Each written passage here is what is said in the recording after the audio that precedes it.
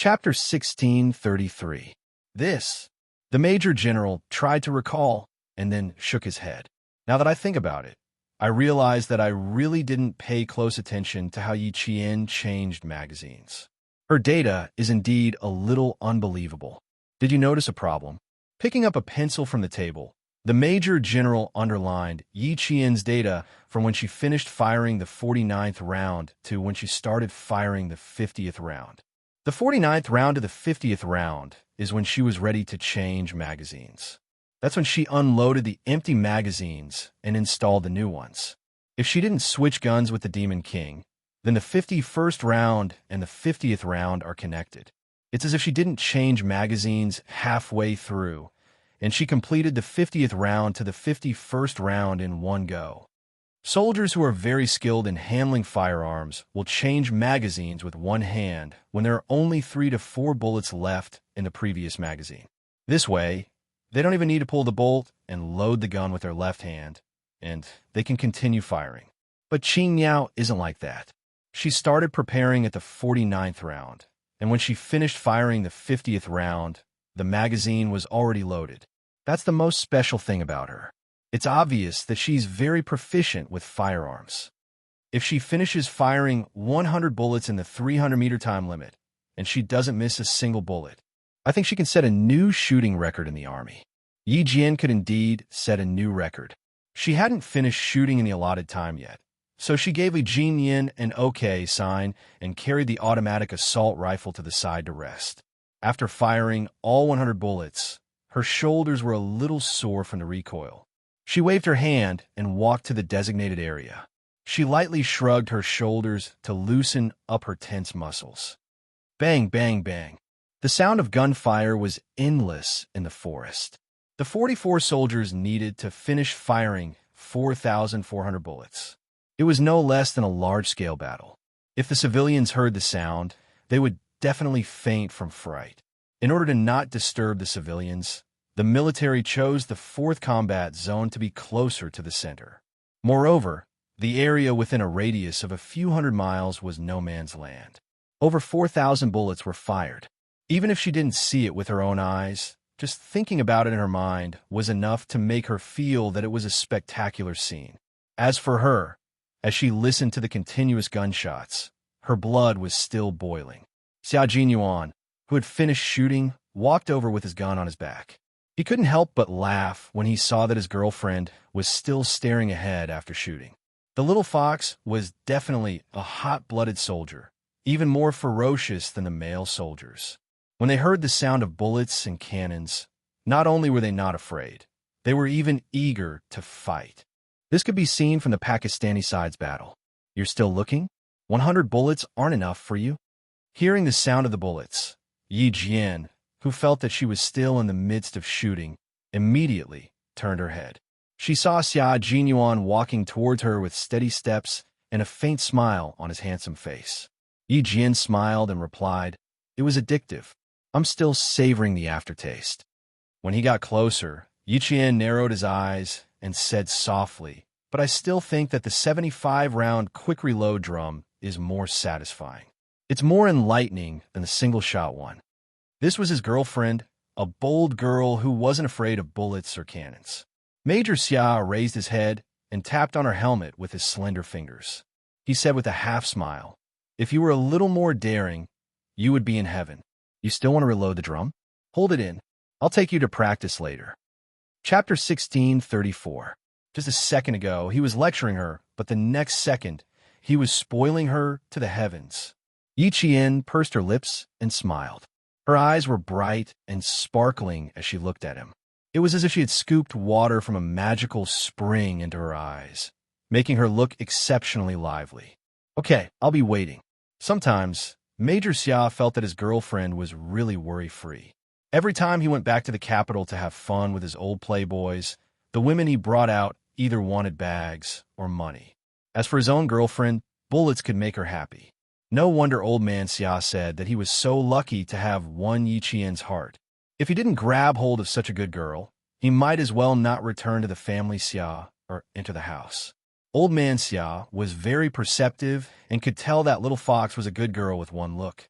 As for himself, he was even wiser than Old Man Xia. He had to act early to avoid any more complications. Now, he could fight alongside her and discuss topics that they both liked. Who said that the love of a Special Forces soldier wasn't romantic? Could the love of a Special Forces soldier be as romantic as a normal person? No, they would never be able to experience the romantic love of a Special Forces soldier. It was a love that was intertwined with blood, a love that was filled with trust and heartfelt, and a love that involved life and death. Even the topics they discussed were not topics that normal people could join in on. As Yi Qian was talking about her shooting, Xia Jinyuan's thin lips curved upwards. You finished shooting 31 seconds earlier. Looks like you've learned Uncle Chen's trick. This trick is very helpful in maintaining the firepower on the battlefield. It can reduce the time between bullets. As he spoke, he seemed to be deep in thought. After a while, he said to Yi Qian, "Next time, you'll be in charge of giving us a lesson. Once we've mastered the essentials of shooting, we'll figure out how to increase our speed together." Essentials? Yi Qian thought for a while, then shook her head. There's no essentials. The main thing is that you have to know how long it takes for each bullet to hit the target. Then, you have to calculate how long it takes for you to change the magazine. You can directly change the magazine with one hand to achieve the continuity between bullets and maintain the firepower. It was easier said than done. Xia Jinyuan had already started experimenting with 2 empty magazines. The first step of changing magazines with one hand was to hit the clip against the tenon to complete the magazine change. This was something that all his comrades in the Snowfield Brigade knew. The whole process took about 2 to 3 seconds. The difficult part was that he had to immediately calculate the distance between the bullet and the target and how long it would take to hit the target. At the same time, he had to pinpoint the point where he would immediately change the magazine after firing the last bullet. And this point directly affected the continuity of bullets. After Yi Qian watched his movements, he said seriously, "Yes, that's how I do it. I change the magazine with one hand, and my speed is about the same as yours. I control it within 2 seconds, and then I know when the bullet will be fired. I just have to keep the whole process going. When we get back, demonstrate it to us. We'll use a distance of 300 meters as the standard." Xia Jinyuan tried twice in a row and knew that he couldn't fix the point properly. He couldn't connect the bullets from the previous magazine to the next one in one go. This wasn't a problem, so Yi Qian gladly accepted it. The time was up. The gunshots in the forest instantly disappeared. A second ago, the deafening sound of gunfire was heard, but in the next second, there was only smoke in the air. There was no sound of gunfire at all. It was so quiet that it was as if nothing had happened. Chapter 16:35. It was snowing heavily, and a north wind blew through the forest, dispersing the thick smell of gunpowder. About 2 kilometers away from where the 2 teams were shooting, the local troops heard the dense gunfire and knew it was their turn to enter the battlefield. This was a nature reserve. Although it was included in the temporary battle zone for the 2 teams, they still had to pay attention to the necessary things. The local troops needed to help collect all the bullets. 44 comrades meant that there were 4,400 rounds of ammunition. These were all the missions of the local troops. Gather. Following the platoon commander's whistle, the 2 squad leaders quickly gathered their comrades. Attention, turn back. They led their comrades to their destination. It took some time to collect all the bullets, but with the help of the local troops, it saved the 2 teams a lot of time. The results were out. Li Jinyin and Yi Qian missed the target twice out of 200 bullets and were ranked first. Xia Jinyuan and K7 missed the target 3 times and could only be ranked second. K7's thin face was a little tense, and his murderous aura was somewhat exposed. He said to Xia Jinyuan, "It's my fault, I'm sorry, Captain. Qing Miao's shooting skills are above all of us. We're not too bad of a team to be ranked second." Xia Jinyuan patted his comrade's shoulder and smiled. "Next time, continue to work hard and win back what you lost."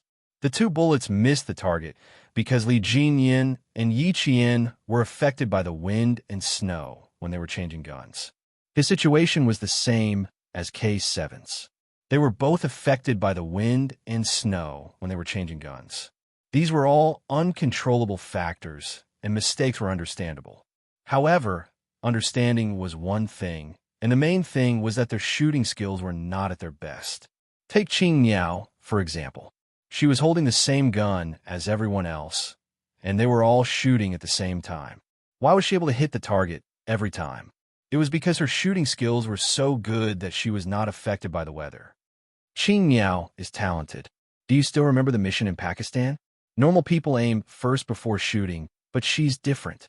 She can directly aim and shoot when she pulls the trigger. That's the biggest difference. It's a talent blessed by the heavens. It's difficult for us to have her talent. Xia Jinyuan bent down and picked up the 2 bullets from the snow. His handsome eyes were slightly sharp.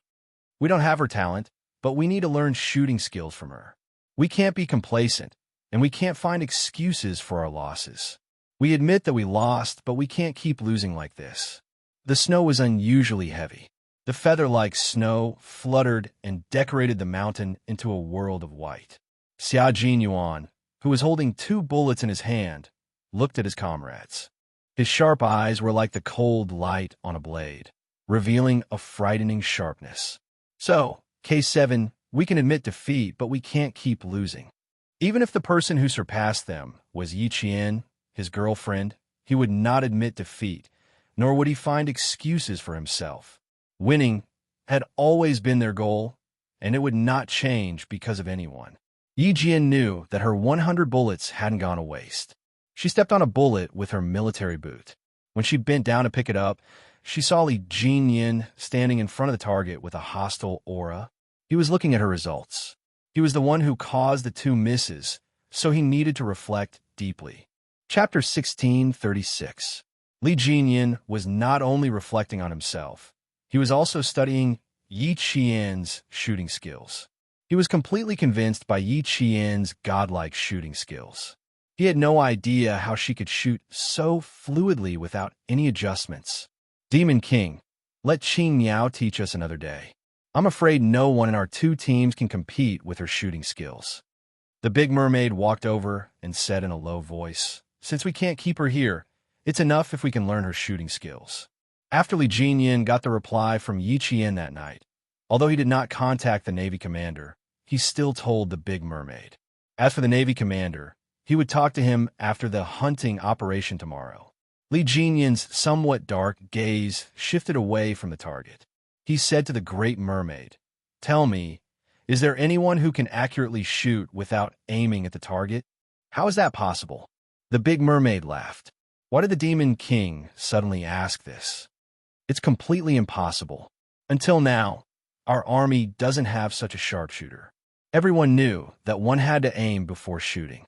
Without aiming and preparation, how could one shoot accurately? It was not like they were blindly suppressing fire. As long as it was an accurate shot, one had to aim first. This was the law. Li Jinyin also thought that it was impossible. He was probably overthinking it. However, when he thought about Yi Qian's shooting movements, he really felt that she was shooting directly with a gun. She did not aim at all. He was deep in thought, as if he was thinking about a big problem. The big mermaid looked at him. What's wrong? You look like you have a lot on your mind. Did you encounter something difficult to solve? About the competition? About the 300-meter shooting?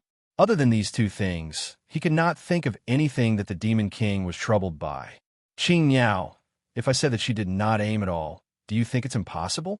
As if feeling someone's gaze on him, Li Jinyin's feet moved slightly. His military boots squeaked as they crushed the snow. He turned around, and his gaze met Yi Jian's from afar. Yi Qian, wearing combat equipment and a helmet, stood in the snow. She smiled at the man who turned around and looked at him calmly. She continued to bend down and pick up the bullets. The snow blurred her beautiful face, but Li Jinyin felt that he could see the smile on her face clearly. It was like a red plum blossom in the snow, facing the wind, standing on a branch with a cold fragrance. He calmly looked away and looked at the big mermaid, who was shocked by his words. I'm also shocked, but it's possible. After the training, I'll verify my guess. The command center was so quiet because of the Major General's words that you could hear a pin drop. The technicians felt that the atmosphere was a little strange. They could not help but use less strength when pressing the buttons to avoid alarming the senior generals. The Navy commander looked at the Major General, who said something shocking. After taking a deep breath, he once again looked at the data of Yi Qian's shooting. He took out a pencil and wrote for a while.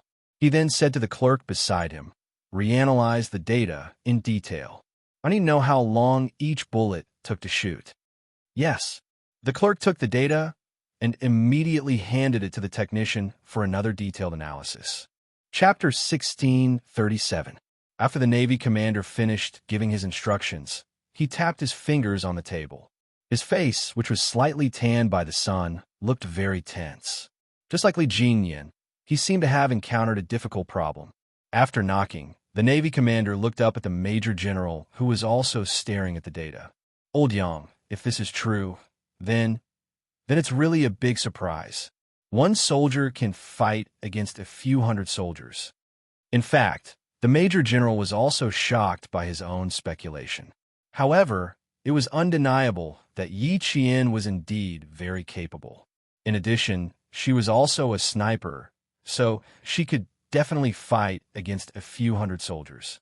Then he said, "She's a sniper, and we spent a lot of effort to train her. Being able to fight against a platoon of soldiers is also our hope for her. In order to make her sniping skills reach a certain level, the person who trained her put all his efforts into training Qing Yao. That's how she became the Qing Yao she is today. If we add on her extraordinary talent, it's indeed possible for her to fight against a few hundred soldiers. However, this is just our speculation for now. I still need to verify it." During the battle on the Pakistani side, Xia Jinyuan had mentioned to him that Yi Qian's marksmanship was different from others, but he did not explain in detail what made it different. When he later found out that the person who trained Yi Qian was the Sniper King who was known as the World Sniper in the 1970s, he naturally assumed that Yi Qian's marksmanship was definitely different from the rest. After all, the title of World Sniper was still held by that person, and he was still a legend that no one could dethrone. The Navy commander knew that the Major General would not say such an impossible speculation for no reason. There had to be some basis for it, but he still needed to confirm it for now. "Then confirm it now, so I don't have to think about it with you." The Navy commander made the decision and immediately contacted Li Jinyan, who was preparing to leave. Li Jinyan had already finished organizing his team. The local troops were waiting for them to leave before they started collecting all the warheads. It was getting late, so they needed to head to the 5th Combat Zone immediately. On the other side, Xia Jinyuan handed over more than 100 warheads collected by the 2 squads to the platoon leaders of the local troops. Due to Yi Qian, the Storm Commandos did not appear again, and the Snowfield Brigade and the local troops took care of the rest. The 10-meter distance in the heavy snow also blurred everyone's vision. Fu Dong looked forward again and vaguely saw a figure that was slimmer than a male soldier standing straight in front of him. He observed that there was only one female soldier in the 2 Special Forces teams. "Class Monitor Fu, your class is in charge of the west to the north. Class Monitor Liu, your class is in charge of the east to the south. For 1,400 bullets, for 1,400 warheads must be collected for me. Not a single warhead can be left out. Do you understand?" "Yes, yes." Fu Dong retracted his gaze. Until now, he still felt that he had not recognized the wrong person. That female soldier was Yi Qian. Xia Jinyuan's gaze slid past Fu Dong's face without leaving a trace. He was indeed Little Fox's junior high school classmate. He had an impression of her, but he did not expect to meet her here. It was really fate. This male soldier must still have some doubts, otherwise he would not have kept looking forward. They had not seen each other for more than 3 years, and even though her face was covered in thick paint, this male soldier could still vaguely feel that the female soldier was Yi Qian. It had to be said that Little Fox had a great influence in the class back then, and she had left a deep impression on everyone. Chapter 1638. At this time, the command center had already contacted Yi Qian. The commanding officer's voice came through the earpiece. "Qing Yao, we already have the data analysis of your shooting. Now the command center has a big question to ask you, and we need you to answer it. According to the analysis, we found that the speed of each bullet was almost the same, and there was no pause in between. Qing Yao, how did you do it? So it was about that. Yi Qian thought about it and answered seriously, it's not easy to explain directly. I can demonstrate it again. This way it'll be clearer. It was really not easy to explain. She couldn't tell the commanding officer that she was relying on her intuition like last time. In fact, she was relying on her intuition. However, a live demonstration would be more direct and would not leave too many doubts in people's hearts. When Uncle Chun found out that she could shoot like this, he was quite surprised. He thought it was an impossible but real miracle. Yes, Uncle Chun said it was a miracle that came from talent. She didn't know if it was a miracle, but every time she finished shooting, she had a very strong feeling. It was as if the gun was one with her, and the bullet was like an obedient child. She looked at the target, raised her hand, and aimed at the target, and the bullet could hit the target accurately. There was no way to explain it, only a live demonstration. The commanding officer was looking forward to it. The cold wind blew on his face like a knife cutting into his skin. Yi Qian, who had entered the 5th combat zone, gently exhaled a breath of hot air to warm his fingers. Beside her, Li Jinyan looked back at her. If you're cold, rub your hands. As a male soldier, he also felt the cold. His hands and feet were stiff from the cold. His joints felt like they were poured with rust, and there wasn't much flexibility. It was 4 o'clock in the afternoon, and the hunting operation was in full swing. Yi Qian raised his hands and rubbed his ears. He even gritted his teeth and put his hands under his collar to warm his hands with his body temperature. The temperature in the mountains was negative. If it wasn't negative 15 degrees Celsius, it would be negative 10 degrees Celsius.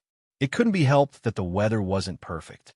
The members of the Storm Amphibious Frogman Assault Team, who were used to training by the sea, gritted their teeth and endured the cold wind head-on. The snow had stopped falling, but the north wind was still howling and blowing snow everywhere. Their line of sight was still a vast expanse of whiteness, which made it extremely difficult for reconnaissance work. After Li Jinyan finished his reconnaissance, he gestured to Yi Qian, and the two of them continued forward. On the other side, J5 said to Xia Jinyuan, I'll leave Demon King Li to you, and I'll leave Qing Yao to you. Why did you assign 2 powerful characters to me? You think too highly of me, your brother. J5, who had already been captured once, felt that the pressure wasn't ordinary. Demon King Li was comparable to Q King, and Qing Yao's assassination skills weren't bad either. He really felt that he was the weakest of the 4. Xia Jinyuan, who was bent over, used his binoculars to observe the lake. His thin lips curved into a cold smile. The more you're afraid, the more I want you to go. If you're captured, won't you get back at them?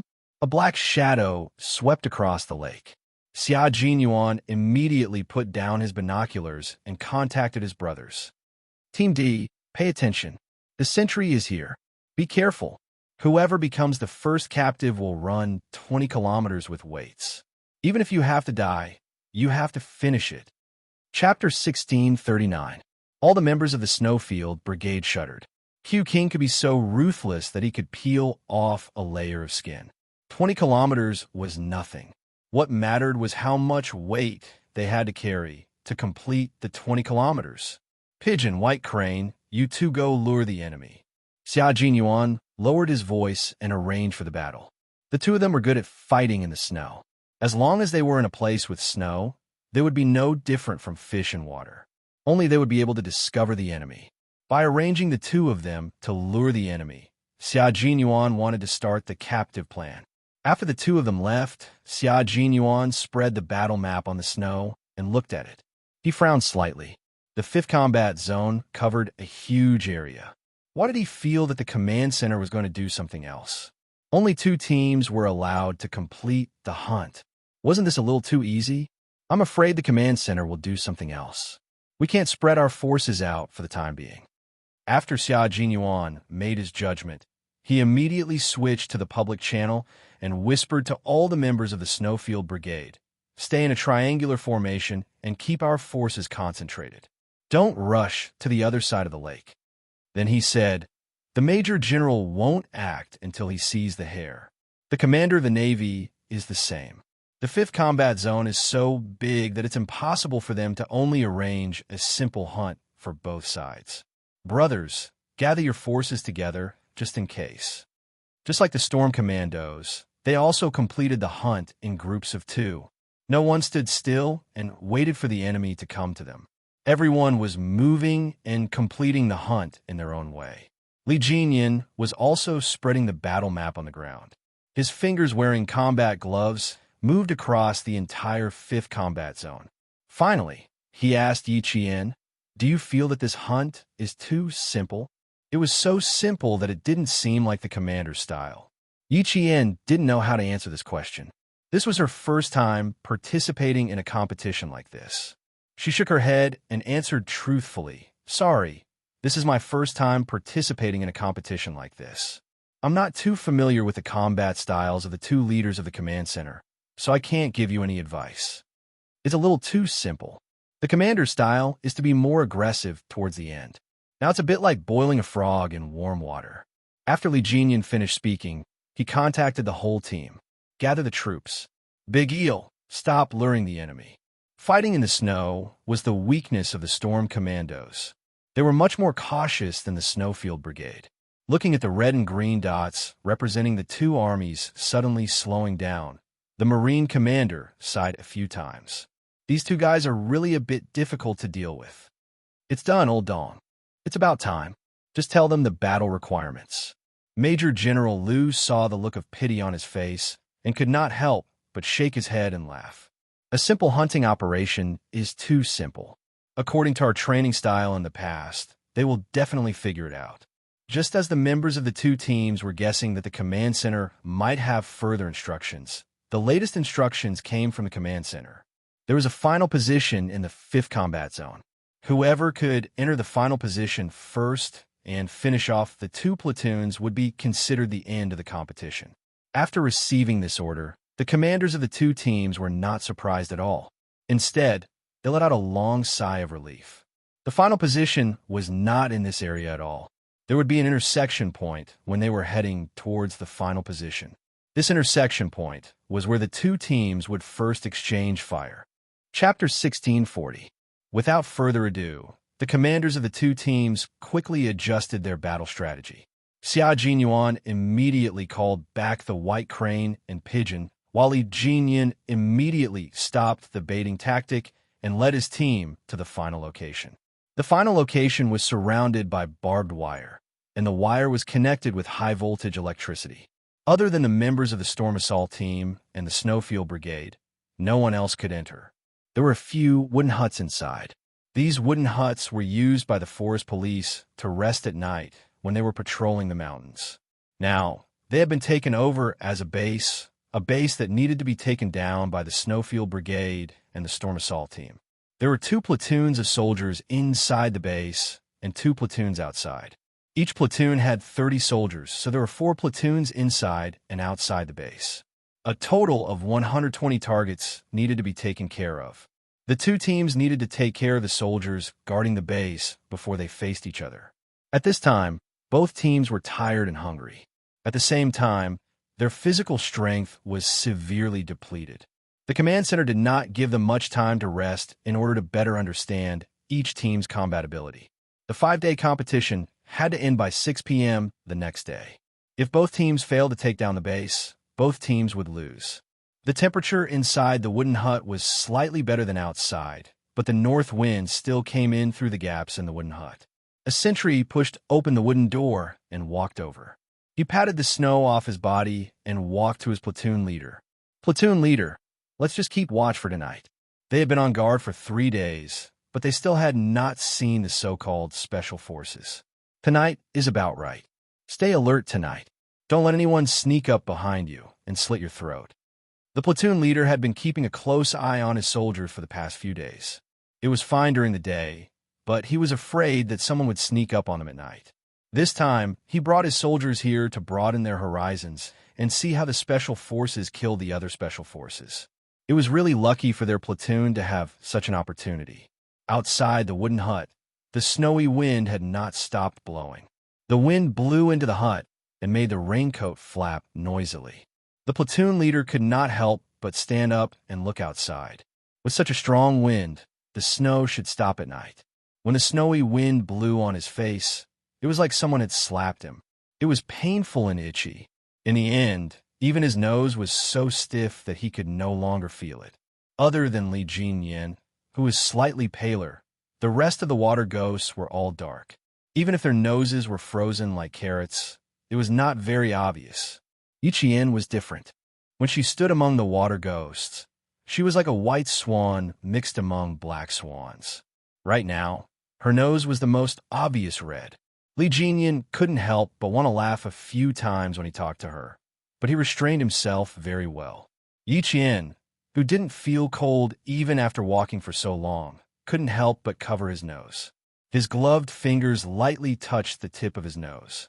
He didn't know whether to laugh or cry. He seemed to have lost his senses. He was so cold that he felt like he was touching someone else's nose. Don't touch it, don't rub it.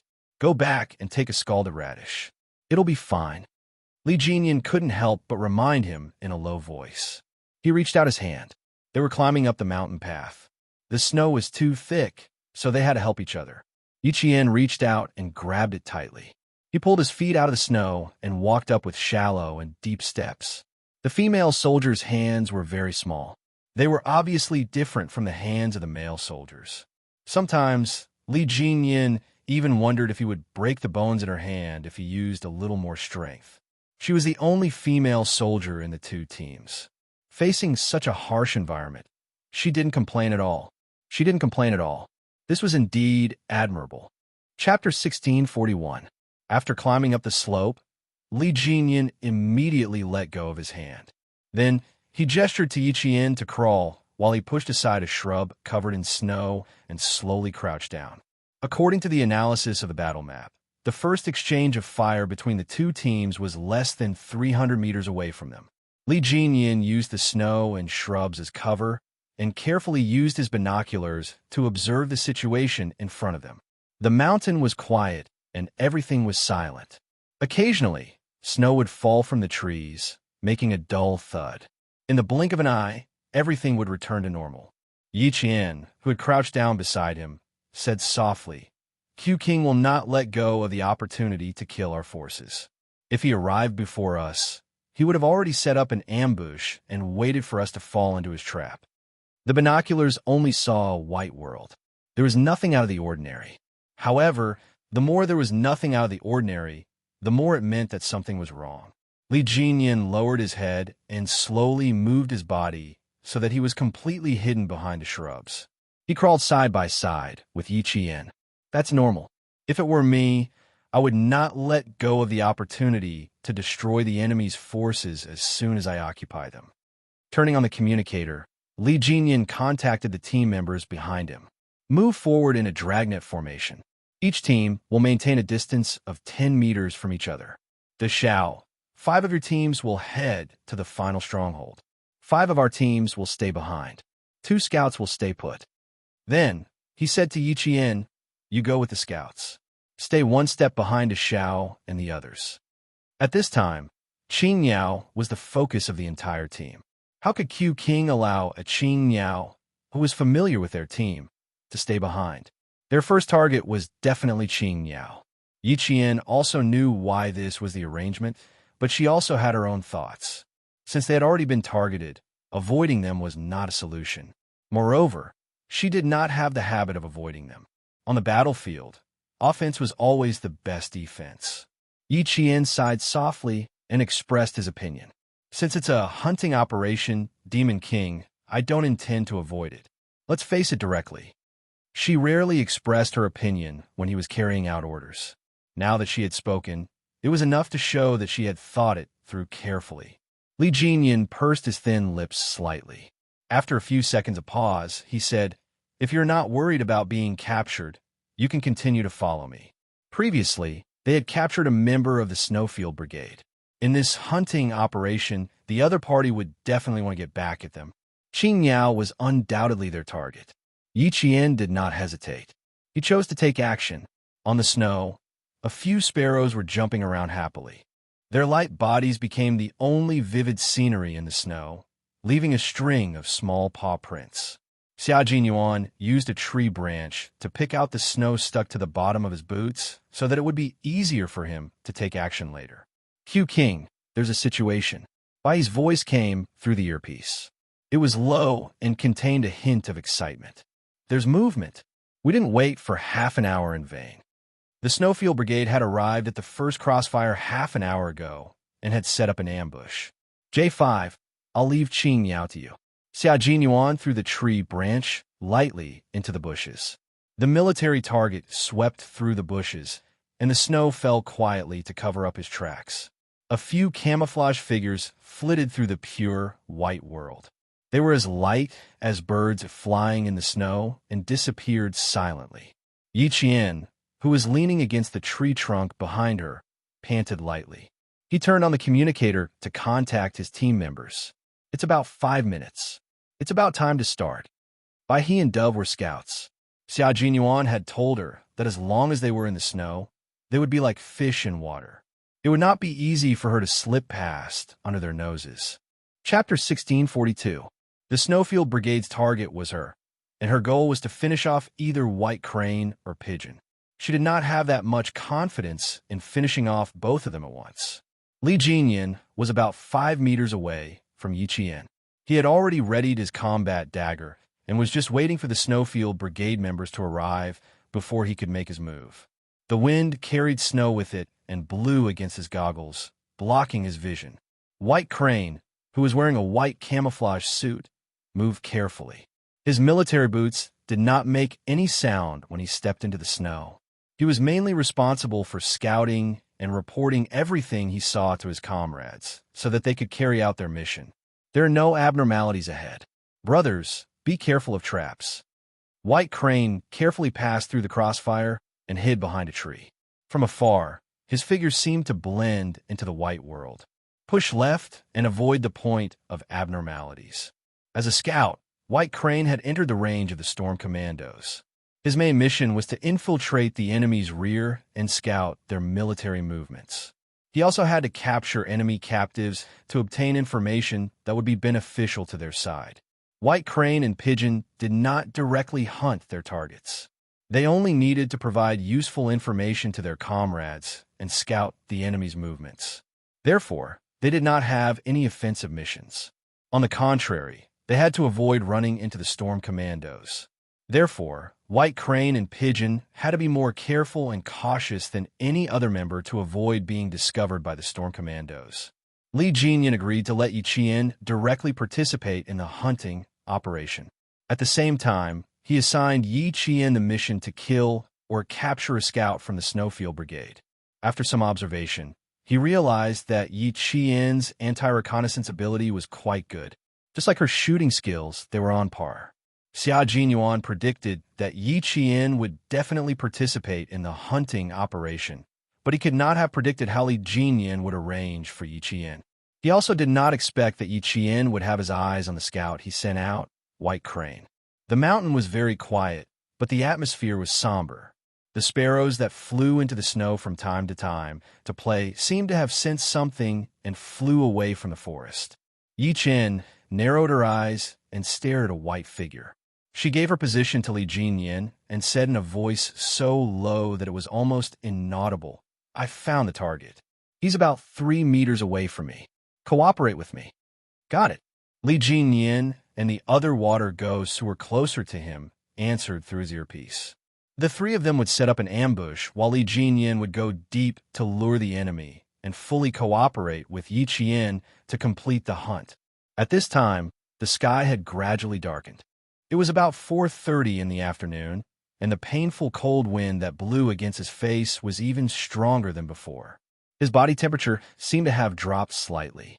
Yi Qian, who had become one with the snow, was silently waiting for the right moment. She was completely buried in the snow, in the gradually darkening sky. As long as she remained motionless, no one would know that the slightly arched snow bump in the distance was actually Yi Qian in disguise. At least, White Crane did not discover it. However, he was very cautious.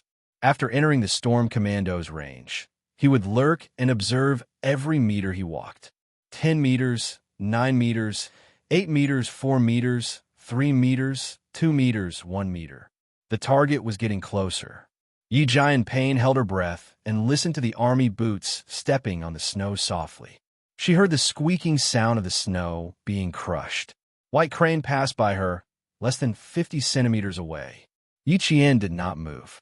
For the time being, she could not confirm whether there was someone behind White Crane. She had to wait for Li Jinyan and the others to send news. Chapter 1643.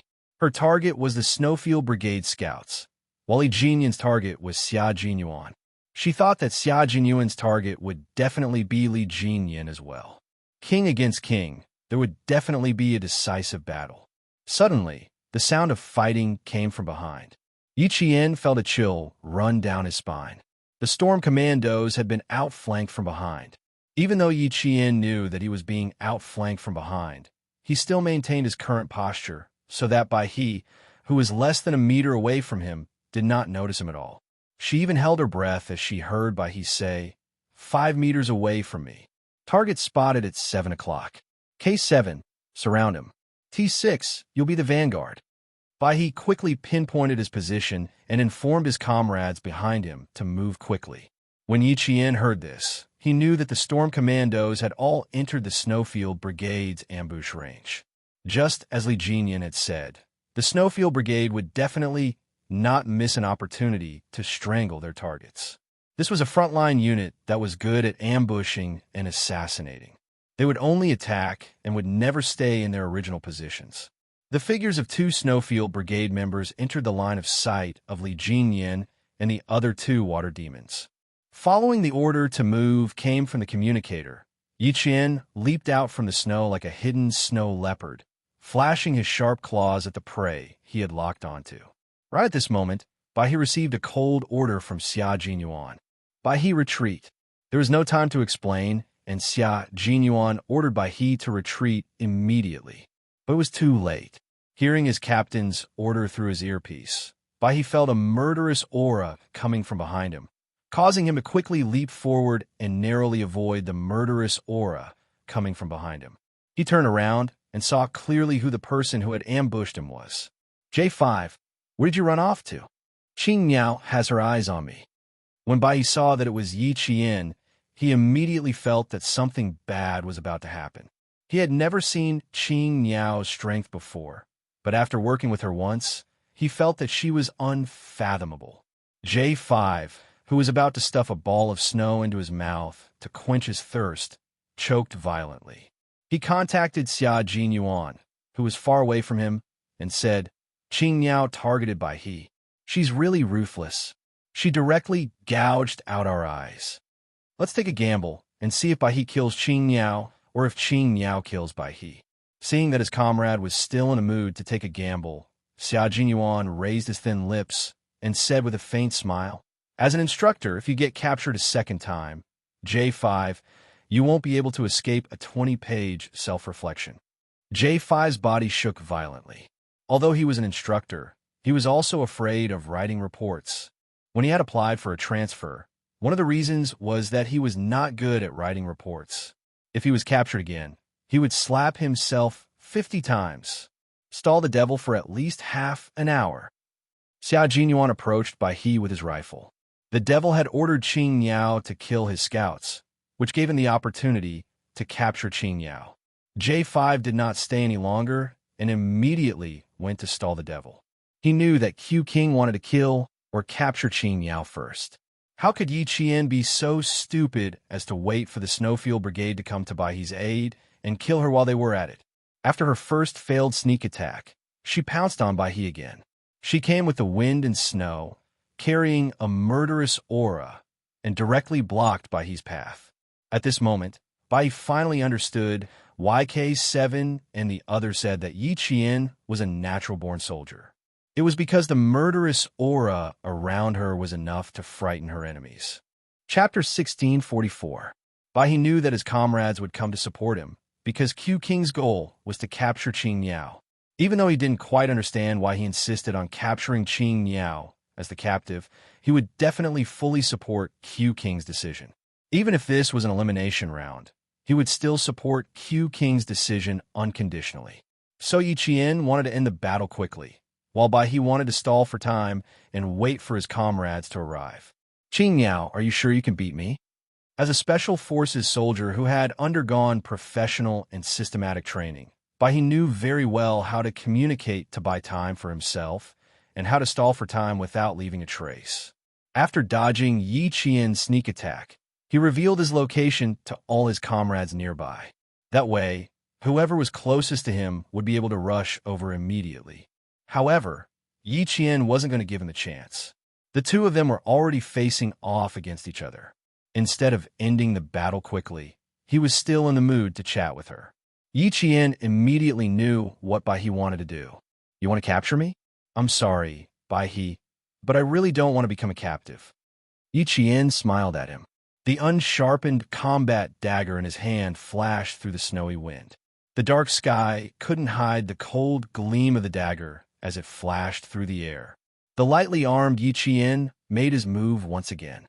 Combat was something every member of the Snowfield Brigade had to pass. Even though Yi Qian wasn't officially a member of the Snowfield Brigade, her combat skills weren't bad. Against Bai He or any other member of the Snowfield Brigade, Yi Qian wouldn't be afraid. This was a competition, but it was also a war. As for her, how could she be afraid when she was on the battlefield? Soldiers were already on the battlefield, and horns were blown on the battlefield. The cruel flames of war didn't allow you to be afraid, and it didn't allow you to even think about retreating. Why was there a need for such harsh training? It was so that when you went to the battlefield to protect your country, you could return safely and become a member of the family reunion. During the hunting operation, as long as the two parties were facing each other head-on, guns and ammunition were not allowed within 3 meters of each other. Empty bullets would still hurt people if fired within 3 meters. In a short distance, the only tools you can use are your own hands and the unsharpened dagger in your hand. This is the best weapon you can use to defeat your opponent. Bai He was shocked by Yi Qian's ferocious and almost cruel attacks.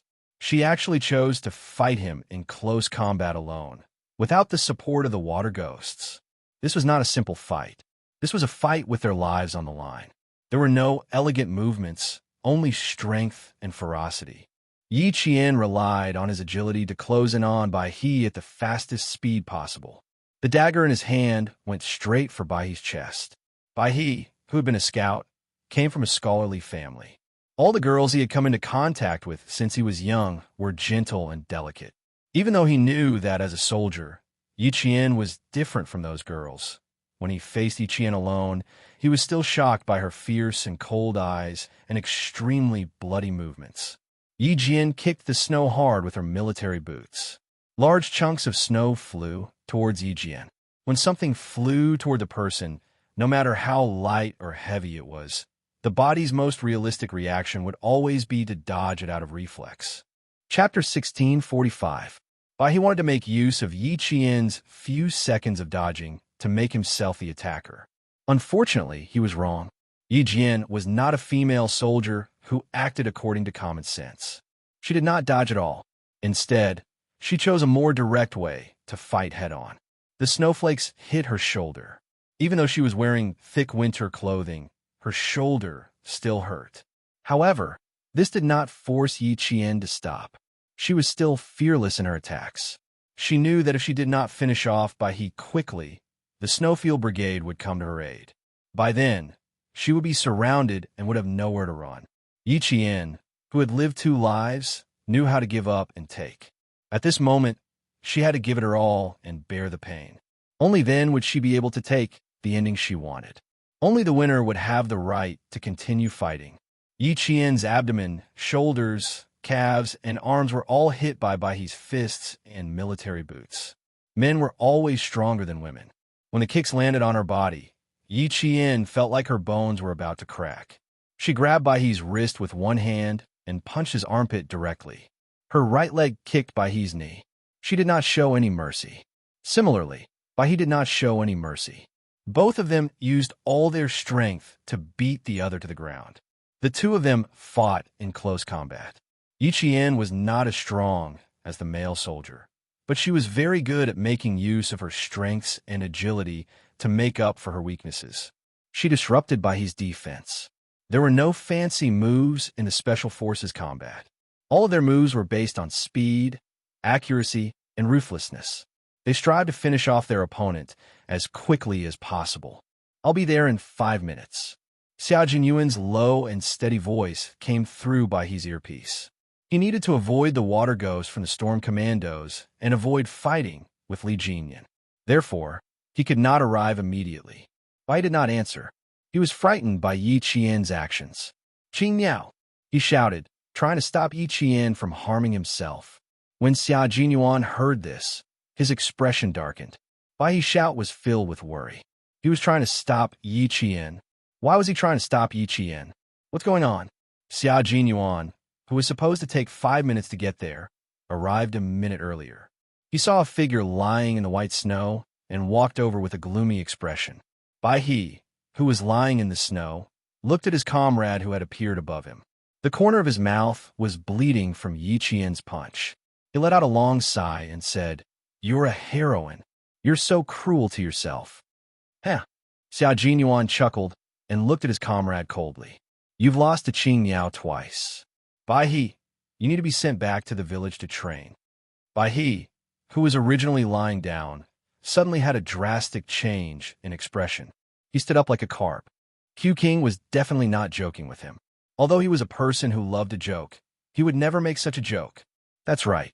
Qing Niao is a heroine. She's so cruel to herself. That's because she knows when to be cruel to herself and her enemies. Xiao Jinyuan's voice turned cold. "And you, not only can you not be cruel to yourself, you can't even be cruel to our enemies." Baihe, since when did the Snowfield Brigade need a group of Special Forces soldiers who show off their benevolence on the battlefield? Chapter 1646. He was happy that Yi Qian had managed to escape, but he was also disappointed that his comrade had died in battle. If his comrade had tried his best and failed, he would have laughed and said, "Don't think that female soldiers are easy to deal with." However, it was obvious that his comrade was not good enough, but had committed a grave mistake. It was true that they were familiar with Qing Niao, but at this moment, Qing Niao belonged to the Storm Commandos. In this competition, she was standing opposite of them. Faced with the young captain's criticism, Baihe did not refute and accepted it humbly. After Xiao Jinyuan finished criticizing him coldly, Baihe reflected on himself seriously. "I will accept any punishment. I will always remember today's mistake. I will never make a similar mistake again." A mistake was a mistake, and there was no excuse for it. After the scolding, Xiao Jinyuan looked at the row of footprints that disappeared into the depths of the forest. He couldn't help but smile and turned to ask his comrade calmly, "What did Qing Niao do just now?" "I grabbed her shoulder, and when the dagger was about to touch her neck, she actually sent her own neck towards the dagger. Although the dagger wasn't sharpened, the force of her collision was quite strong. I was shocked and I shouted. Naturally, my hand movements slowed down. Baihe still had a lingering fear when he mentioned what had just happened. He sighed deeply and said, "She was too ruthless. She was so ruthless that it scared me." When Xiao Jinyuan heard this, he was not frightened at all. Instead, he laughed. If she hadn't been ruthless, she might have been the one to die. Xiao Jinyuan admired his girlfriend's dangerous behavior. His little fox was indeed smart to fight back from the brink of death. But she was too smart. Baihe seemed to want to say something, but Xiao Jinyuan did not listen. It would be against the rules if he continued to talk about the same comrade who had died.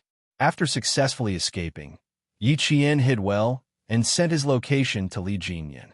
He adjusted his breathing while waiting for Li Jinyan to meet up with him. There would be no more hunting at the first crossfire because both sides knew that the other side was active in this area. In order to seize the last position, they would not waste any more time and would choose to move forward. For the time being, Li Jinyan didn't ask Yi Jian how she managed to get rid of the scouts from the Shuiyu Brigade. He entered the public channel and told all the members of the Storm Commandos the news. Instantly, the sound of fingers snapping could be heard from his earpiece as a sign of praise. Killing one of the enemy's scouts in one move was really good news. When the J5 of the Shuiyu Brigade couldn't contact White Crane, he knew that something was going to happen. When Xia Jinyuan told them that White Crane was dead and the one who killed him was none other than Greenbird, they all held their breaths. Was killed by a bullet? If he was killed by a bullet, it wouldn't be a shame. G3 said. Everyone knew how fast Qing Miao could shoot. No one in the team could compare to her. It would be great if he was really killed by a bullet, but unfortunately he was not. He was killed by close combat. The cold reality was said by Xia Jinyuan calmly. His comrades all sucked in a breath of cold air. He smiled lightly and said, "The target of the capture plan has not changed. Last time, she killed Pigeon and Bai He with a sniper rifle. This time, she continued to kill Bai He. Brothers, you have to bring Qing Yao to me." K7 and G3 were together. Hearing this, the two of them quickly looked at each other. Q King really did not want to show mercy. Since that was the case, they could not show mercy either. They had to capture Qing Yao whenever they saw her. It did not matter if they knew her or not. Chapter 1647. K7 was a forensic doctor and had always been calm. He turned off the communicator and said to G3, "Q King wants to use this competition to train Qing Yao's individual combat experience. It seems like he is determined to send Qing Yao to the Snowfield Brigade. That was his plan from the very beginning. Do you think he was just casually talking about it in the past?" G3 wasn't surprised. They already knew about Q King's plan from the Southern Province Cooperation. Not only does Q King have this plan, but the military and Major General also have this plan. Otherwise, why would they drag Qing Yao to train with us from time to time? It wasn't that he was joking, but it felt like. After a moment of silence, K7 said, "Their requirements for Qing Yao are too strict. It feels like they have more long-term plans." Do they? G3 thought about it and didn't feel anything strange. He said, "Qing Yao will be our comrade in the future. It's good that she's being trained by us now. Q King probably feels that her ability has reached a bottleneck and needs to break through. If he really had to feel something, the only thing he felt was that Qing Yao's overall ability had reached a bottleneck. Only by breaking through this bottleneck could she reach Q King's requirements and the Major General's requirements. But then again, Qing Yao's individual combat ability was already strong enough. She had already reached the requirements to join the Snowfield Brigade. Q King did seem to have some long-term plans. No matter what they have planned, we will cooperate fully." G3 didn't think too much about it. He said calmly, "Q King will communicate with the military at any time. The military and Major General will also tell Q King about their plans. We will know when the time comes. Right now, I should think about how to capture Qing Yao. If I fail the first time, I won't be able to do it a second time. The Demon King is not easy to deal with, and the Qing Yao is not easy to deal with. Once the two of them come together, it will be even more difficult." G3 directly analyzed the situation. At the same time, he turned on his communicator and said to Xia Jinyuan, "Killing a White Crane is the Demon King's warning to us. We should return the favor to the Demon King." Xia Jinyuan liked to hear that. He smiled elegantly and dangerously. "That's right. It's 5:27 in the evening now. Let's try to give the devil a big gift before 8 o'clock. Agreed. Agreed. I have no objections." The comrades of the Snowfield Brigade nearby expressed their opinions one after another. Xia Jinyuan, who was walking in the snow, put on a fake smile and said, "Remember, Qing Yao is now our opponent, not someone we know. Whoever tries to be merciful to me will have to go back and clean the toilets." His white teeth reflected the cold light of the snow, making him look like a wolf out on a snowy night. He exuded a ferocious aura. T6 secretly clicked his tongue when he heard that. He said to Z7, "You still want to be merciful to her? Q King won't be happy about that. Looks like when we see Qing Yao later, the two of us will have to come up with a plan to kill her. I like to see a captive. Brothers, don't be too barbaric. Go easy on her, especially that signal device of hers." T6, who was still thinking about how to eliminate Yi Qian in one go, froze when he heard that. He rubbed the tip of his frozen nose and felt that this mission was quite difficult. No one knew what kind of expression Xia Jinyuan had when he spoke. It could also be said that he was expressionless. The elegant man was as cold as ice, without a trace of human warmth. Even his dark eyes, which usually looked at Yi Qian gently like water, were frozen. Chapter 1648. Little Fox, you have to be prepared. If you want to join the Snowfield Brigade, I have to tell you that it's not an easy task. You won't be so lucky in a real war, and no one will show you mercy just because they know you. You won against Bahi this time purely because you used petty tricks, and it just so happens that on the battlefield, petty tricks can cost you your life at any time. If you want to complete the mission perfectly and come back alive, you have to rely on your accumulated combat experience. Xia Jinyuan was indeed happy that Yi Qian had escaped from the first hunt, but he wasn't just happy. He also calmly analyzed Yi Qian's combat style and accurately found Yi Qian's weaknesses so that she could correct them. He couldn't accept hearing the news of her death one day, so he would rather be harsh on her now and train her in every possible way than let her join the Snowfield Brigade in the future and make himself afraid. Fighting alone on the battlefield was many times more dangerous than the previous missions they had carried out together. How could petty tricks save her life? The White Crane's ability was not bad, and it could definitely stall Yi Jian for 5 minutes. Yi Jian must have heard his order and decided to do this in order to leave as soon as possible. She was betting that the White Crane might panic because of her actions. She gambled correctly. Bahi did panic, so Bahi died and she escaped. She won because Bahi knew her, but what would happen on the battlefield? Maybe she wouldn't do it, but now that she did, he had to teach her a lesson. On the battlefield, she didn't recognize anyone, and this lesson would be unforgettable. Xia Jinyuan could treat Yi Qian very, very well, but when it came to training and future combat, even the most gentle man would be incorruptible and ruthless. At this time, Yi Qian was already reflecting on his actions.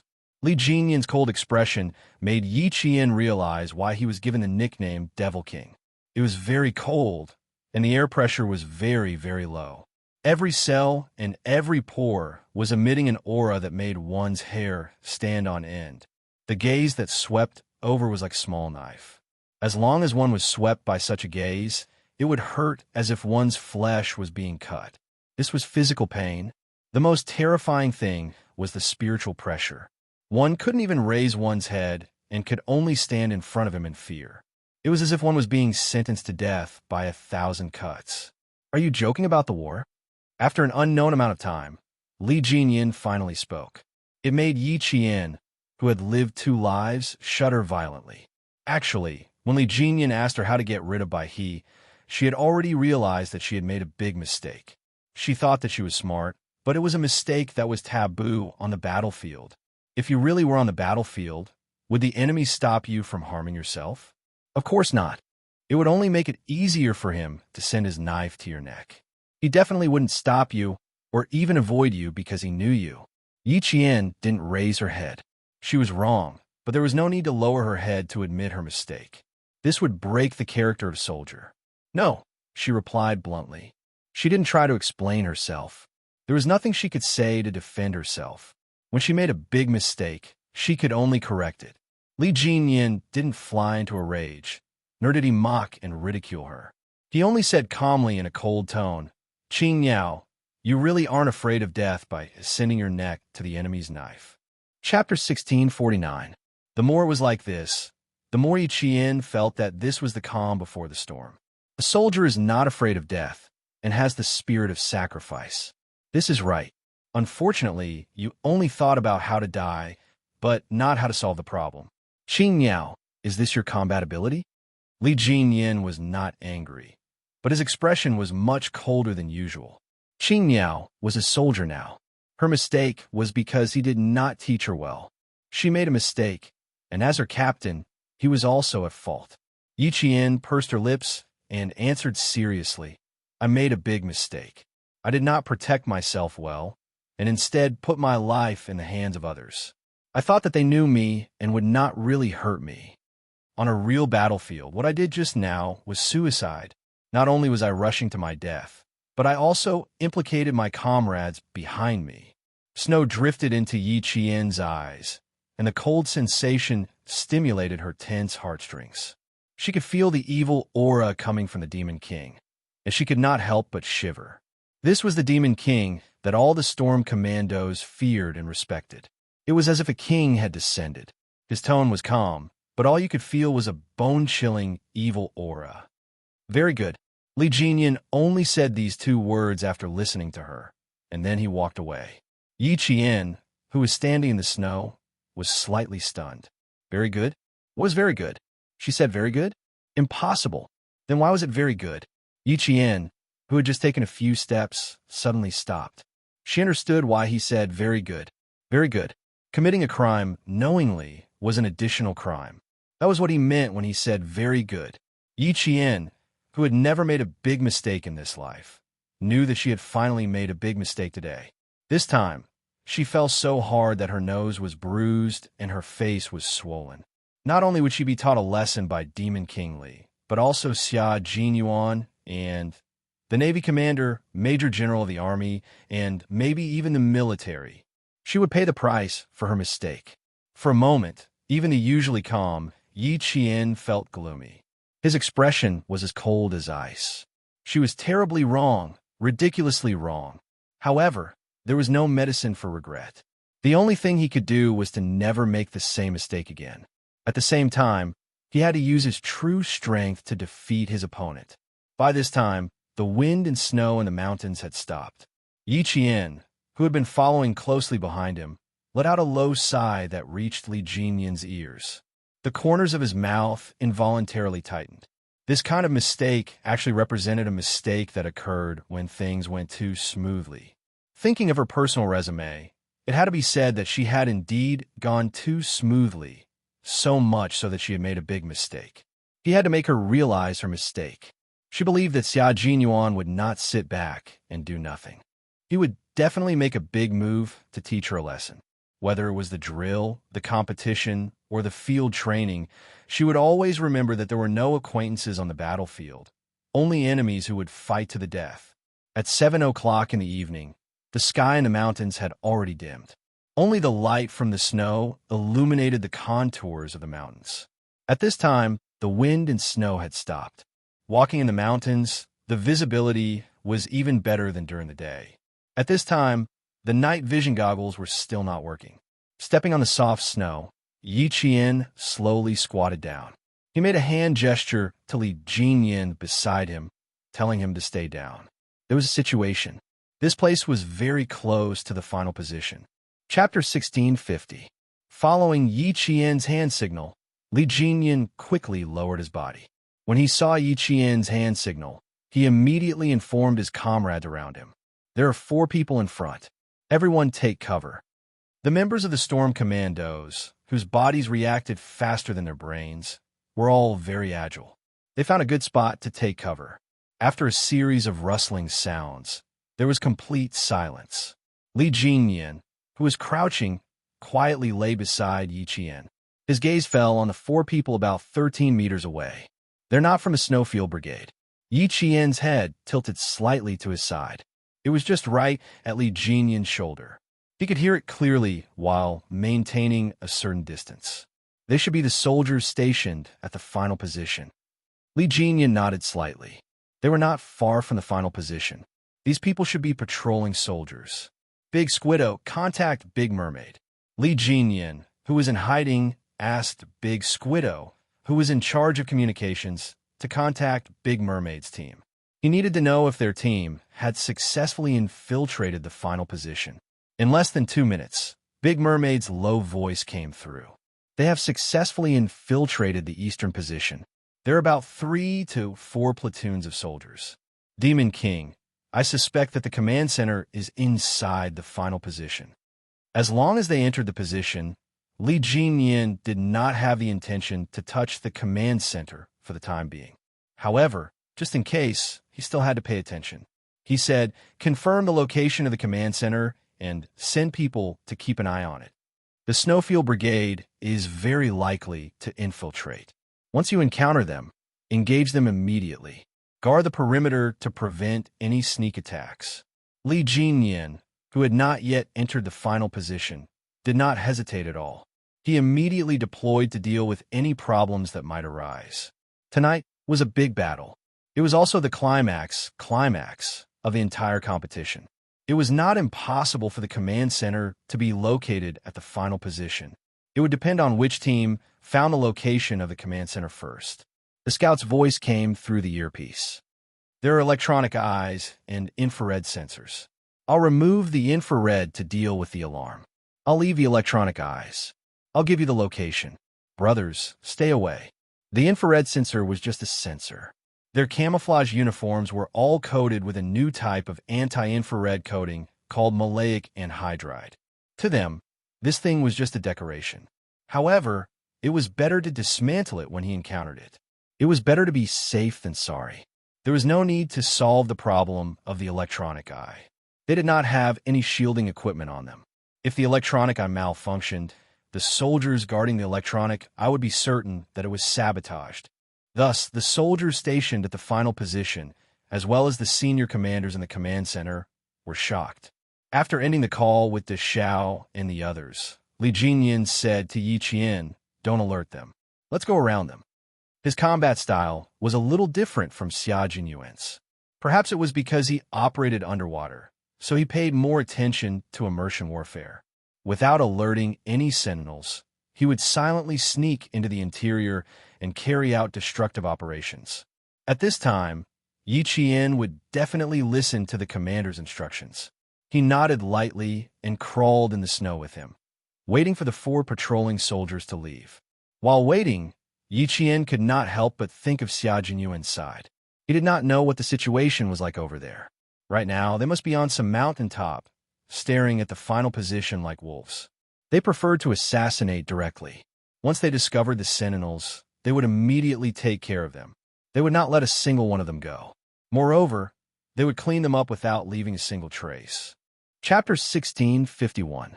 On the other hand, Demon King Li was different. He focused on the ultimate destructive battle.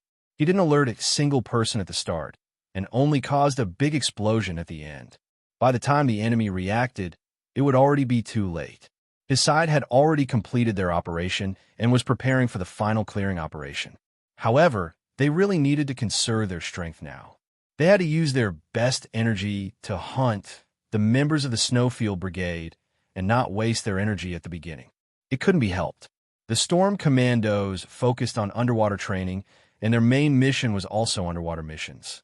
Faced with such a snowy climate, the Storm Commandos still couldn't fight in all weather and all areas without obstacles like the Snowfield Brigade. This match was enough for the members of the Storm Commandos and the Navy's commander to see the difference between them and the Snowfield Brigade. Although they weren't as good as them, to be able to complete a match with such a powerful special forces team that could fight across different branches of the military was definitely an accumulation of experience. It was also a sign of direction in the future. The north wind that had stopped started blowing again. Although it wasn't as strong as it was in the afternoon, the temperature dropped quickly at night. When it blew over, it felt like it could freeze one's heart. Yi Qian had followed Principal Chun to the snowy highlands and had already received cold-resistant training. Therefore, although she felt the cold, it didn't affect her. 2 members of the Storm Commandos were so cold that their ears, hands, and feet had frostbite. Every step they took hurt and itched. It was an extremely uncomfortable feeling, as if they were being bitten by a group of ants. The members of the Snowfield Brigade had the advantage. For example, Xia Jinyuan, J5, and the others had stayed in the snowy highlands until the end of the year when they carried out their mission. From time to time, they would even drag the snow leopards out to the barren lands for training. This bit of wind and snow was really nothing to them. At night, the members of the Snowfield Brigade were even more active than during the day. The first 10 members of the Snowfield Brigade had already sneaked into the final position. They had entered the position 12 minutes earlier than De Xiao and the others. There are electronic eyes, infrared, and fully equipped Type 95 assault rifles. There are even infrared lasers and infrared illuminators on them. There are also optical sights installed. There's even a night vision device. Damn, Q King, just the equipment on this gun is already better than ours. A member of the Snowfield Brigade who had snuck into the ground observed through his night vision goggles. When he saw the equipment in the hands of 3 of his comrades who were patrolling the area, his eyes widened. Compared to them, we are no different from refugees. When Xia Jinyuan heard his comrade report the equipment on the guns one by one, he looked at the Type 95 assault rifle in his hand and felt infuriated. Other than a scope, the entire gun was empty. Speaking of which local army was fighting against them? Their equipment was a little too high-end, wasn't it?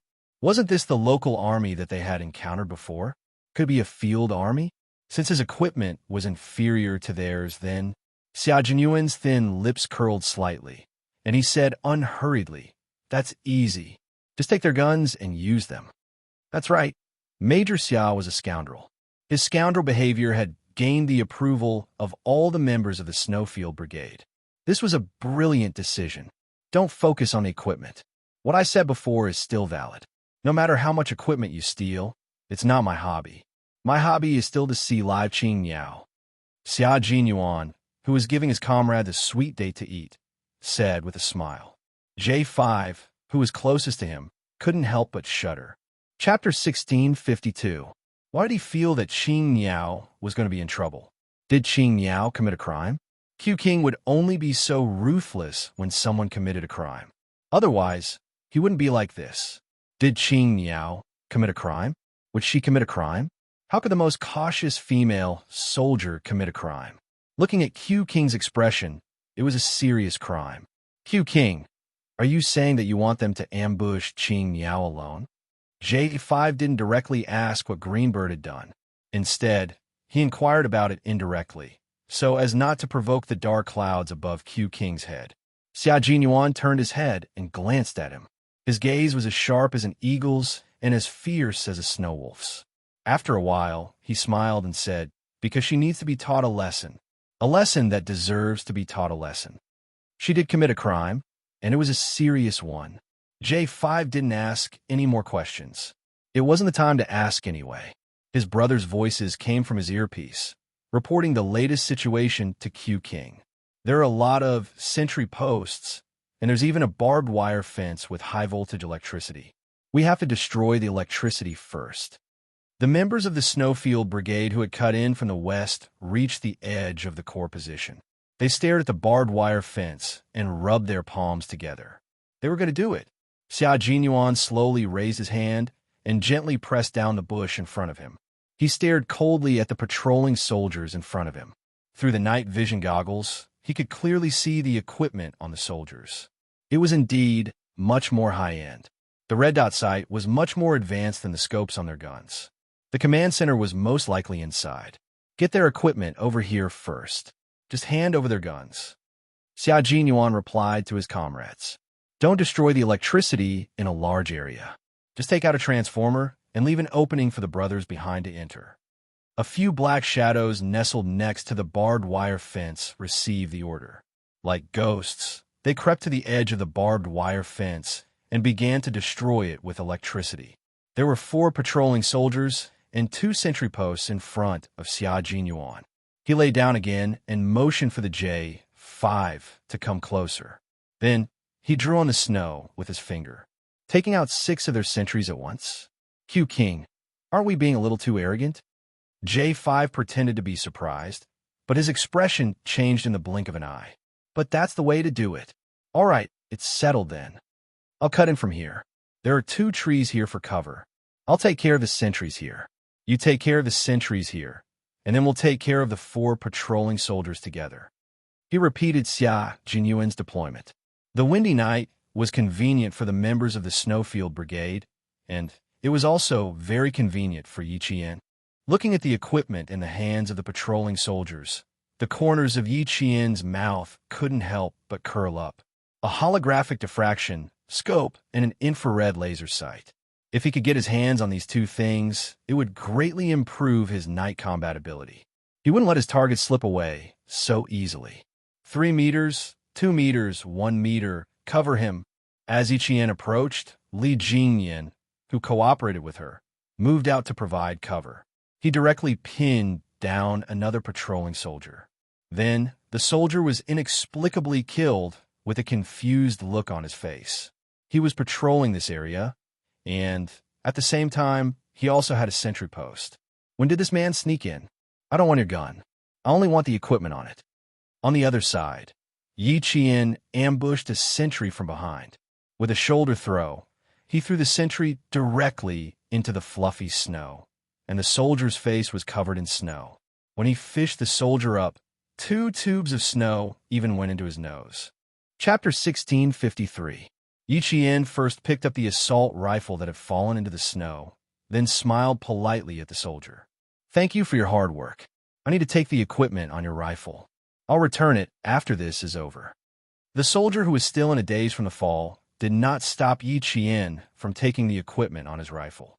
This equipment originally belonged to the Special Forces. Otherwise, how could a sentry like them be equipped with such high-end combat equipment? The soldier, who was wiping the snow off his nose, looked around as he patted the snow off his face. He had been standing guard here all this time. The patrolling soldiers had also walked back and forth in this direction, but they had not discovered an ambush. When did this female Special Forces soldier sneak in here? The infrared laser sight used the same principle as the HUD used in fighter jets. A holographic image of the laser was projected onto the sight. The shooter only needed to align the target with a red dot in the center of the image, then pull the trigger and the bullet would hit the target. There was another advantage to this. Usually, night vision equipment would narrow the field of vision and make it difficult to determine the distance, making it difficult to aim.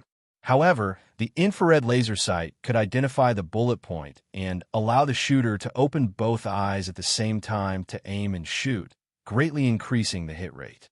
Yi Qian was very satisfied with the equipment he had received.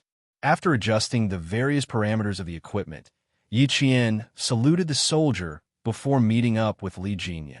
Li Jinyan had just installed the red dot sight onto his rifle. This was a piece of equipment that only needed to aim the laser spot at the target to complete the aiming action quickly. Its biggest feature was that as long as the bullet point of the gun and the laser spot on the sight were aligned, even if the viewpoint was slightly off, as long as the gun was pointed in the correct direction, the red laser spot would be able to hit the target. However, the disadvantage was also obvious. Because the laser spot's bullet point was visible, the shooter had to fire immediately in the dark, or else they would be discovered by the enemy. It's a bit surprising. Their individual combat equipment is too high-end. Yi Qian walked to Li Jinyan and said with some suspicion, "It feels a bit off. The local troops are not field troops. Even the sentries can't be equipped with such high-end equipment." Li Jinyan was adjusting the parameters. When he heard this, he said calmly, "If I'm not mistaken, the command center is inside. Our final position is to attack the command center and then meet with the generals." Yi Qian suddenly understood. The voice of the Great Mermaid came through the earpiece. They had successfully destroyed the power grid and entered the final battle zone. Li Jinyan and Yi Qian looked at each other and immediately headed toward the final battle zone. With the Big Mermaid and the others clearing the way ahead, the sentries and patrolling soldiers did not encounter a single one, which meant that the east side was completely cleared out. At the same time, they had all obtained accessories for guns. Some of the water ghosts had even changed their guns. Some had even obtained machine guns. Their firepower was already very strong. The electronic I was still working diligently, and the technicians did not find any movement even after changing the image several times. However, the power grid in the east and west had indeed been partially damaged, which meant that the two teams of Special Forces had successfully entered the final battle zone. Reporting, KD-7 and TM-12 transformers have been destroyed. Our initial suspicion is that it was caused by two groups of soldiers entering the combat zone. Report, 11 soldiers from 4 sentry posts to the east have been killed. Report, 13 soldiers from 5 sentry posts to the west have been killed. To the east was the entry point for the Devil King, and to the west was the entry point for the Q King. This meant that the two teams were about to meet. Chapter 1654. In the command center, the Navy commander and the Army Major General could not help but sit up straight. They each held a cup of thick green tea and gestured for the technicians to turn on all the electronic eyes so that they could better observe the combat situation of each Special Forces soldier.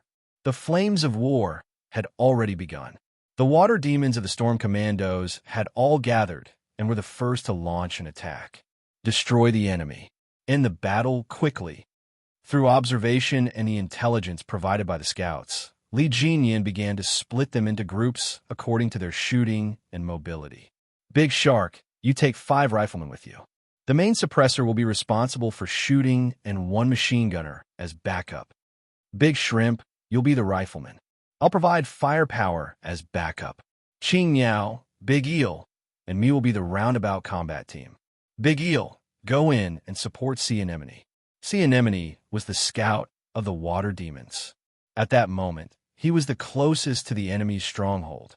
He was also the one who had pinpointed the location of the enemy's stronghold so that Li Jinyan and the others could quickly enter the combat range. With the detailed location and fighting point, Li Jinyan quickly divided the team members into 3 groups.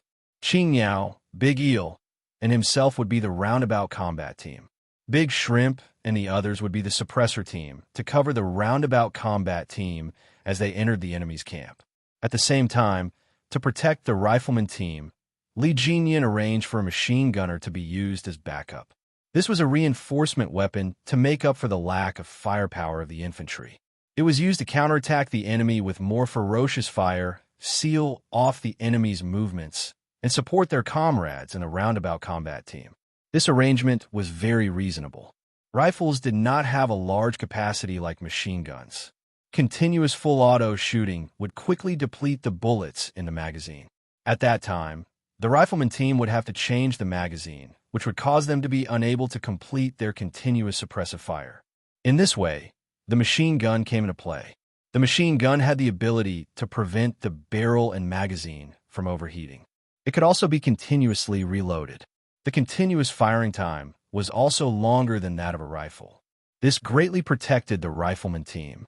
Even if the riflemen changed the magazine or changed their hiding position, they would still be well protected. Big Shrimp belonged to the entire team, including the machine gunner as backup. His suppressive fire would not be too dense. Instead, he would coordinate with the rifleman team and machine gunner to provide support. It was impossible for everyone to run out of bullets at the end of the battle. There had to be a retreat point of firepower. It could be said that Prawn was the most dangerous. Once the rifle team, machine gunners, and the detour operation team failed, he would have to take the lead alone and use his own firepower to suppress his comrades so that they could quickly retreat. The bullets had already broken the tranquility in the depths of the mountain. The resting sparrows were so startled that they rushed into the sky one after another. The pheasants in their nests cried out in fright and scurried in the bushes. A few gray hares seemed to have lost their sense of direction, running here and there. The timid hares were so frightened by the sound of the bullets that they trembled all over. On the screen of the command center, when the sound of bullets pierced through the silence of the night, a line of fire suddenly appeared on the snowy mountain. That was the trajectory of a blank bullet. The soldiers at the enemy stronghold had actually been waiting for a long time. Every one of them was tense, ready to take action as soon as they heard something. Suddenly, the 2 sides exchanged fire head-on. Bang, bang, bang, bang. The sound of gunfire was so loud that it was deafening. There was a sense of collision that felt like a landslide, as if this place would be razed to the ground in the next second. Chapter 1655. The rifle team was responsible for suppressive fire, so they did not have to hit the enemy.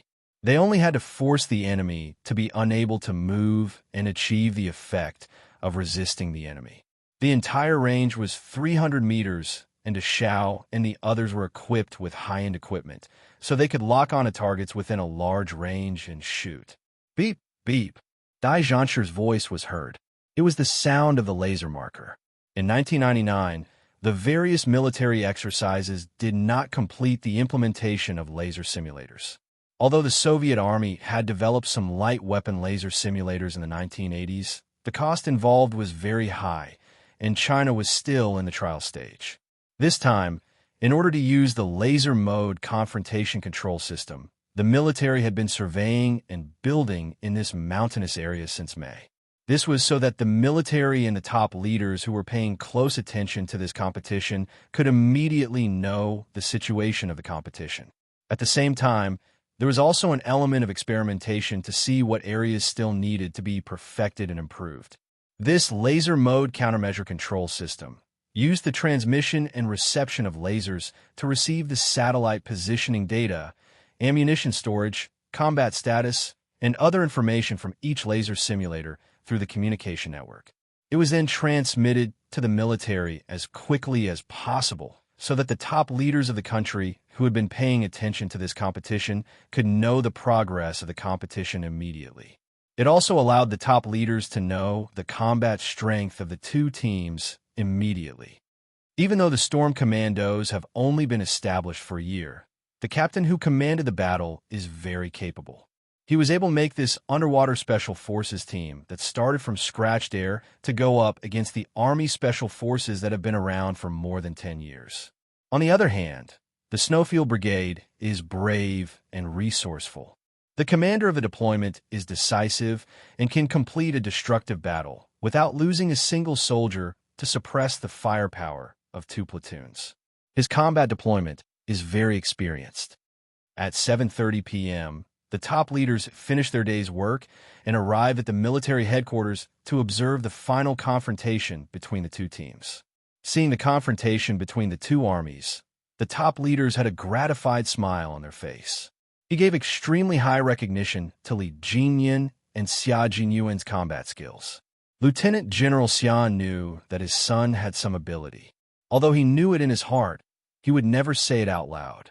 Now that he had received recognition from the top leaders, the lieutenant general still said, as the leader, how he fights and how he deploys is directly related to the lives of every soldier. He has the lives of all his comrades in his hands, so he must have outstanding ability. You're right. He has to fulfill his duty. As a captain, if you're not outstanding, it's better to abdicate early and let the capable take over. Lieutenant General Xia's words made the highest leader nod in agreement. Both team captains are very outstanding. With them leading, I have great hopes for them in next year's competition. I hope they can continue to work hard and return victorious next year. This was the first time that the country had sent out special forces to participate in an international competition. It was equivalent to comparing notes with the best special forces of other countries. Don't talk about friendship first and competition second. As a soldier, there is no second place, only first place. I will definitely not disappoint the country. Lieutenant General Xia stood up and made a military pledge to the highest leader. What the leader of the country wanted was also what he and the thousands of soldiers behind him wanted. Looking at the big screen, the highest leader was observing the entire situation with a dignified gaze. Seeing that the few platoons that had been deployed in advance had been wiped out, the highest leader's mouth tightened. Chapter 1656. The combat ability of the local troops still needed to be improved. The war would not only be a matter of the field troops, but also the responsibility of the second and third line troops. Next year, the military conference will focus on the second and third line troops and the local troops. Let them give the country and the people a result. During the discussion, the highest leader said this to Lieutenant General Xia. The civil service records would be the focus, and they would only need to bring it up at next year's military conference. On the screen, Yi Qian and Li Jinyan had already reached the enemy's position. There was a row of abandoned warehouses about 11 meters long and 4 meters wide used to store wood. The warehouses were made of mud bricks and had triangular roofs, similar to the warehouses in brick factories. The two of them assisted each other in their operation. When Big Eel's voice came from their earpieces, telling them that he had met up with Scout Sea Anemone, Li Jinyan quickly moved and entered the abandoned warehouse. Half crouching, he confirmed that the surroundings were safe. He gestured for Yi Qian, who was half crouching for cover and alert, to move. The two of them moved in a crisscross pattern, moving to the rear at the fastest and safest speed. When a few figures appeared in the night vision mirror, Yi Qian quickly switched to semi-automatic shooting and began to surround the rear. Fire from the front. Big Eel, Sea Anemone, attacked from the side. Li Jinyan fired from the rear. He was fully automatic and provided cover for Yi Qian. A few beeps came from the front. There were already soldiers dead. Fuck! They're outflanked. Support the rear. North. Ugh. Before a soldier could finish, his mouth was covered and he was pulled down from the abandoned wood. He died instantly. Easy, easy. I'm already dead. Why are you dragging me down? Being pulled down from a high place, the soldier was still in a panic. Seeing the other party dragging him by the collar to the corner of the wall, he gritted his teeth in pain as his back landed heavily on a piece of wood. Big Eel chuckled and said, "Brother, help us weigh our feet. The whole wall will collapse if we step on it. Let me borrow your body." He said it shamelessly. The soldier was so angry that his mouth was crooked. "I'm already dead, and you still want to reuse trash?" "Yes, yes, yes. Waste, waste, waste." Not only was the Big Eel not angry, it even laughed. The soldiers of this place were quite interesting. They even called it trash. "Fuck, hurry up." The unlucky soldiers had no way to resist. If they really died on the battlefield, it was not impossible for them to be used as stepping stones. Big Eel and Sea Anemone cut through the warehouse from the north, which was equivalent to cutting the entire warehouse into two. The two of them attacked from the front and back, one from the front and one from the back. As a result, the soldiers in the warehouse were not only attacked from the front and back, but also from the middle. Machine gunners, advance. Rifle team, move in a roundabout manner. Strangle them from the front and back. Inside the warehouse, Li Jinyin was giving out orders one after another. When the tracer warning came, he immediately said to Yi Qian, "Alert, reload." Tracer bullets were loaded into the magazine in advance, usually in the position of the third last bullet. In this way, as long as a tracer bullet appeared during battle, they would know that they needed to change the magazine. Yi Qian quickly went on alert, while Li Jinyin leaned against the wall and reloaded. Clear advance. Hearing the sound of a magazine being reloaded, Yi Qian knew that he had finished reloading. He accurately eliminated one of the enemy machine gunners, and the firepower of the deep battle was completely eliminated. Chapter 16:57. Big Eel, who was fighting in the middle, said, "Complete the attack. Quick." Soon, Big Eel led the rifle team and finished shooting under the cover of Big Eel and the machine gunners. Bang, bang, bang, bang. The deafening sound of bullets never stopped. Bullet tracks streaked across the snowy night, bringing with them the beauty of a flourishing firework. It was especially beautiful in the snow, but it was also so frightening.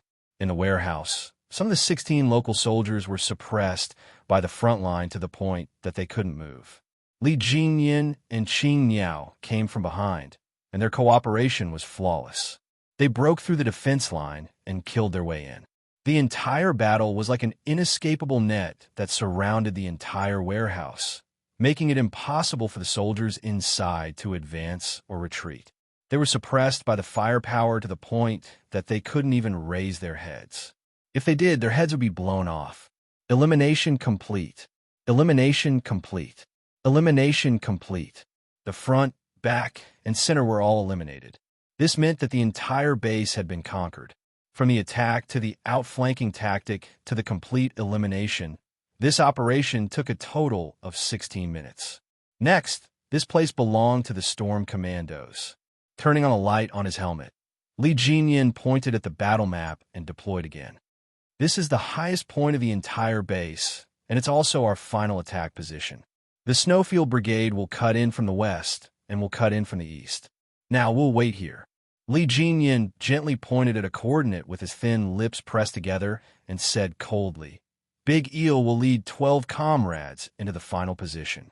Qing Niao and I will complete the hunting operation." Li Jinyin was a little afraid to let Yi Qian out of his sight. Xia Jinyuan's target in the capture plan was Yi Qian. As the captain, he had to protect her. He was afraid that Yi Qian's previous mistakes would make Xia Jinyuan want to teach her a lesson. If it was as he guessed, with Xia Jinyuan's fierce fighting style, he wouldn't just send one person. It was very likely that he would personally go and teach Yi Qian a lesson, because if it was him, he would have done the same. At this moment, Yi Qian was not as uneasy as before. She had made a mistake, so she would definitely be punished. At this moment, she was not worried about what kind of punishment she would receive. Instead, she was serious about completing the competition until the end. As the sound of gunfire faded, Xia Jinyuan, who was holding a rifle in his hand, looked up at the sky. A faint smile flashed across his thin lips, and he gestured for them to speed up. Walking at the front, he was like an arrow released from a bow, walking faster than anyone else. On the big screen in the command center, they could clearly see the movements of the members of the Snowfield Brigade. They were all gathering towards the command center. The Navy commander looked up at the command tent and said to the Major General of the Army, "Good boy, he really managed to find his way here. Our place is well hidden, but he still managed to find it. Omnipotent Soldier King. He can reach the sky and dive into the sea. He could be an eagle in the sky, a dragon in the sea, and a tiger on land. It's not surprising that he was able to find this place. It's just that." The Major General of the Army was very satisfied with his soldier's judgment. He paused for a moment and smiled. "It's just that I didn't expect him to find his way here so quickly. This speed was a bit too fast." Chapter 1658. Why did it feel like his plan was to go straight to the command center and capture the generals? Reporting, Team B has entered the perimeter of the command center. The sentries outside have been controlled. 4 Team B members have entered. Infrared sensors have been destroyed. 2 Team B members have entered.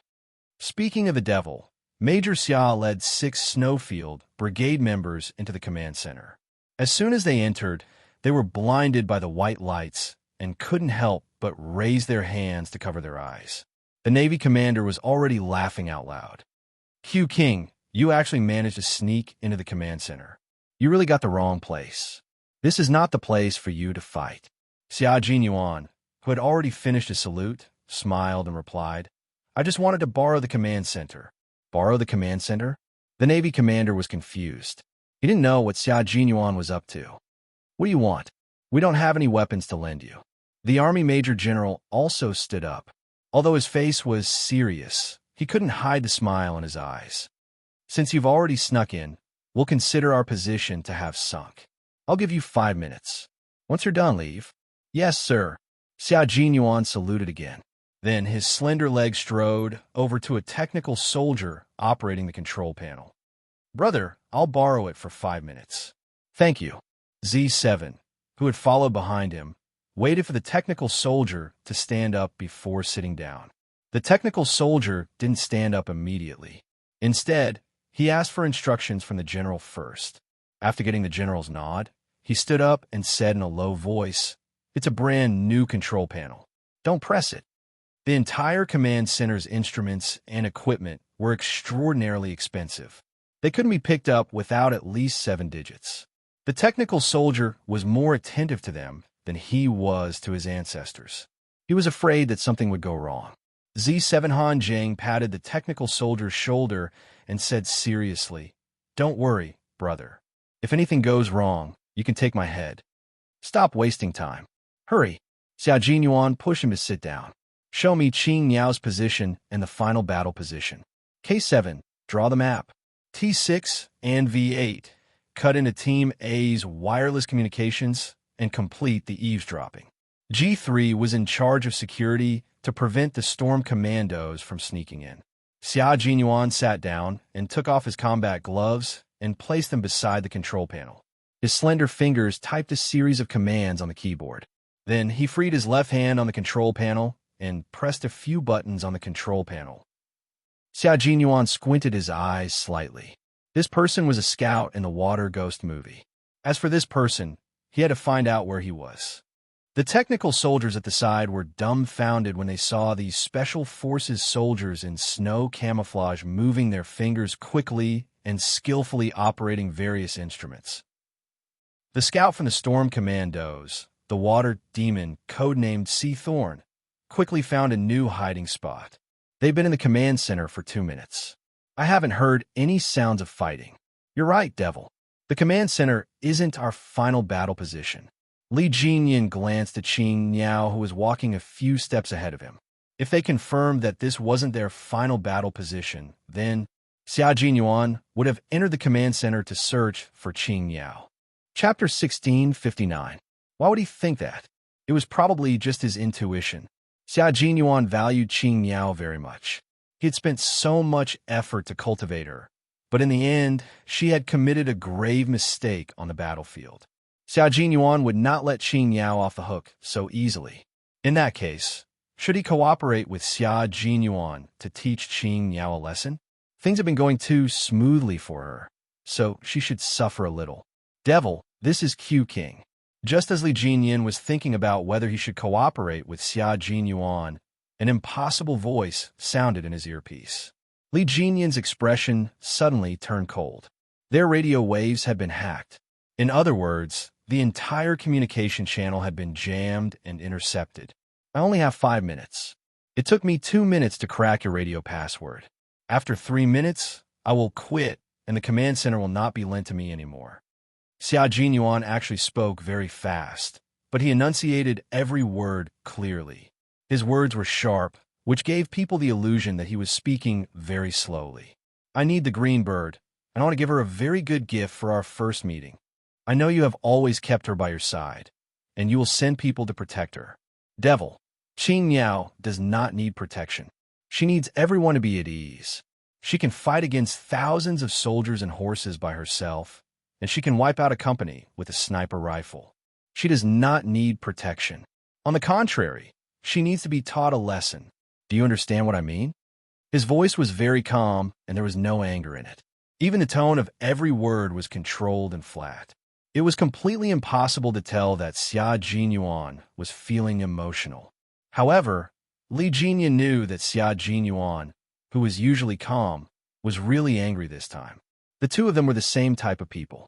The angrier they were, the more emotional they were, and the more they controlled their body language, actions, and all other aspects. They would never let others see that their emotions had changed. I understand, Li Jinyin replied, then calmly asked him, "Is that all?" Xia Jinyuan's laughter came from the earpiece. "This is a big deal, not a small matter. Sorry to disturb you. See you later." He quickly hung up the phone and instructed T6 and V8. "All right, switch back. We're done here." That's right. He was here for this matter. He was here for Yi Qian. The group came and left in a hurry. As for the water ghoul scout, C. Thorn, who had been discovered, he was nowhere to be seen. Xia Jinyuan walked to the spot where C. Thorn had been squatting and took a look. His dark eyes narrowed slightly. Demon King Li had said that their scouts could complete missions on land and sea. That was indeed the case. It wasn't a normal mission, but a perfect one. The position where he was squatting was less than 3 meters away from the position where the pigeon was squatting. Judging from the footprints he left behind, the tip of his foot was facing the position where the pigeon was squatting. This meant that he had discovered the pigeon at that time, but did not take action. As for the pigeon, a team member who was good at snow and mountain reconnaissance, he actually did not discover the location of the water ghoul scout. The pigeon broke out in a cold sweat. He really did not discover the water ghoul scout, less than 3 meters away from him. The Demon King has a lot of talented people under him. He managed to train the entire team in less than 2 years. I have to ask him for some experience. Xia Jinyuan lifted his foot and covered the footprints with the snow beside him. He muttered something and turned to leave. However, Z7 and the others were sweating along with the pigeon because of what he said. The Demon King's training could only be described in one word: cruel. Chapter 1660. If that was the case, their training in the future would most likely be harsh and cruel. Just thinking about those days, ha ha ha ha ha ha. The senior generals in the command center were all confused by Xia Jinyuan's arrival. Did he make such a big fuss just to contact the team that was fighting against them? There was no conversation during the whole process. It was all about Qing Niao. Major General Liu frowned. He pondered for a moment and then said to the civilian beside him, "Check Qing Niao's whereabouts and get the electronic eye." Xia Jinyuan's words revealed too much. Qing Niao did not need protection. Of course, as a special forces soldier who could fight alone, why would she need protection? She should not be protected, but should be protecting each other with her comrades. In the last sentence, he said that Qing Niao needed to be taught a lesson. Why did Qing Niao need to be taught a lesson? She came to the command center's territory and left after finishing her work. She did not give a proper explanation and instead left them guessing and wondering why Qing Yao needed to be taught a lesson. There's no need to get the electronic eye. Contact me directly, Team B leader. Major General Liu did not want to beat around the bush. He directly asked the technical soldier to contact Xia Jinyuan. Xia Jinyuan, who had already left, did not hide anything. He reported the ins and outs of the matter to Major General Liu. After that, he added, "If we don't grind her, she won't be a useful person. She has too little experience in individual combat. We need to let her experience what kind of cruelty she will face if she fails in individual combat. As a female soldier, she will never be treated well." This was especially true if they were captured by criminals who were internationally organized, disciplined, and had their own set of rules. There was no such thing as preferential treatment of captives. Criminal groups would not abide by any of the conventions and regulations, such as not mutilating captives or subjecting them to any medical or scientific experiments, nor violence, intimidation, or humiliation of captives.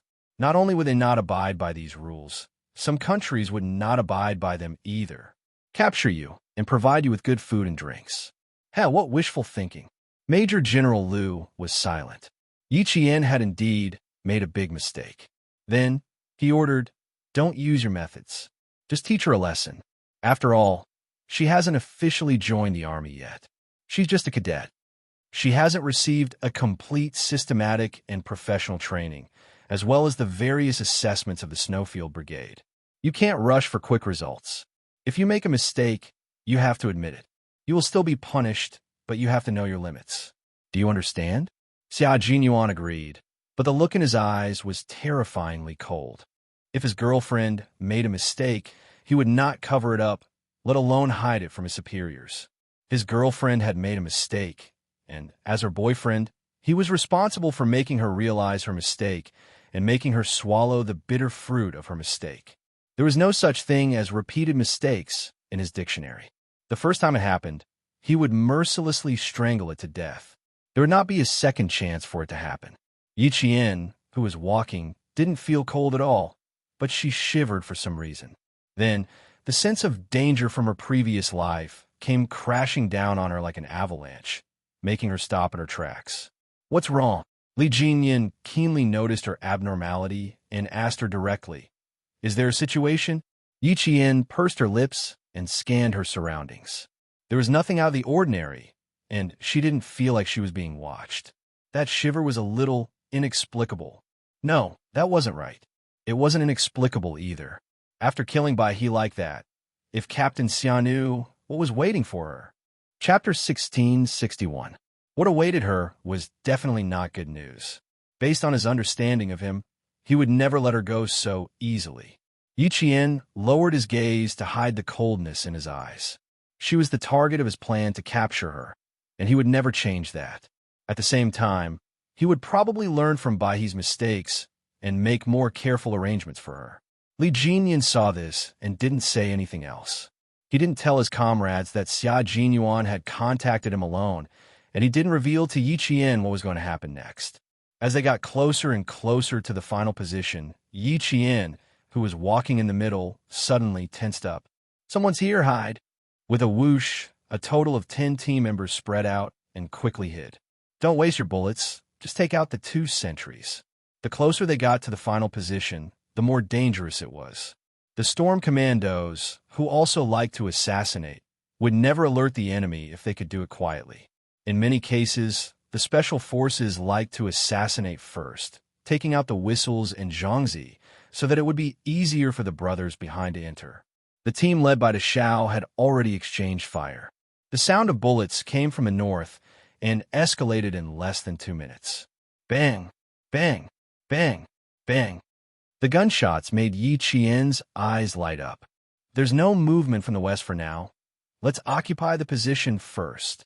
Li Jinyan, who had snuck up and knocked out a sentry, quickly ordered his team members to occupy the position first while the Shao was distracted by the Shao. Xia Jinyuan needed to capture Qing Yao, so he wouldn't deliberately let Yi Qian fall into the enemy's hands just because he knew about it. He would only proceed according to the original plan. Xia Jinyuan was wrong about one thing. He He had never thought of deliberately protecting Qing Yao. That was because they were partners now, and on the battlefield, he had the responsibility and obligation to protect his partner. On the north side, Deshao was suddenly attacked while moving. He led 12 team members and immediately hid behind the nearest cover. After confirming the enemy's general direction and position, he immediately led his team members to shoot continuously. While suppressing the enemy's firepower, he sent 5 team members to move forward again. Go around the left side, clear the path for the devil quick. 11 o'clock ahead, machine gunners and snipers, kill him. Right away. The sniper from the same team crawled on the ground, then skillfully rolled and quickly moved to another cover. After confirming the clear target at 11 o'clock, he directly killed the enemy machine gunner. The branches in front of them swayed with a hua-hua sound. Someone cursed in a low voice as he retracted his machine gun. He was already dead. Demon King, we are still about a kilometer away from the final position, a platoon of soldiers. There are fewer obstructions ahead, and the field of vision is wide, so the probability of being ambushed is increased. Li Jinyin and the others were already quite close to the final position. There was no cover in front of them. They could either crawl forward or use direct fire to suppress their advance. Observing a slope, Li Jinyin contacted his great mermaid and said, "Restrain the main firepower. We are about 500 meters away from the base." The surrounding sentry posts and stakes had all been destroyed. A few rows of wooden houses were not far ahead. At this time, they could still see sentries walking back and forth. All right. Deshao immediately ordered 5 of his teammates who had snuck up ahead of time to pull the main firepower of the wooden houses over, causing the enemy to mistakenly think that the houses were also their main firepower. Hearing the sound of bullets getting denser and denser, Li Jinyin led his team to the slope to provide cover. Chapter 1662. The closer they were to the enemy, the higher the risk of being hit. At the same time, they could also hit the enemy more accurately. The 10 figures all lowered their center of gravity as they moved, making full use of the slope terrain and the snow-covered shrubs as cover. While they were moving, a bullet suddenly shot out and hit the snow-covered shrubs with a bang. The snowflakes instantly splashed up, and Yi Qian, who was moving stealthily, took advantage of the momentum to directly lie down in the snow. Then, countless blanks were fired from the roof of the wooden house. They were discovered. Now, there was no way to move stealthily. They could only suppress the movement with firepower. Everyone lay down in the snow and used the slope to attack the wooden house. Hearing the sound of bullets coming from the north and east, Xia Jinyuan smiled slightly and said to all his comrades, "Let the storm commandos suppress them first. After 5 minutes, we will launch the attack. Leave Qing Yao to me. Pigeons and reinforcements will maintain the main firepower." Q King, don't be too cruel. J5 knew that he was going to teach Qing Yao a lesson. Although he couldn't stop him, he still reminded him. Xia Jinyuan smiled at him and crushed the snow with his combat boots. Although he didn't say anything, his actions and the look in his eyes, J5 couldn't help but pat his helmet. "Qing Yao, as a brother, I can only help you up to this point. You can't mess with anyone, but you have to provoke Q King. Sai, just bear with it. He's doing this for your own good." J5 saw that there was no turning back, so he didn't say anything more. It was useless to say more. Qing Yao should be taught a lesson. She was young and inexperienced in individual combat. It would be good for her to be taught a lesson. With this thought, J5 was no longer worried. The Major General of the Army and the Commander of the Navy paid close attention to Xia Jinyuan's movements. When they saw him leading 3 team members step by step to Qing Yao's location, the Major General couldn't help but sit up straight. It's 1 against 4. Qing Yao won't be able to escape. The Navy commander sighed softly. Team B had directly raided the command center for no other reason than to capture Qing Yao. It was clear that Xia Jinyuan wanted to meet Qing Yao for real. Major General Liu pursed his lips and said in a tight voice, "Qing Yao's individual combat ability is strong, but she lacks experience. Although she can fight against 4 people, she may not necessarily be captured. Once people saw each other's true abilities, they would no longer treat the match as a competition, but a real fight to the death. The potential of the special forces was limitless, and Qing Yao's potential was even more unfathomable. She might not lose if she fought against 4 people at once. He's here. Suddenly, the Navy commander's face changed. He stared at the big screen and saw a member of the Snowfield Brigade, codenamed T6, approaching less than 3 meters away from Qing Yao. Yi Qian was covering for Li Jinyan and the others. At this time, she was in the same position as Prawn, who was in a roundabout battle. She was covering for all her comrades, including the machine gunner's reinforcement position. When she saw her comrades moving to attack the side of the wooden house, she suddenly felt like she was being targeted by a ferocious beast. As long as she turned her head, her neck would be bitten and she would die on the spot. I'm being targeted. You guys focus on fire. Don't worry about me. Yi Qian didn't move immediately. She now needed to take out a machine gun firing point. Since she had already found the target, if she moved now, it would bring destruction to her comrades in front of her. She had no choice. She had to stay where she was and take out the machine gun firing point. Using the infrared laser sight, Yi Qian aimed at a machine gun firing point on the left windowsill of the wooden house.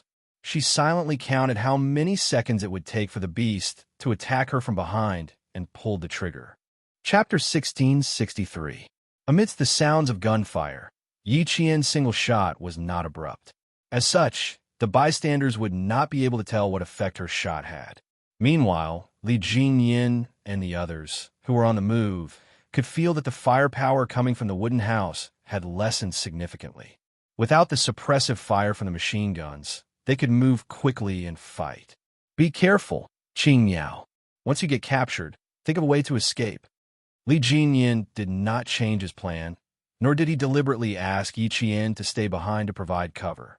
Before he spoke to Xia Jinyuan, he had already made such arrangements. When Yi Qian, who was rolling in the snow, heard this, she only replied with a simple "okay" before cutting off the call. The T6 combatant, who had made a pouncing motion, was just waiting for himself to leap into the air and capture Yi Qian. But who could have expected such a big change to happen in just 3 seconds? Yi Qian picked up her rifle and rolled down the slope. Wasn't she afraid that she would turn into a human snowball? Nice! Amazing! The Navy commander and the Army's major general, who were observing the entire process, applauded Yi Qian's calmness. What a wonderful dodge! If she had been 3 seconds slower just now, she would have been pinned down by the T6 combatant. Why does it feel like she knew in advance? Before she fired, her lips seemed to have moved a little. Was she telling her comrades something? After the Navy commander finished applauding, he started to have doubts again, and he realized that every time he saw Yi Qian in action, he would always have countless questions. Actually, the Army's major general had as many questions as the Navy commander. He also felt like Yi Qian knew that someone was targeting her, so she calculated the time. The second she fired the shot, she held her rifle and rolled away, avoiding the T6 combatant's unarmed attack. If she didn't notice, she would have paused for a few seconds after she finished firing the shot. Then she would have moved to join up with her comrades instead of rolling away from them with her rifle in her arms. The Army's major general analyzed the situation carefully, so it's very likely that she has already noticed the danger around her and dodged after she finished firing the shot. That was the only explanation. The Navy commander grabbed the cup and drank a mouthful of tea that was close to the temperature of ice. The coldness swept through his mouth, and when the cold tea entered his stomach, it stimulated his spirit 100 times more. He said, "You really have guts. This is a courage that must be possessed." The Demon King led his troops to attack the wooden house, and as a reinforcement to cover for his comrades. Even though she knew that she was in danger, she still had to complete her mission first. Furthermore, Major General Liu thought for a while before continuing. Qing Yao should have calculated the distance between the T6 combatants and how long it would take for them to attack. She should have avoided them immediately after completing the task. Not only are you courageous, but you are also very meticulous. Every time he watched her fight, he could always dig out her strong points. He even felt that watching her fight gave him a sense of invincible and invincible. Xia Jinyuan was right. It was precisely because she was outstanding that she had to be polished. As long as there was even the slightest mistake, she had to be taught a lesson immediately. Otherwise, when the time came, she would harm herself and lose her life because of a small mistake. At this moment, Xia Jinyuan did not smile because of Yi Qian's reaction. On the contrary, his expression became even more solemn.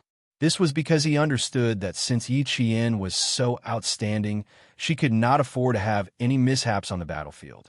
Otherwise, it would be a great loss to the country and the military. The young major ordered his comrades in a ruthless tone.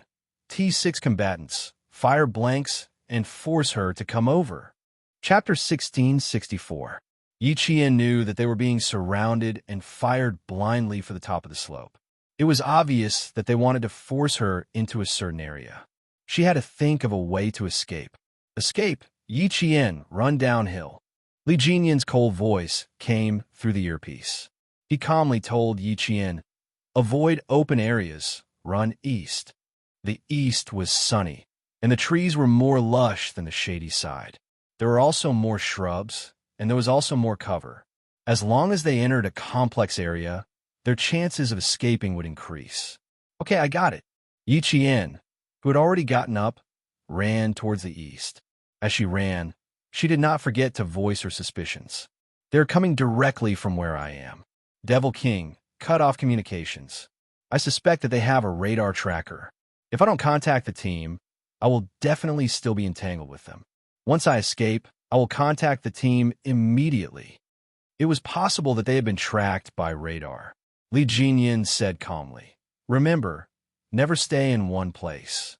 As you run, think of a way to escape. Cover the distance with your pistols. Don't let them get close. This time, Yi Qian was really fighting alone. It was also her first time fighting alone. Let's see what the final outcome would be. He also did not want to see her captured. At this time, Yi Qian had already cut off communications. As she ran, her brain was thinking at high speed. East, no, I can't run to the east. Everyone knew that the east side was lush with trees. Logically speaking, they would choose to run in that direction. Then, the Snowfield Brigade members would also think the same. In that case, it was very likely that they would ambush her in the east. Thinking of this, Yi Qian did not hesitate and immediately gave up on the east side. Then, she remembered that the Snowfield Brigade still needed to complete the mobile battle with the local troops.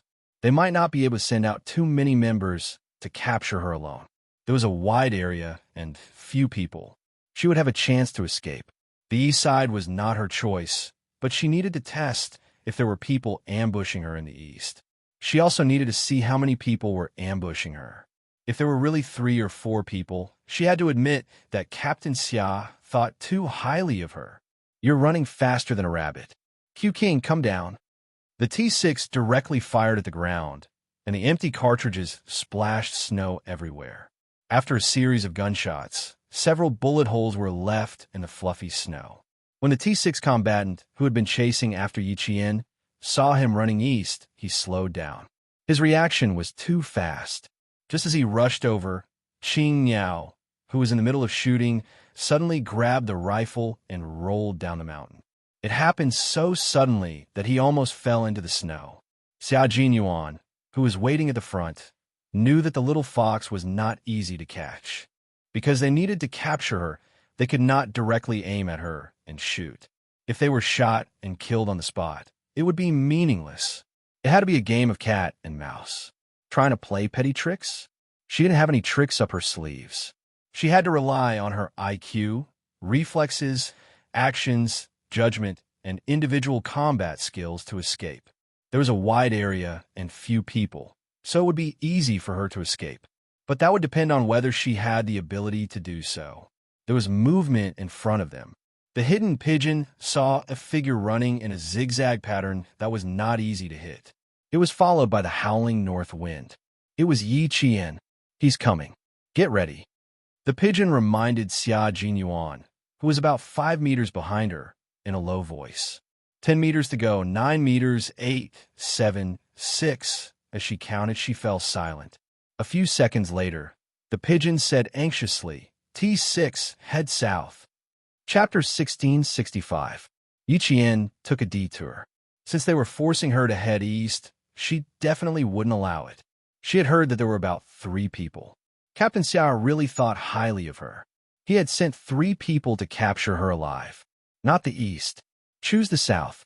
The combat map indicated that there was a cliff in the south. As long as she got close to the cliff and used the cliff to hide, she could come up from the north and rendezvous with Demon King Li. Not only could she rendezvous with Demon King Li, but she could also attack the Snowfield Brigade from behind. Be careful of the gun in her hand.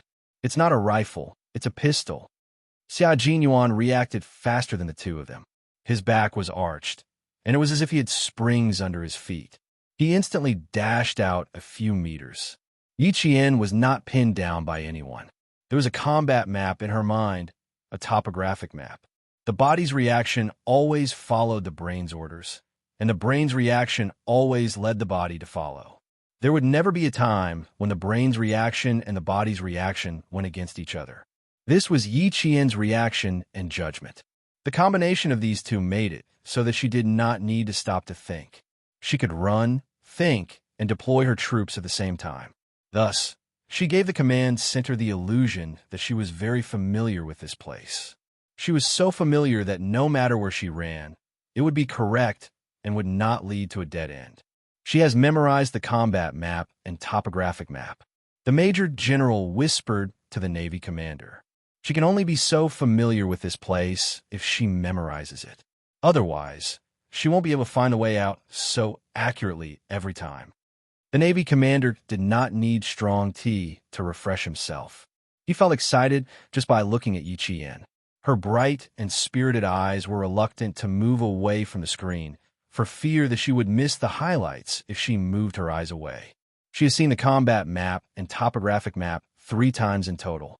If she really wants to memorize them, her memory is quite amazing.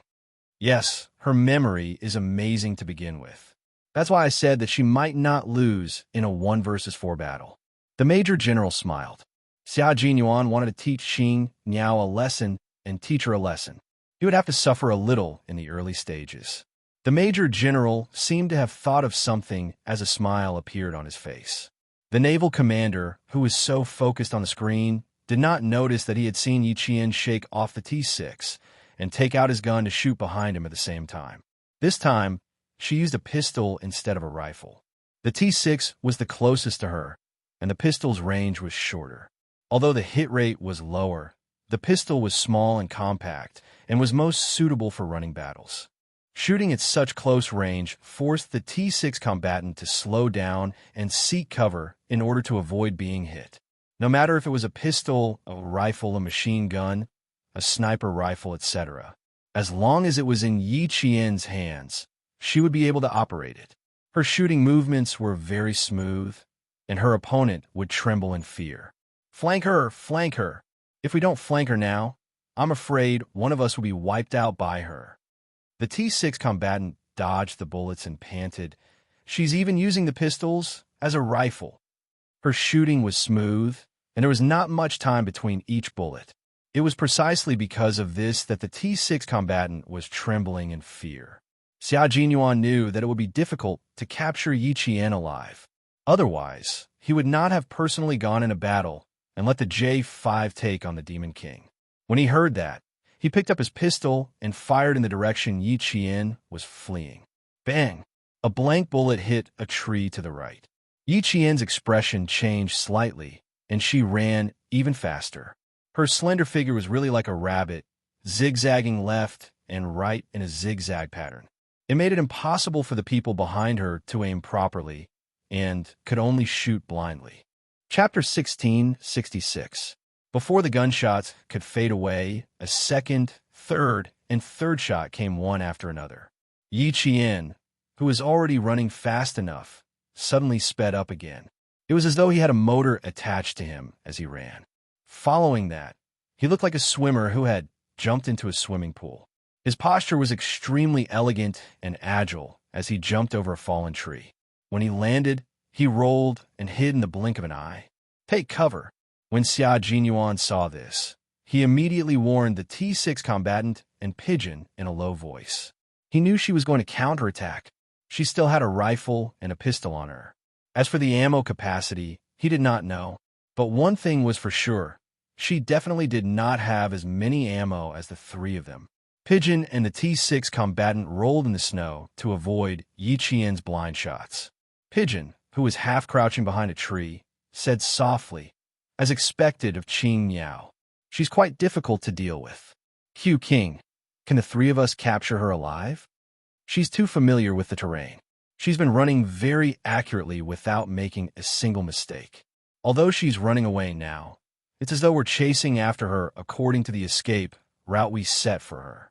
We're not chasing after her according to the route we planned."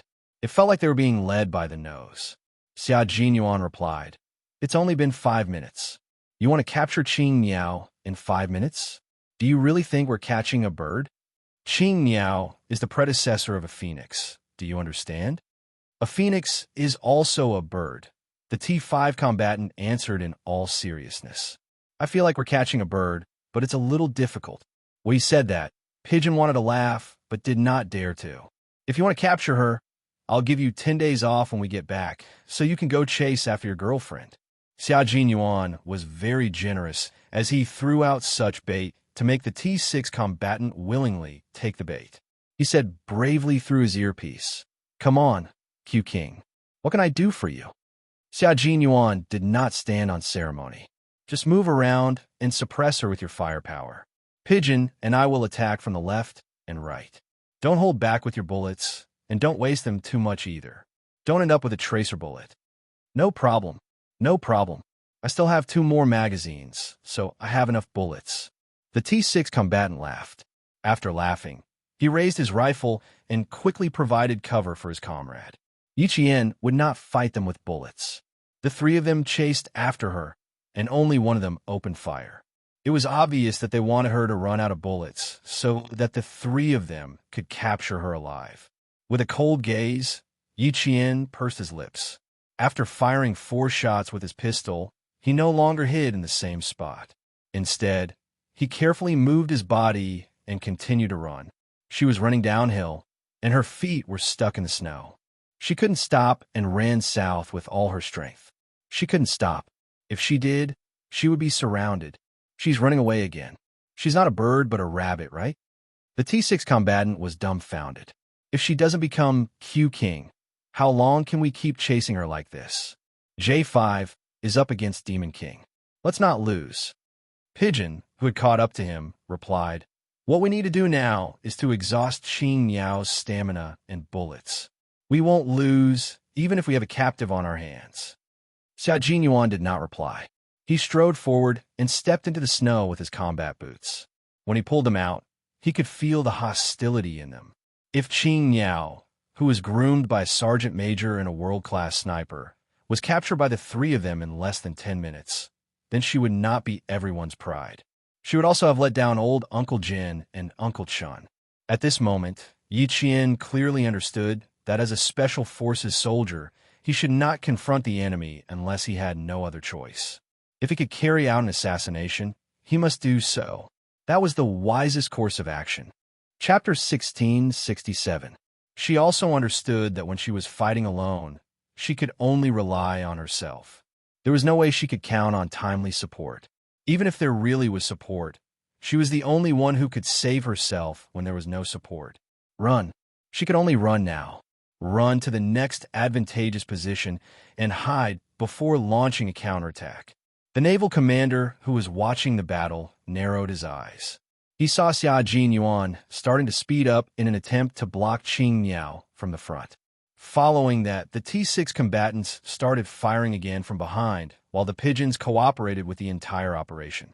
Occasionally, they would fire to distract Yi Qian so that she did not have time to pay attention to the situation around her. She kept running south. If that's the case, the Major General of the Army carefully looked at the battle map on the table and then at the topographic map. He tapped his finger on a spot and understood why Yi Qian was running south. There were cliffs in the south. A place like this that was considered a hopeless situation for ordinary people was a good place for the Special Forces. What do the Special Forces usually train for? Climbing ravines and cliffs were all part of their training. When the Snowfield Brigade was guarding the plateau and building a base station, they would climb the steep mountains that were often covered in snow and were so weathered that even snow leopards would have a hard time climbing them. Qing Niao had traveled through hundreds of thousands of forests in the western province with Soldier King Old Chun.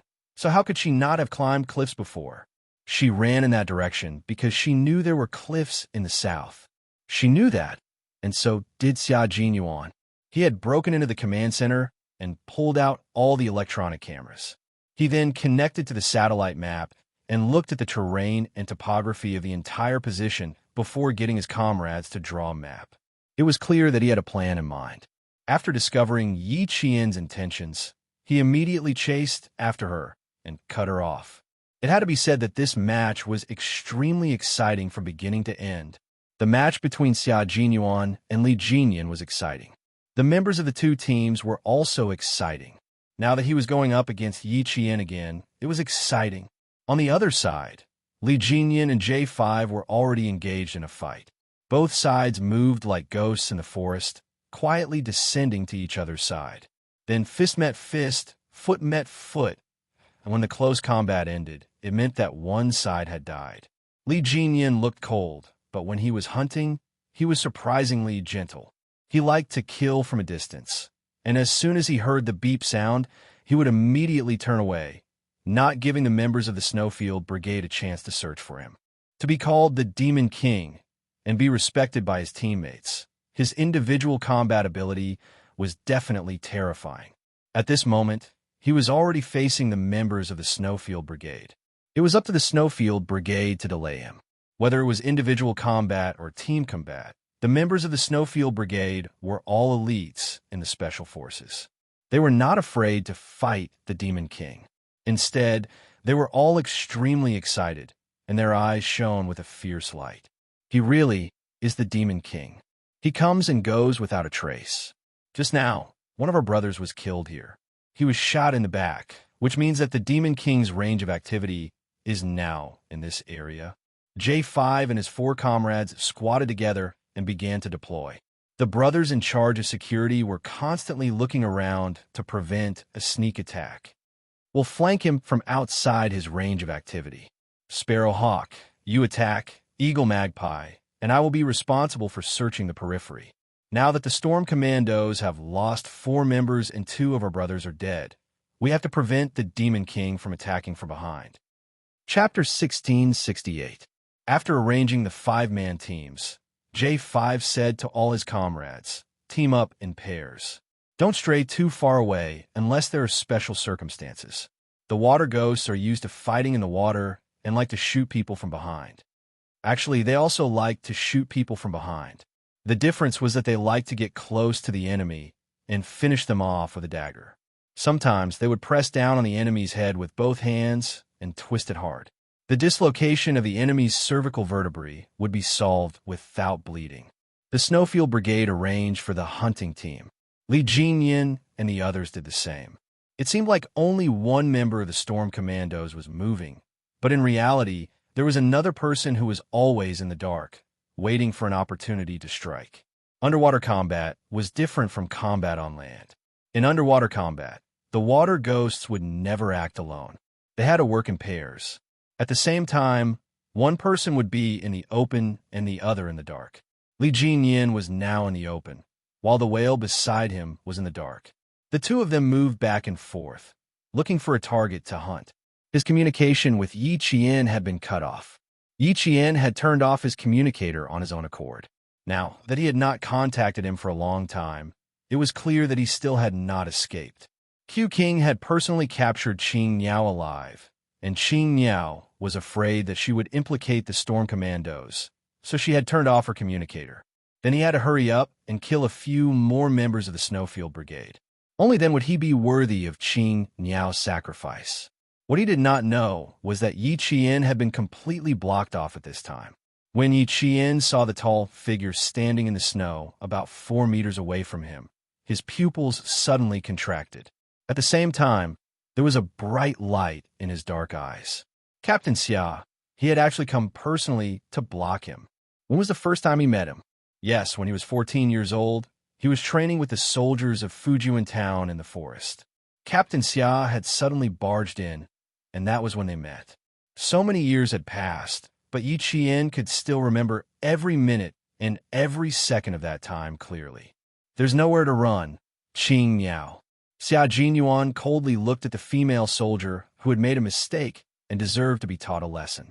There was not a trace of gentleness in his dark eyes. Next, you will become a captive and experience the treatment of a captive. His voice was very, very cold, without a trace of gentleness.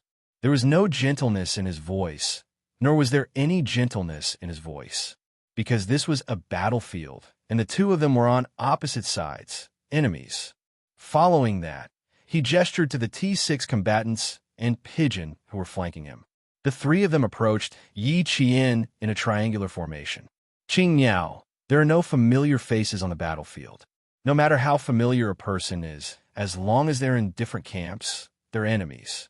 As enemies, we will not give you preferential treatment just because you're someone we know and a female soldier.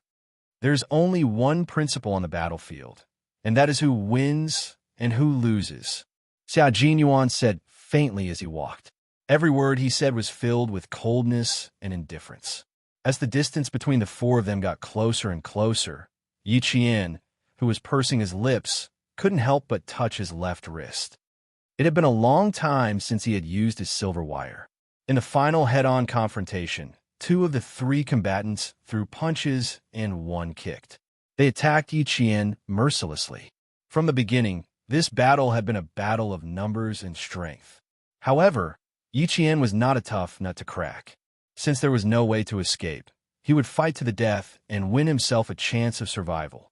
Chapter 1669. The unsharpened combat dagger quickly parried Xia Jinyuan's kick.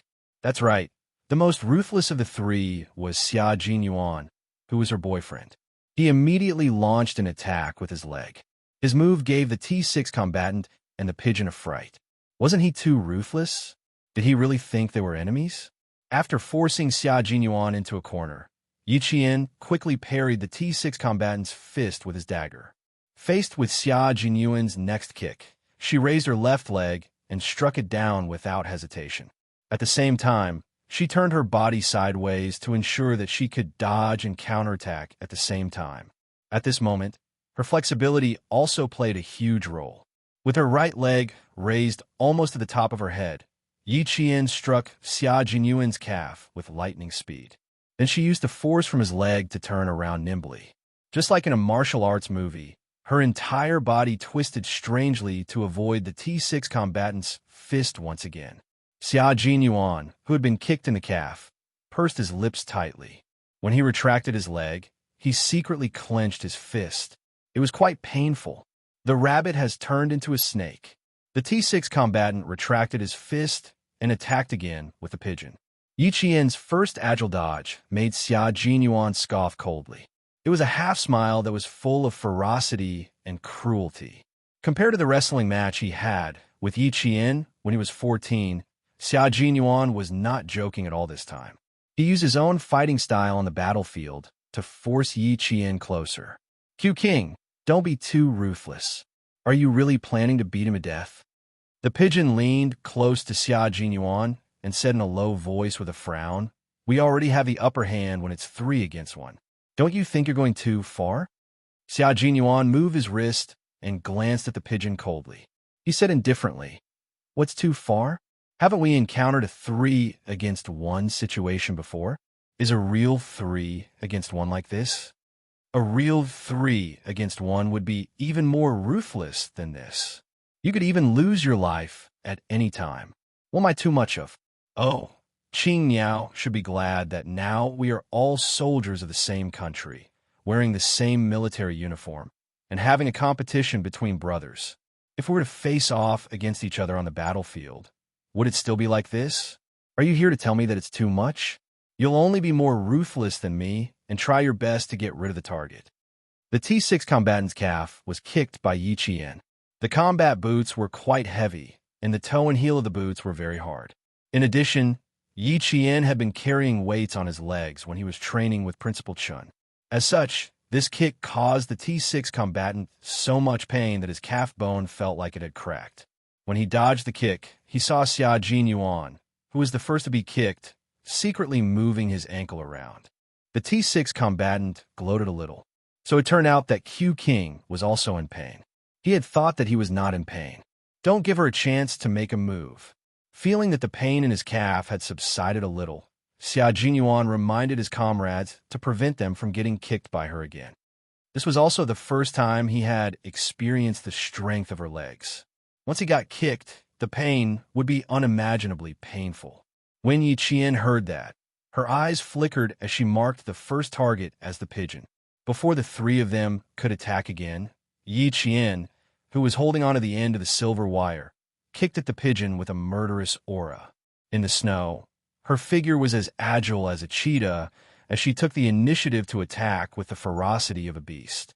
Uncle Chun had said that in a desperate situation, the only way to survive was to take the initiative to counterattack. She needed to win a chance of survival for herself, so she had to take the initiative to counterattack. When the pigeon saw this, her expression changed. Chapter 1670. At this moment, Yi Qian had already entered a state of confrontation between himself and the enemy. He was going to use his true abilities to take on 3 people at once. If he had accepted the challenge with the mentality that they were all familiar with each other, the first person he would have killed would have been her. Besides, her target was herself. Feeling a chill in her heart, Pigeon was no longer swayed by personal feelings. At this moment, a hint of a smile flashed across Xia Jinyuan's eyes. Very good. She was able to quickly find a weak spot to attack, even when she was surrounded. This meant that she did not panic and had remained calm all this while. In that case, let's see how far she can go. T6 block her path of retreat. The cold and emotionless Major Xia did not even remember that he was still the female soldier's boyfriend. He only had one goal now, which was to teach this female soldier a lesson. Let her remember this lesson. As an all-around A soldier, how could Xia Jinyuan's close combat skills be bad? Seeing that Yi Qian was using Pigeon as an opening to attack, he threw out a punch to support his comrade. His fist was aimed at Yi Qian's shoulder. Yi Qian ignored his attack and continued to kick Pigeon to the side. While she was dodging left and right, she suddenly grabbed something in her left hand and threw it forward. Something unexpected happened, and the battle turned around in an instant. Pigeon felt something cold and soft like silk wrap around the back of her neck. Then she saw Yi Qian tug at it with his right hand. In the blink of an eye, her neck was wrapped tightly by the foreign object. Instinctively, Pigeon tried to pull off the foreign object wrapped around her neck with one hand, but it turned out to be thin and slippery. There was no way she could pull it out with her bare hands. At the same time, Yi Qian's shoulder was punched hard by Xia Jinyuan's fist. Meanwhile, the T6 soldier kicked Yi Qian's knee. The moment Yi Qian, who had been attacked from above and below, let go of the silver wire in his hand, he was knocked to the ground by the 2 Special Forces soldiers. Even so, Yi Qian did not fall to the ground because of the heavy object. Instead, he quickly propped himself up on his elbows and rolled continuously in the snow. I've been taken care of. The pigeon removed the thing that was wrapped around his neck. If Yi Qian had not let go of him when he fell to the ground, he would have been knocked unconscious by this thing. It wasn't to the extent of suffocation. He wasn't that easy to deal with. But if they were on the battlefield, Yi Qian definitely wouldn't let go of the opportunity to finish off his enemy. Xia Jinyuan was a little surprised. Not bad. She could still deal with the pigeons under such circumstances. Not only was she calm, but she also knew how to plan. Not bad, continue, he said in a low voice. He did not wait for Yi Qian, who was covered in snow, to get up. Like a wild wolf pouncing on its prey, he began to attack Yi Qian again. Yi Qian, who had been rolling continuously, was forced into an extremely sorry state by him. When his military boot kicked him in the back, Yi Qian thought he would spit out a mouthful of blood. That kind of pain was even more intense than the pain of getting injured during training. It came at a moment's notice. Even after a long time, he still felt the same pain as when he was kicked. It was as if he had been pressing on the most painful acupoint, and he could not get over it at all. When his brain received the pain transmitted by his neurons, Yi Qian's cerebral cortex was so tense that even wearing a helmet felt like it was a hindrance. It had been 27 minutes since he was discovered. T6 and Xia Jinyuan attacked Yi Qian from the front and back. Both of their fists and thighs landed on Yi Qian's body. They were not randomly hitting and kicking him, but they were all very skillful. Yi Qian couldn't even remember how many times he had rolled in the snow. Every time he rolled and stood up, he would grit his teeth and fight back with all his might.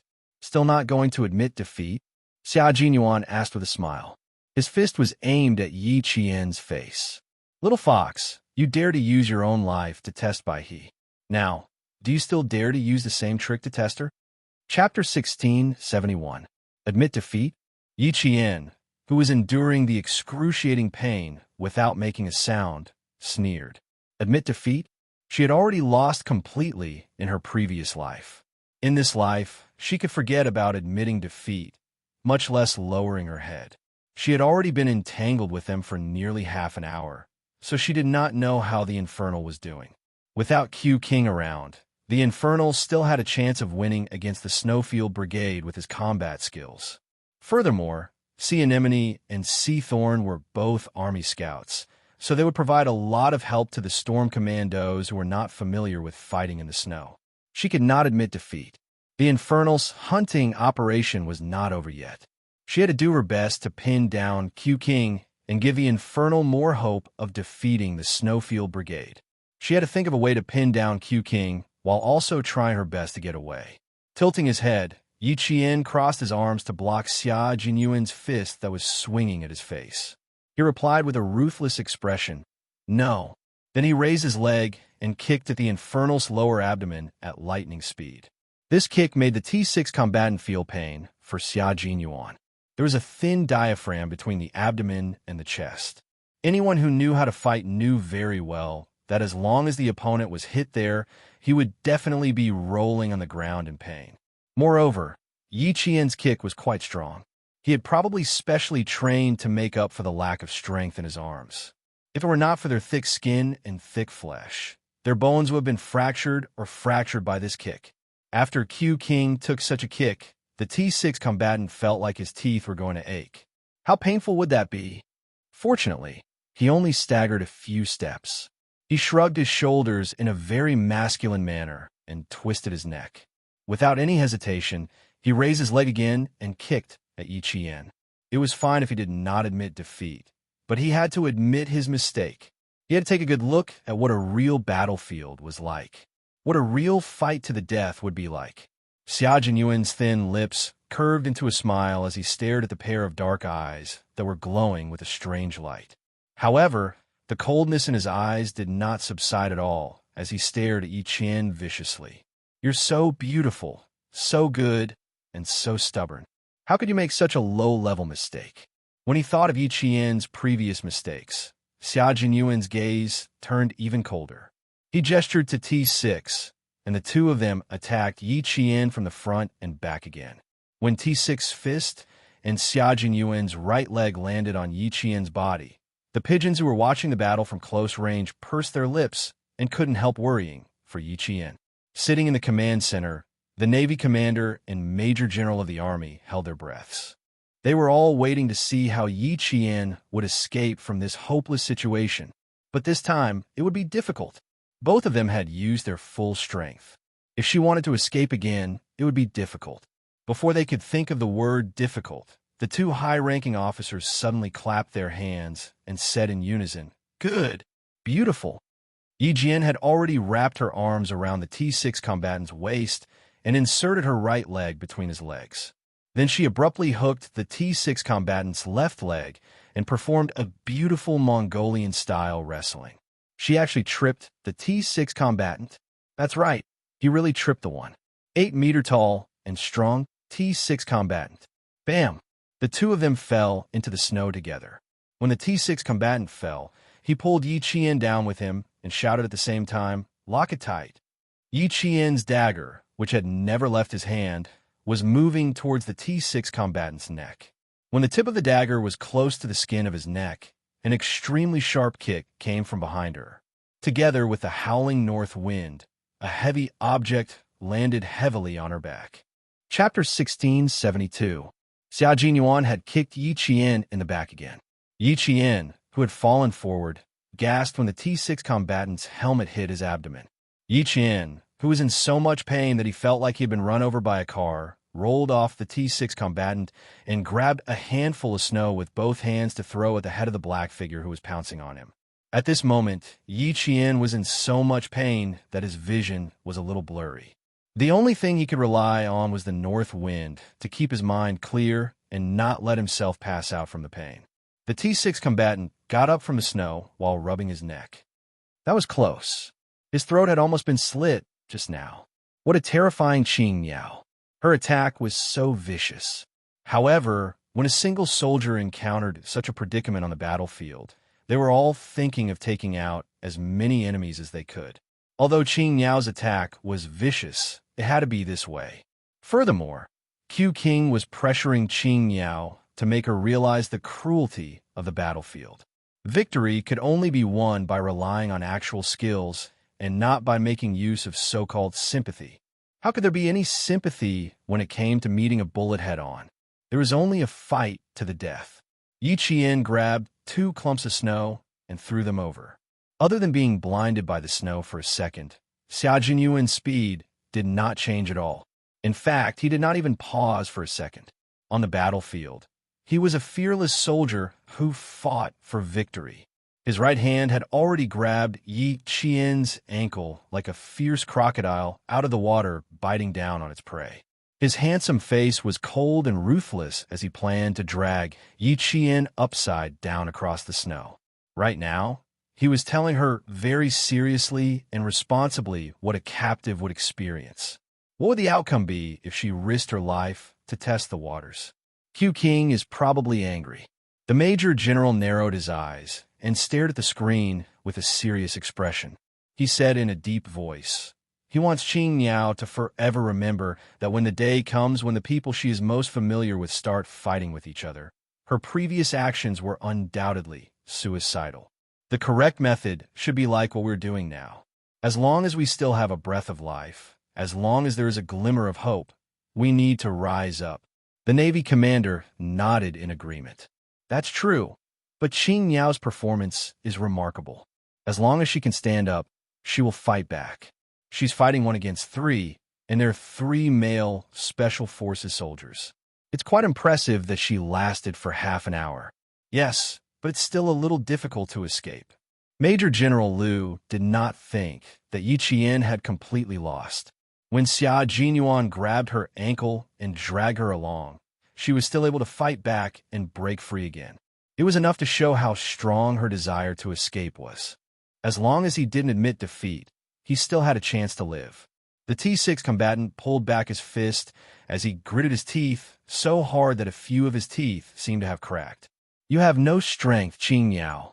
Gritting his teeth and shaking his hands, the T6 combatant cooperated well with Xia Jinyuan. He either attacked from the left and right, or from the front and back. Although his face and body were aching from Yi Qian's punches, it did not affect the speed of his attacks. Yi Qian, indeed, did not have much strength left. She could faintly feel her legs trembling in pain. There was no part of her body that did not hurt. The punches to her chest seemed to have knocked her internal organs out of alignment. You can admit defeat now, Qing Yao. Xia Jinyuan, who blocked her way out, spoke coldly. His gaze was as sharp as a sword as he looked at the swaying figure. He said coldly, "This is a battlefield. Do you still dare to stretch your neck out?" Chapter 1673. Little Fox, your intelligence should be the great wisdom of strategizing and fighting from thousands of miles away, not the petty cleverness of a villain. Yi Qian, whose arm was trembling from the beating, took a deep breath and tried his best to clench his trembling fingers into a fist. Then, he threw another punch straight at the T6 combatant. She did not want to talk to them. She would rather use all the energy she had to talk to fight. They watched as she was knocked down again and stood up again and again. As Yi Qian stood up again and again, the battlefield moved closer to the edge of the forest. Every time Yi Qian stood up again, he would face the two combatants attacking him with an awe-inspiring and fearless attitude. He would grit his teeth and endure the severe pain in his body as he threw punches and kicks. He would fight with extreme calmness. She would escape, and the time for her to escape was getting closer and closer. As long as she reached the edge of the forest, she would definitely be able to escape. Xia Jinyuan's deep black eyes flickered with a faint light. He looked thoughtfully at the forest covered in thick snow, and a cold smile appeared on his thin lips. Very good. She still hasn't given up on escaping. Most of the time, it wasn't that you didn't have a chance to escape, but that you didn't hold on any longer and just gave up. You gave up on survival and chose death. Xia Jinyuan, who had discovered Yi Qian's plan, pursed his thin lips tightly. His combat boots stomped fiercely in the snow. After suppressing the strange look in his eyes, the young major dealt the final blow to Yi Qian. Q King, Qing Yao, the T6 combatant and Pigeon shouted. Seeing their familiar figure fly out like a kite with its string cut and fall heavily into the snow, the two combatants' hearts trembled. Pigeon had already run over. Before she ran off, she did not forget to glare fiercely at her captain. Wasn't this a little too ruthless? Even if there was a plan to capture her, it shouldn't have been this ruthless. Q King, are you crazy? The T6 combatant scolded in a low voice. You could have captured her just now, so why did you have to kick her at the end? Aren't you afraid of seriously injuring her? Xia Jinyuan's eyelids trembled as he watched the pigeon run towards the figure that had yet to get up and was about 3 meters away from him. While the T6 combatant was not paying attention, he closed his eyes. When he opened them again, the last glimmer of light in his eyes had disappeared. He looked at the T6 combatant and said coldly, "It's better to be seriously injured by my kicks than to be captured and tortured by the enemy. More than any of you, I don't want to see her seriously injured, and I don't want to see her beaten into the snow and motionless. But I'd rather be the one teaching her a lesson now, not." There was a hint of hoarseness and bitterness in his cold voice. It was low and heavy, like bitter gourd juice and coptis. It was bitter, astringent, sour, and forbearing. It instantly made T6's heart ache. He looked at his captain and then at the figure who had yet to stand up. He loosened his clenched fists and took a deep breath. Can we end this now? Can you take her back now? Was it over? Could he take her back now? Without really capturing Yi Qian, Xia Jinyuan glanced coldly at the T6 combatant and walked forward with his long legs. Qing Yao, Yi Qian, how are you? Are you all right? Pigeon had already run to Yi Qian's side. Just as he was half kneeling and reaching out, his hand froze. Chapter 1674. Only when he crouched down did he realize that Yi Qian was not lying in the snow. Instead, his elbow was propped up against the snow, and his right leg was slightly bent. This was a jumping motion. Qing Yao. She had not given up on running away. Pigeon, you've broken the rules. Yi Qian raised his head and smiled gently at Pigeon, who was concerned about him. As the one who died, you should be standing by the side and watching. It was not the end yet. She could still open her eyes and still had strength in her arms and legs.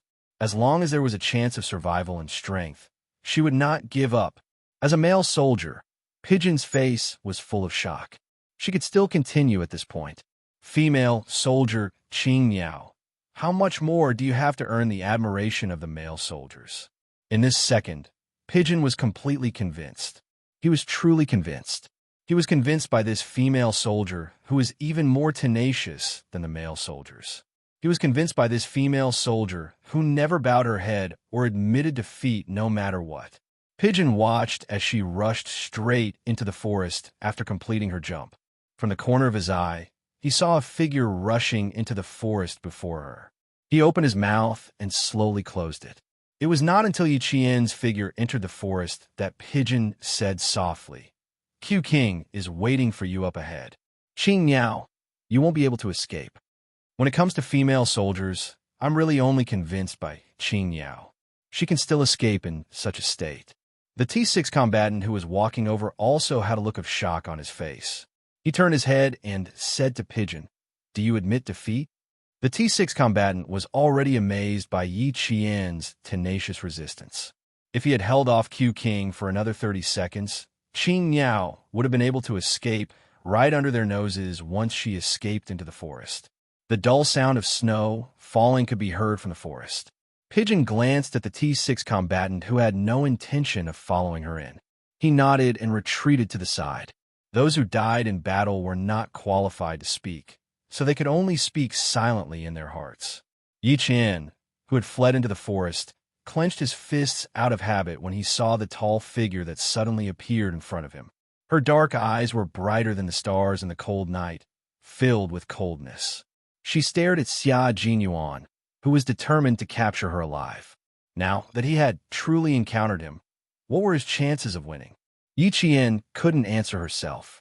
She only knew that she didn't want to become a captive. She didn't want to fall into his hands.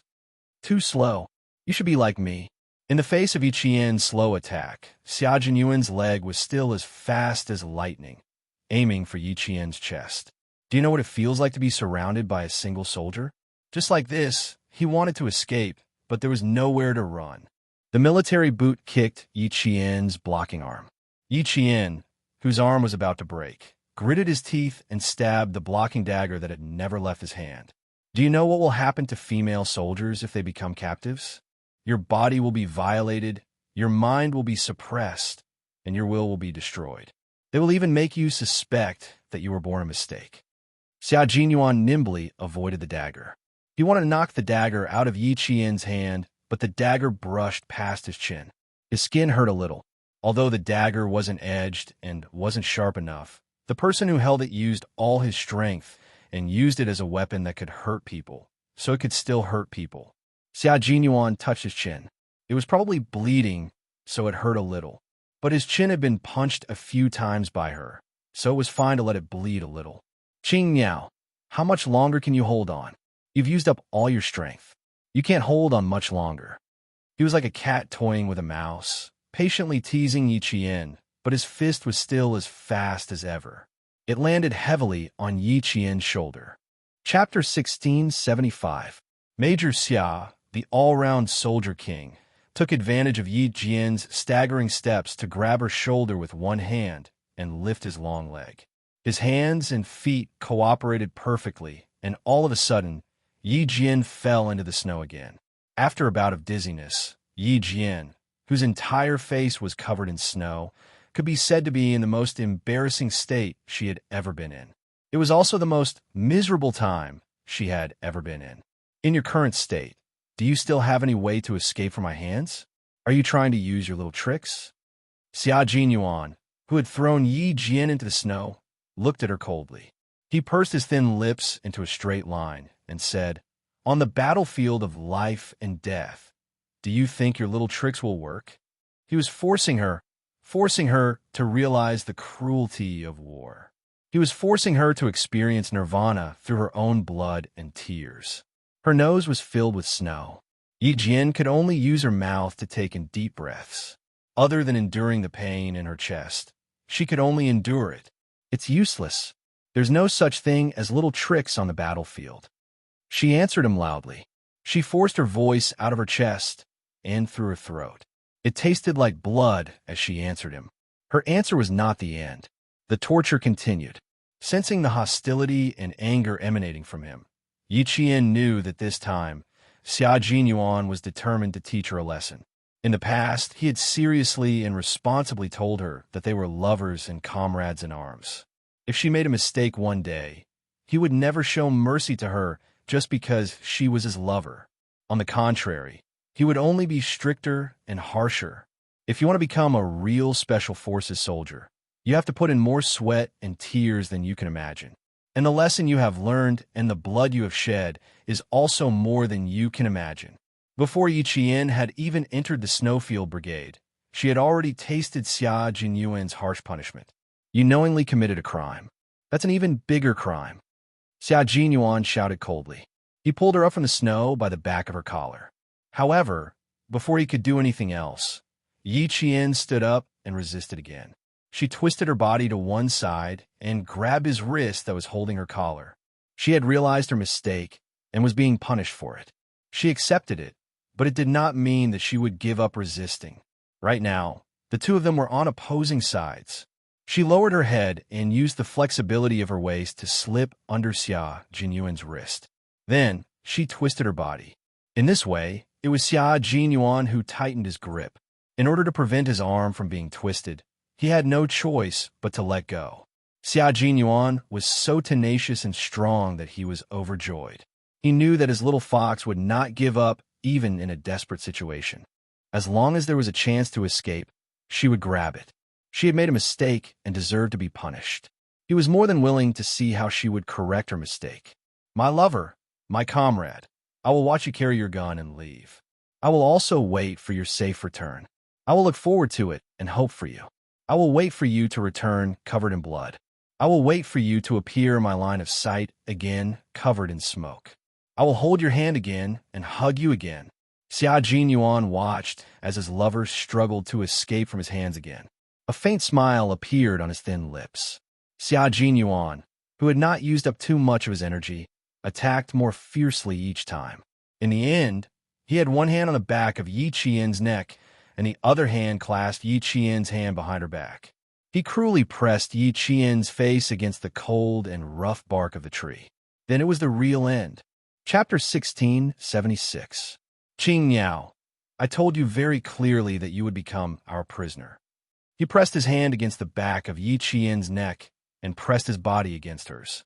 His thin lips were close to Yi Qian's ear, and his voice was cold as he said, "Now, do you still want to run? Do you still have the strength to run? Do you still have the guts to use the same method you used on Bai He again?" The first part of his speech was all to pave the way. The most important part was the last sentence. Yi Qian struggled a few times but was unable to break free. She didn't waste any more energy and calmly replied, "No, I already know that I was wrong. Qing Niao, you dare to use such petty tricks to deal with Bai He. You've disappointed too many people." Xia Jinyuan didn't loosen his grip, but instead pressed down harder on Yi Qian's neck. Fortunately, Yi Qian was wearing a helmet. Otherwise, his facial features would have been distorted by Xia Jinyuan's pressure. "Uncle Chen didn't teach you to do that. Uncle Jin didn't teach you to do that. I didn't do it. The army didn't do it. No one did it. And you could have won against Bai He, but you used such a method. Do you know that on a real battlefield, the enemy loves to send you to your death like this?" He was right. She could have won, but she used the stupidest method. This time, he was so ruthless to teach her a lesson. "Did I go easy on you just because I know you? Did I go easy on you just because of our identities? No, because I'm a soldier. As long as I'm standing on the battlefield, even if it's father, son, lover, friend, or brother, as long as we're on opposite sides, there's no such thing as mercy. I won't stop just because the other party is testing me. Qing Niao, remember your identity. You're a soldier." He lowered his voice and said each word clearly in her ear. Yi Qian, whose face was in pain from the abrasion of the tree bark, closed his eyes tightly and took deep breaths rhythmically. That's right. When one day the people who were most familiar with each other became enemies, there would be no mercy. There would only be a fight to the death. Yi Qian's chest heaved up and down rapidly as he gasped for air. The cold wind that poured into his dry throat was like a knife scraping through his eyes. His throat was tight with pain. He quietly listened to Yi Qian's lecture and humbly accepted such a strange criticism. "Bring out the ruthlessness you showed to your enemies." Major General Liu pressed down on the rim of the teacup with one hand. He used a little too much force, and the rim of the teacup was imprinted on his palm. Qing Niao's resistance is admirable. She persevered in spite of all setbacks, which is what a soldier should have. At this time, even the technical staff's gaze fell on the tenacious and unyielding slender figure. Really good job. Soldiers should be like this. Yi Qian did not know that her resistance had once again won the favor of the high-ranking military officer. She was calculating the time quickly in her mind. Her body was captured, but that did not mean her brain was captured. It had been 38 minutes since she was discovered. The devil should be progressing smoothly. Unfortunately, she could not delay any longer. There is still some time before the end of the competition, and her physical strength was basically exhausted. For the time being, There was no way she could escape from Q King. If she did not want to become a captive, she could only rest and observe the situation. If there was a chance to escape, she would definitely seize it. You're now a captive, Qing Yao. Enjoy the treatment of being a captive. After he finished lecturing, Xia Jinyuan used a rope to tie Yi Qian's hand from her shoulders to her wrists. He then tied it dead, not to prevent her from removing the rope and leaving. After he finished, he deliberately walked in front of her and turned on the searchlight on his helmet. Looking at the palm-sized face with bruises on the corners of her mouth, his slender fingers secretly clenched. Chapter 1677. Yi Qian also saw the man standing in front of him clearly. His face was also bruised. The corner of his mouth was bleeding from her attack, and the corners of his eyes were also bruised. Seeing him in this state, there was no doubt that he was in the same state. Q King, are you planning to wait here for the higher-ups to finish? Yi Qian looked at him and calmly reminded him. There's not much time left before the battle ends. Fortunately, he was still in good spirits after being beaten up like this. Xia Jinyuan slowly loosened his clenched fists. Then, his thin lips curved slightly into a ferocious smile as he pushed Yi Qian out. His face was already so bruised and swollen. His body was probably even worse, especially since he had not held back at all when he kicked him. Not only was his face bruised and swollen, it was definitely purple. His heart ached. Of course it ached, but he had no other choice. She dared to risk her life. How could she be so reckless? She was so reckless. Training hard was not just for you to go in a battle and kill the enemy. You had to come back safely. When the T6 combatant saw that Q King's aura was so low that it was almost at the point of explosion, he could not help but mutter in his heart. He had already caught him, so why was he still so low? He carefully went up to him. Can we go back now? The T6 combatant quickly glanced at the tied-up Qing Yao out of the corner of his eye and felt a little pain in his eyes. Qing Yao was so good at running. Qing Yao was so good at running. Qing Yao was so good at fighting. Something serious had almost happened just now. Fortunately, Q King had noticed it in advance. What do you think? Xia Jinyuan glanced at the T6 combatant fiercely. You've been out for 35 minutes. If you still don't come back, are you going to let the Devil King annihilate all of us? The original plan was to finish off Yi Qian within 30 minutes and then go back to support his teammates. But now, Xia Jinyuan narrowed his eyes slightly and glanced at Yi Qian. His handsome face was cold. Major Xia could not help but purse his lips again. This time, she wasn't angry because of Yi Qian's mistake. It was time to feel sorry for him. The Snowfield Brigade's wonderful captive plan ended. The Navy commander took off his hat, touched his head several times, and sighed. It's already very good. It's already very good to be able to hold on for 35 minutes. Fighting 1 against 3 and lasting for 35 minutes was the best a male soldier could do. That's right. There's still time before it's over. Although Qing Niao has been captured, she won't admit defeat. As long as she has the chance, she will definitely think of a way to escape.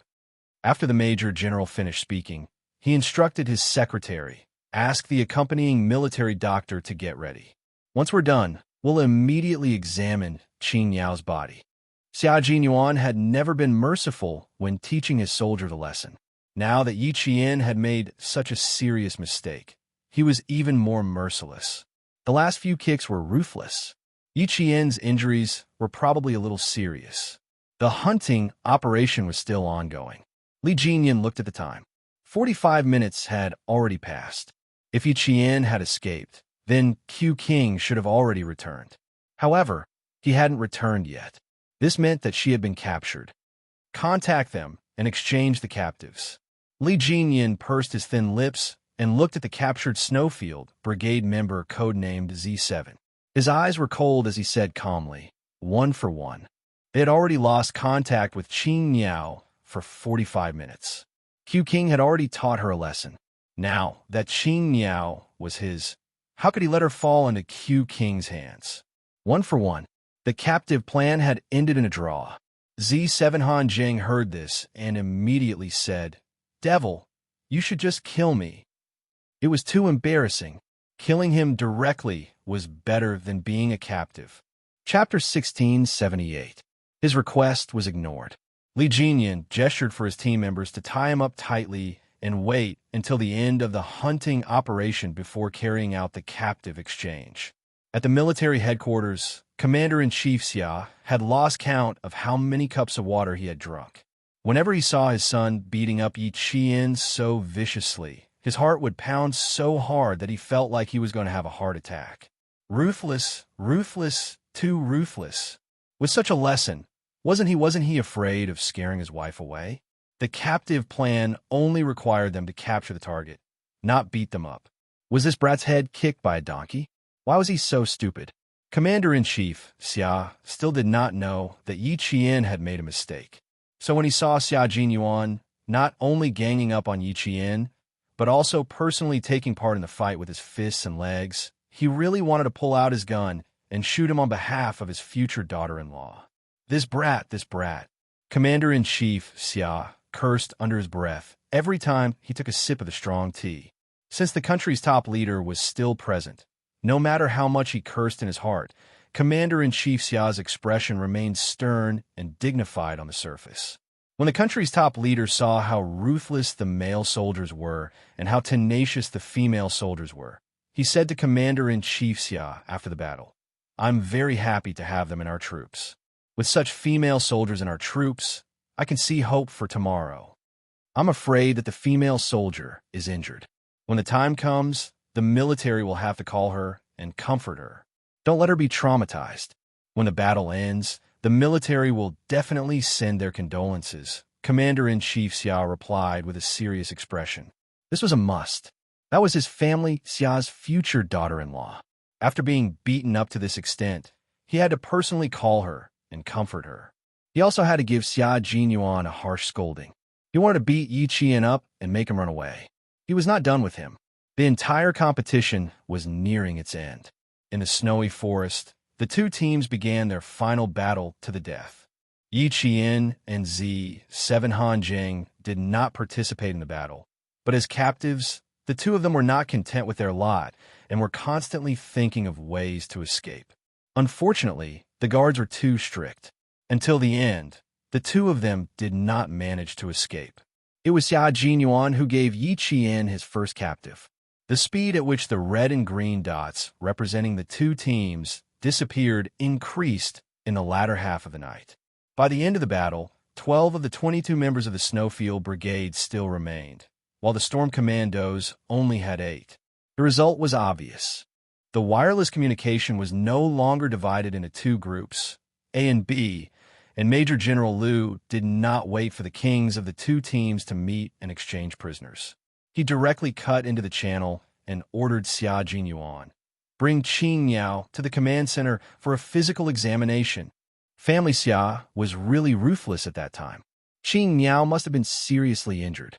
At this moment, K7, who was guarding Yi Qian, spoke into everyone's ears. "Qing Niao has a fever. She was given a strong antipyretic, but she's allergic to the medicine. There's a rash on her neck and wrist." The two teams' wireless stations went silent. Then, Major General Liu shouted, "What are you waiting for? Send her to the hospital." On the other side, Xia Jinyuan ran over like a whirlwind. "Bring her here, quick. Allergic to the antipyretic. This is going to be serious." Yi Qian did not know that she was allergic to the antipyretic. Before she took the medicine, K7 even specifically asked her if she had any history of allergies to drugs. She answered with certainty, no. She did not have any allergies in her previous life, but she really did not know that she would have any allergies in this life. She originally wanted to take 2 pills, but K7 said that it was not necessary, so she only took 1. Fortunately, she only took 1 pill. If she had taken 2 pills, she did not know what would have happened. Chapter 1679. Allergy to drugs was one of the most common symptoms. Yi Qian's flushed skin was one of the most common symptoms. In her previous life, she had taken antipyretics before, but there were no symptoms. Who knew that in this life? She had never thought that taking antipyretics would cause an allergic reaction. "My head doesn't feel so good." Yi Qian, who was burning up, touched her forehead. She didn't wait for the military doctor to come over. She left K7 this sentence before she fell asleep. She didn't know what was happening in the outside world. K7 later recalled that his mind went blank for at least 3 seconds. He thought Yi Qian had gone into shock due to anaphylactic shock. K7, who had always been cold and aloof, who everyone in the team thought had transcended the mortal world and become immortal, panicked at this moment. Fortunately, he was mentally strong and didn't panic to the point of not knowing what to do. The first thing he did was to check Yi Jian's pupils and report Yi Jian's situation to the team. When a major general of the army and the Navy commander heard that Yi Qian's condition was bad, they didn't just send the military doctor over. They immediately contacted the helicopter team to send Yi Qian to the hospital. The members of the Snowfield Brigade and Storm Commandos all had serious expressions on their faces. However, they couldn't all rush to Yi Qian's side. Li Jinyan led the team to the rendezvous point after the competition. Xia Jinyuan, who was running down the mountain, didn't even reach the bottom of the mountain when he saw the searchlights in front of him turn on. K7 was holding his head and his hands were hanging limply. Yi Qian was running from bottom to top, stepping on the thick layer of snow. Yi Qian. This scene made the unyielding Special Forces soldier's eyes burst out in anger. His usual calm expression was like a complete piece of white paper that was suddenly torn in half. He was no longer the elegant and noble young major who always behaved elegantly. K7, who was running with all his might, heard a familiar voice from above that made him lose his cool. His tense expression relaxed a lot. The two of them were much faster. Then he saw the captain, who was usually calm and composed, suddenly stumble and roll all the way down from a high place. K7 pursed his lips. Now he knows how to be anxious. Why didn't he pay attention to Yi Qian's condition when they were fighting? Xia Jinyuan, whose knees were weak, rolled down the mountain in a way he had never done before. He only stopped when the impact slowed down a lot. At this time, Xia Jinyuan was in a mess. Covered in snow, he got up and jumped from the slope. He ran a few meters and stood in front of K7. Do you want to faint or sleep? Xia Jinyuan's voice, when he spoke, his voice was cold. Xia Jinyuan was Yi Qian. Was Yi Qian, was Yes Yi, was Yi Qianzi? K7 didn't immediately pass Yi Qian to him. Instead, he walked past him and reminded him coldly, pat off the snow on your body. His comrade's reaction made Xia Jinyuan calm down. He quickly patted off the snow on his body and put on his helmet. He rushed to K7's side and carefully carried Yi Qian. Xia Jinyuan lowered his head and saw her lifeless face. He then saw the bruises on the corners of her mouth. He pressed his lips even tighter. High fever, allergic reaction to drugs, flushed skin, shortness of breath. Preliminary diagnosis: skin allergy and respiratory allergy. K7 glanced at his captain coldly and said in a deep voice, Q King, you were really ruthless this time. You must have beaten her up a lot. Q King, the capture plan didn't say you had to be this ruthless. Even K7 felt that he had gone overboard. Chapter 1680. Xia Jinyuan focused all of his attention on Yi Qian. He carried her and rushed up the mountain again. He needed to reach the helicopter landing point and ensure that Yi Qian boarded the plane and went to the hospital for treatment as soon as possible. Xia Jinyuan did not tell all of his comrades about the mistake Qing Niao, Yi Qian, made. At that time, he said that his favorite thing was to catch a live Qing Niao.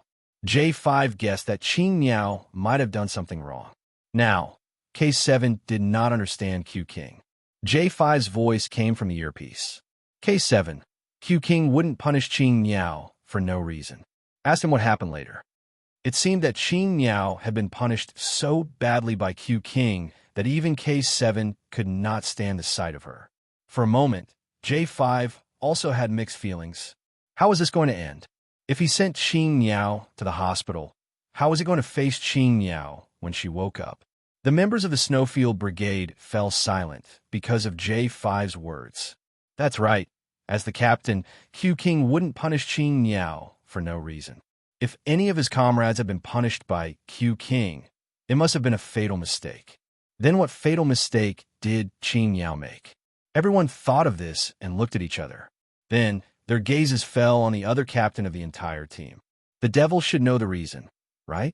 Because the communication between the two teams was merged, the members of both teams could hear J5's words.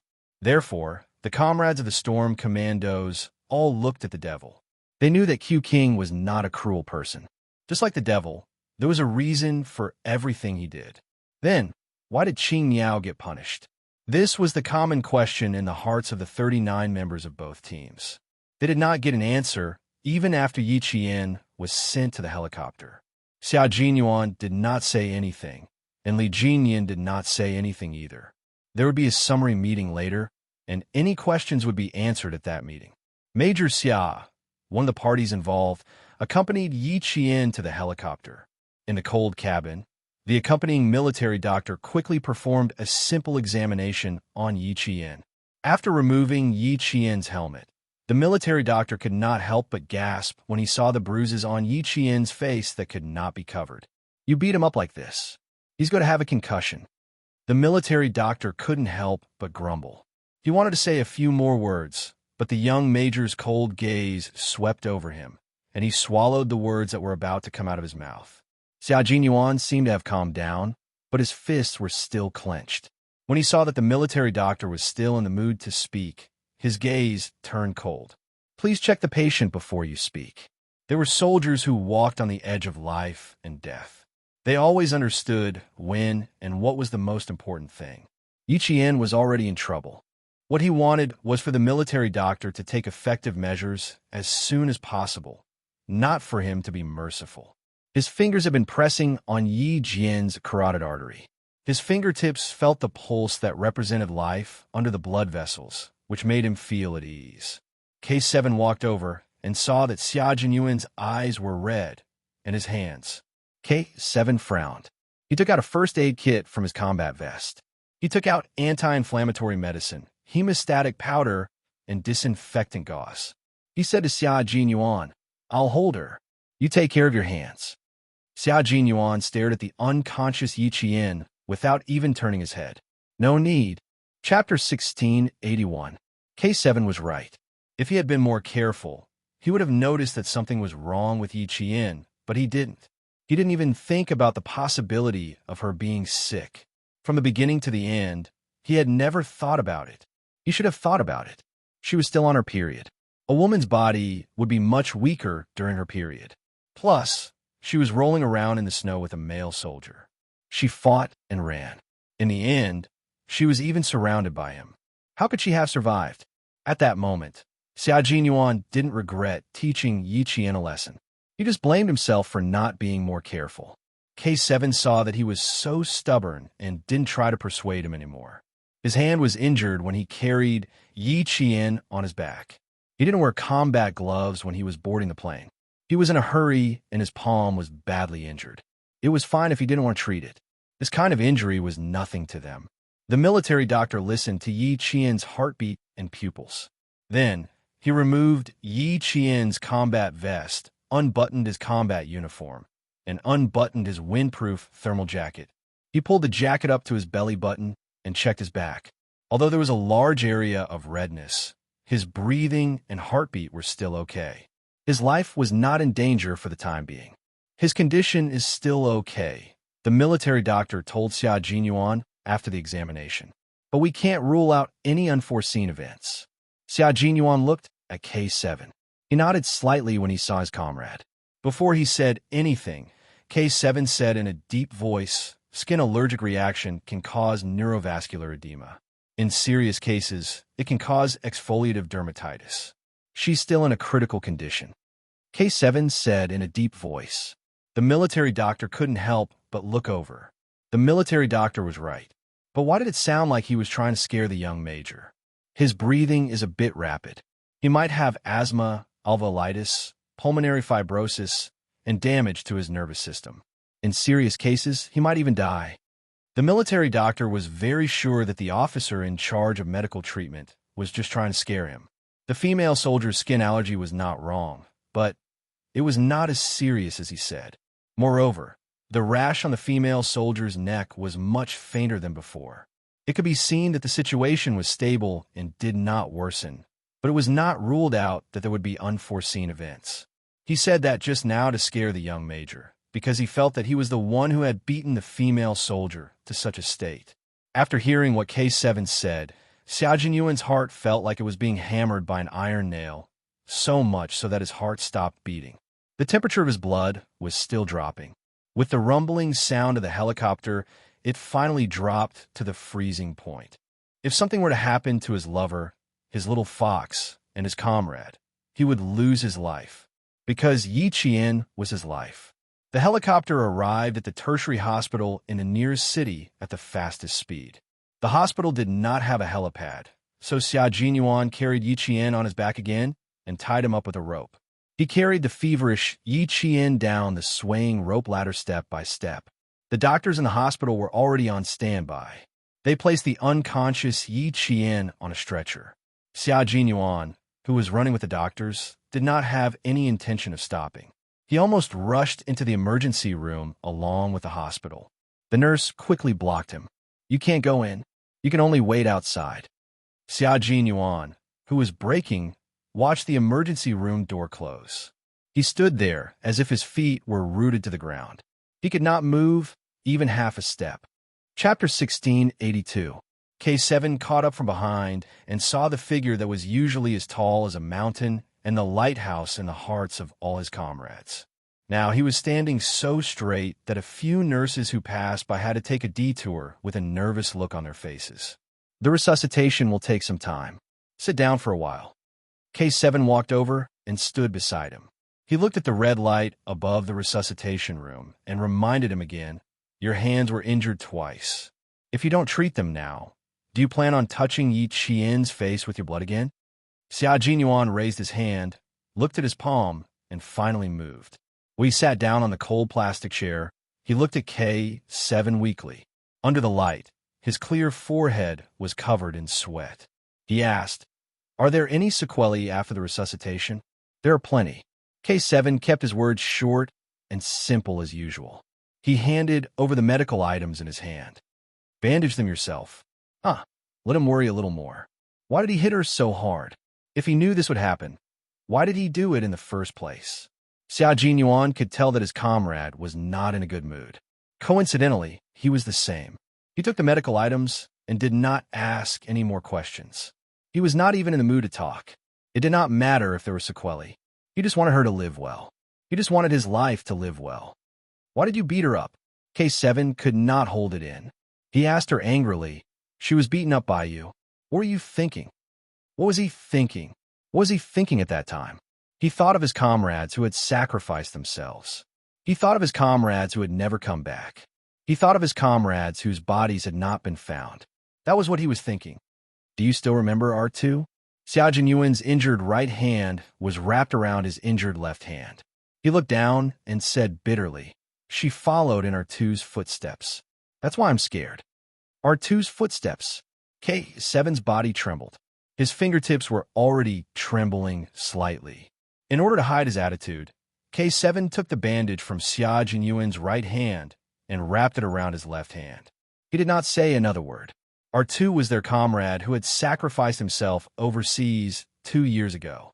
He was not the one who had gone on that mission. He had requested to go.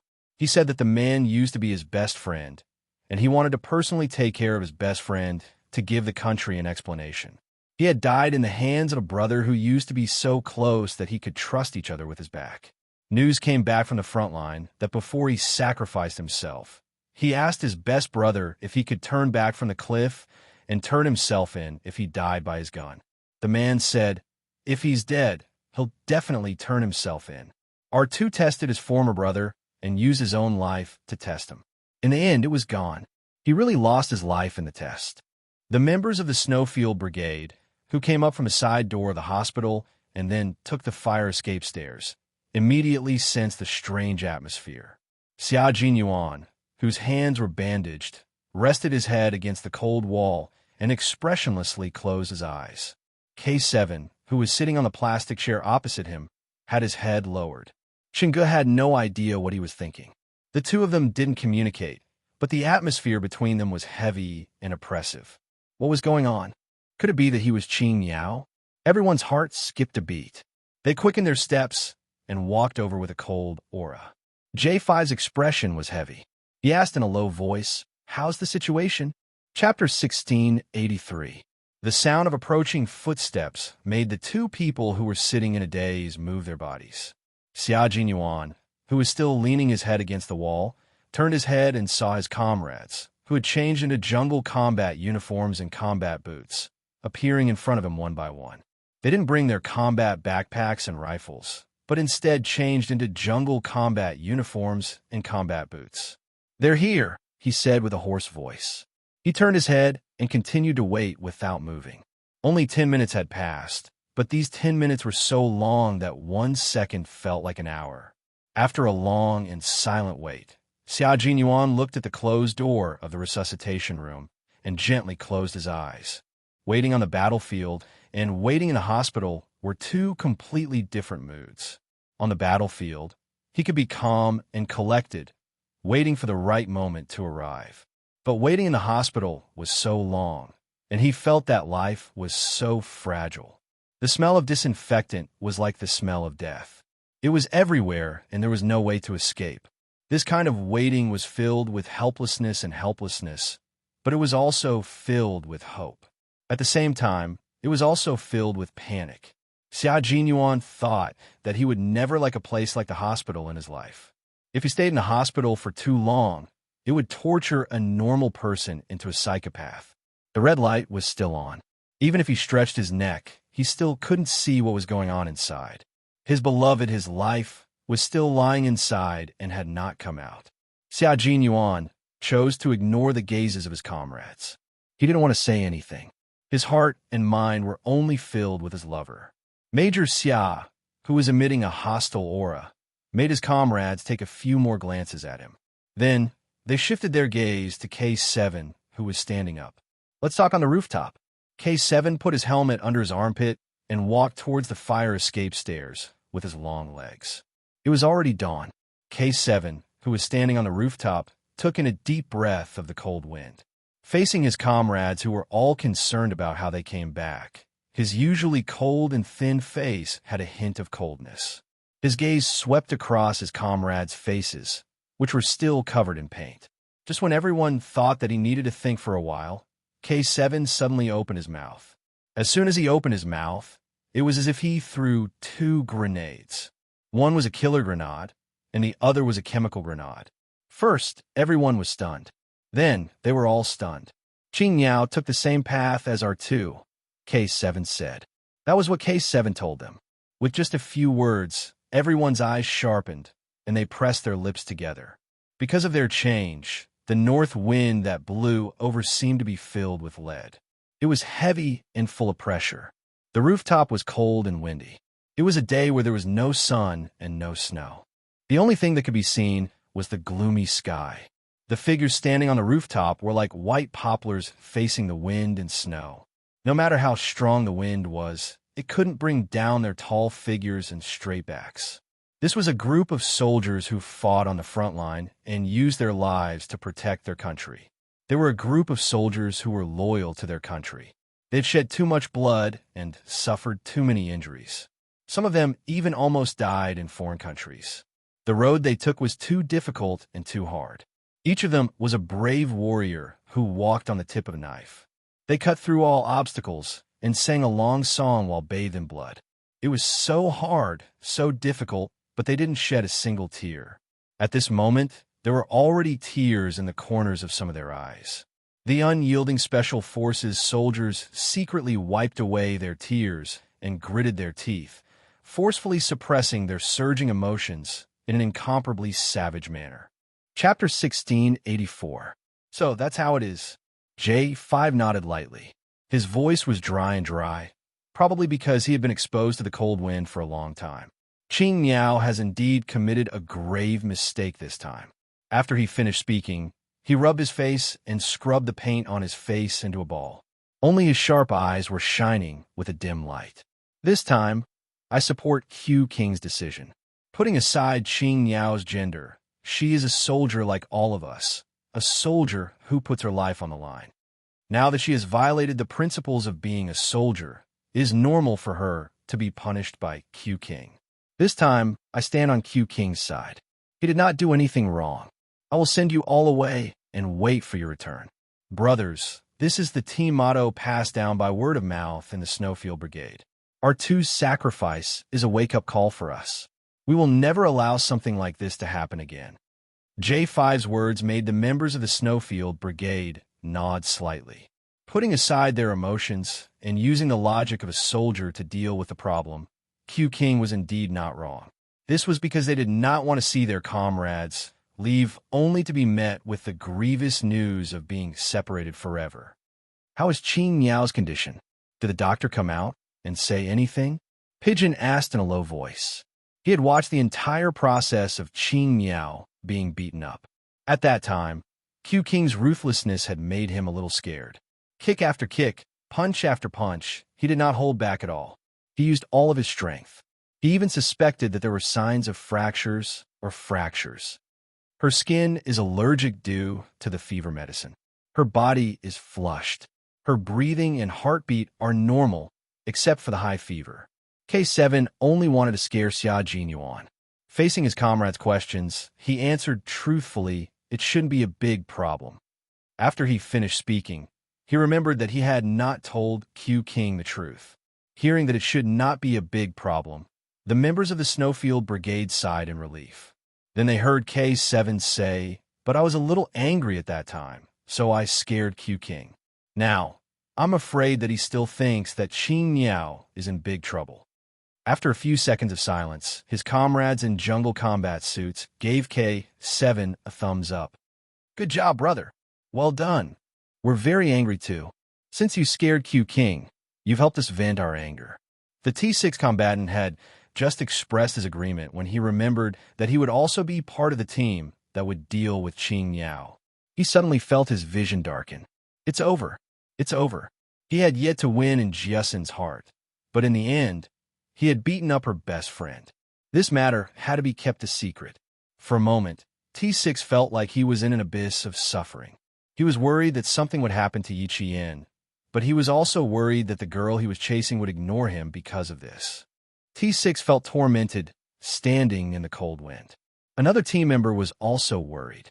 Han Zheng from Z7 sighed softly as he looked at his comrade, who was relieved to know that Qing Miao was fine. After Qing Miao made a mistake and was taught a lesson by Q King, his comrades all expressed their understanding and agreement. But, brothers, don't you know that the two of them are now in a relationship? As her boyfriend, Q King had beaten up his girlfriend until she was hospitalized. What if his girlfriend woke up and wanted to break up with him? What should he do? What should he do? What should he do? Commander-in-Chief Xia was also very worried about this problem. After listening to Baihe's report from the Snowfield Brigade, Commander-in-Chief Xia finally understood why his son had been so ruthless in dealing with his future daughter-in-law. Chapter 1685. After thinking about it for a while, Commander-in-Chief Xia decided not to think about it anymore.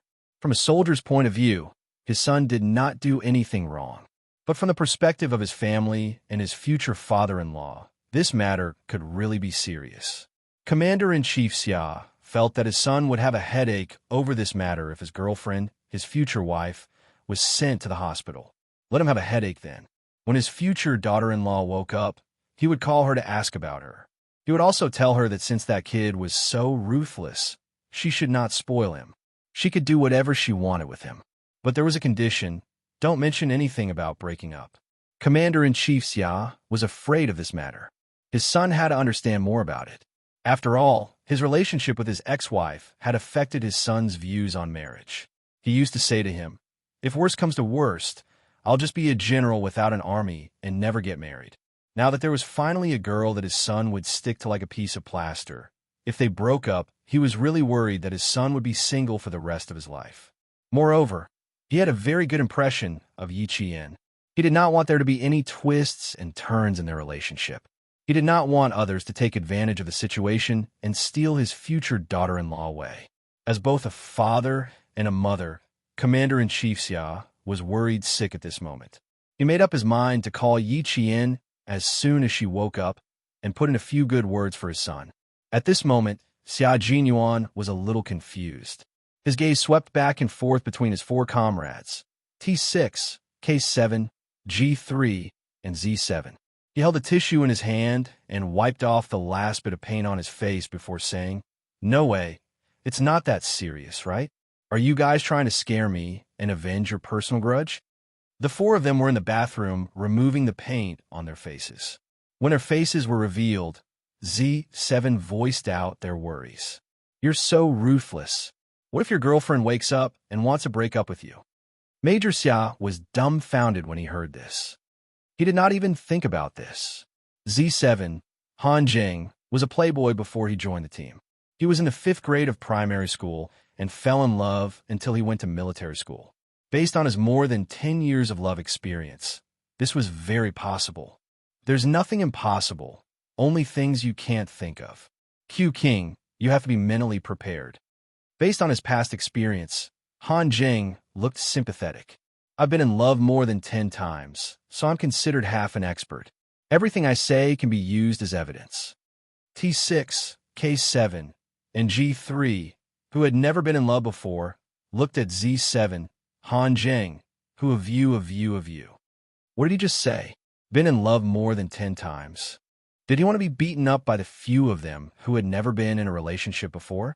Kid, he of course. Xia Jinyuan didn't believe it. He had grown up in the same compound as Han Jing. When Han Jing was wearing open crotch pants, he always wanted the female soldiers in the compound to hug him. He talked about his glorious history every day and bragged about how many women he had had. How could he be in a relationship with those casual women? Being in love cost him money to buy a house within the 2nd ring road of Beijing. He was using money to buy fun. How could that be considered being in love? When Han Jing saw his expression, he knew that he did not believe him. However, he was not angry.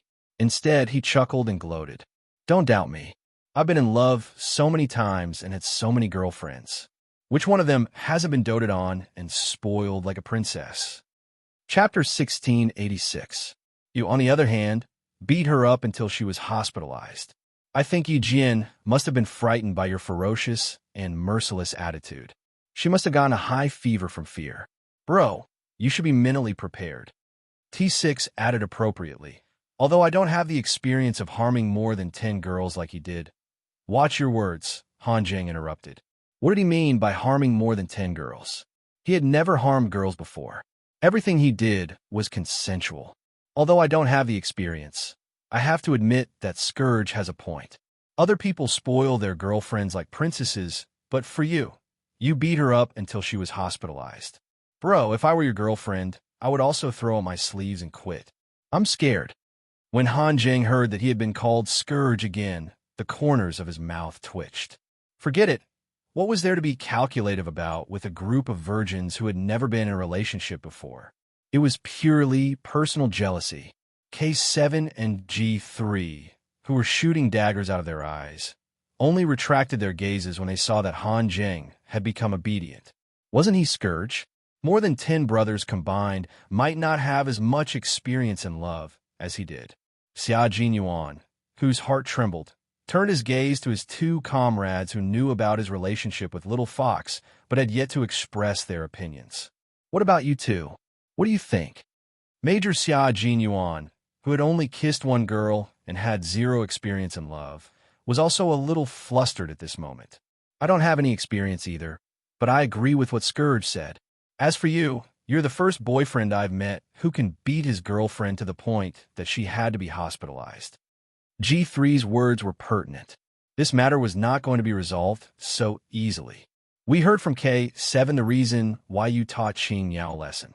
As a soldier, logically speaking, we agree with what you did.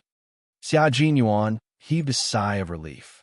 He nodded with a cold expression and said, as her comrade in arms, I have to make her remember that it is stupid to use her own life to test the enemy on the battlefield.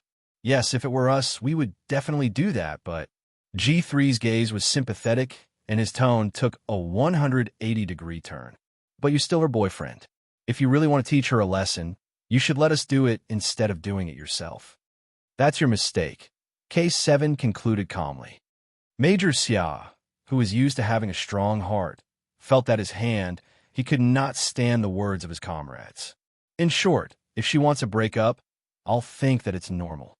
As his comrade, the T6 combatant continued to stab him. Since he had already stabbed him so many times, it did not matter if he stabbed him one more time. Stabbing him in advance was equivalent to injecting him with a tranquilizer in advance. Faced with his comrades stabbing him left and right, Major Xia took a deep breath of the ammonia gas that every bathroom must have. He suppressed the panic in his heart and said calmly, "You're right. It's indeed my mistake. I shouldn't have done it myself. You guys should have done it instead." At that time, he only thought that since she dared to do this, he would let her have a taste of her own medicine and make her pay a certain price for her foolish actions. He was happy that she came, so how could he bear to see her leave? He brought her step by step to the path he was on, hoping to advance and retreat hand in hand with her. How could he bear to see her leave in advance? If he had to choose again, he would still choose to teach her a lesson. Chapter 1687. He wanted her to always remember that petty tricks and thinking too highly of herself were taboo on the battlefield. The slightest carelessness would result in nothing left. However, he did not expect that she would end up in the hospital because of him. He did not regret teaching her a lesson. He had once said that they would not only be lovers in the future, but also comrades. As the team leader, he had the duty and responsibility to make sure that his comrade suffered the consequences of her mistake. Although I was successfully intimidated by you guys, I still believe that Qing Yao won't break up with you. Major Xia, who was a little flustered, would not be defeated so easily. He turned on the tap and washed his face with cold water. After changing into his jungle combat uniform, he stood in front of his comrades and looked into their deep, cold eyes. His gaze was as cold as an unsheathed ancient sword. He said calmly, "Although I believe that Qing Yao won't break up with me, as her boyfriend, I still have to apologize first." The corners of G3's mouth twitched. Looking at his expression just now, he thought that he would never apologize to Yi Qian and say that he regretted teaching her a lesson. The next second, the all-round soldier king bent over for love. The comrades guarding outside saw their team leader walk over with his head held high. Although the corners of his mouth were swollen, he looked very calm as he walked over. "There's no need for all of you to stay in the hospital. Go back and reorganize. Captain Li will lead you to the second training base." The hospital was not the army. It was already 7 in the morning, and there would be more and more people in the hospital. It would be too eye-catching for a group of people to wear their combat uniforms. They would become the target of everyone's attention, so they had to leave immediately. "When Yi Qian wakes up, I'll let you know immediately. I'll also convey your concern to her. Everyone, stand at attention." A minute later, the team left. Han Zheng walked forward and patted his good friend and comrade on the shoulder. He said earnestly, "Lower your head and apologize properly. At times like this, you have to pretend to be a coward. Don't be stubborn. Be careful that you don't lose your girlfriend and let your brothers take advantage of you." Looking at how Qing Yao was acting, if she was not his brother's girlfriend, he would have pursued her. T6 was even more devastated. "Jiasin is her good friend.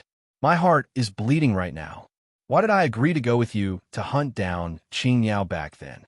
Am I stupid or not?" At the very least, Q King was in a relationship and had even held hands and kissed her before. But as for himself, he had not succeeded in his revolution and was still working hard. Whenever he thought of this, the T6 combatant felt his heart bleed. Seeing this, Xia Jinyuan kindly comforted her. "Don't worry. If you don't get it, you won't lose it.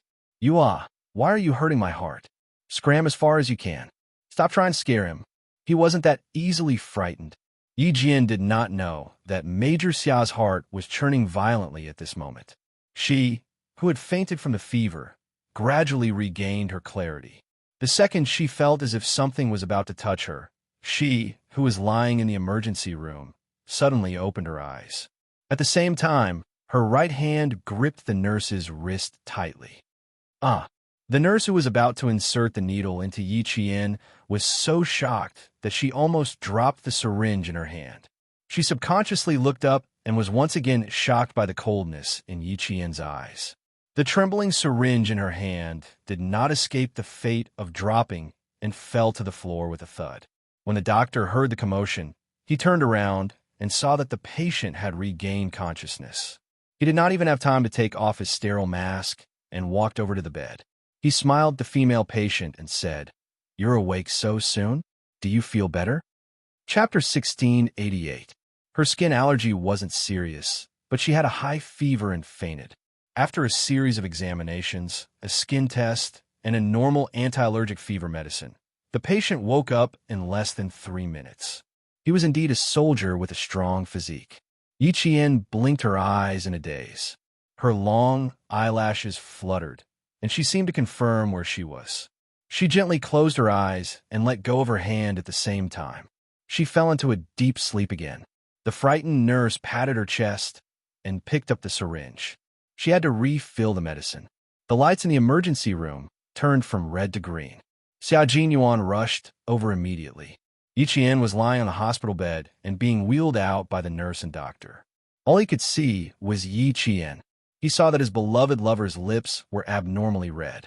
It was the color of lips that only appeared when the fever had not completely subsided.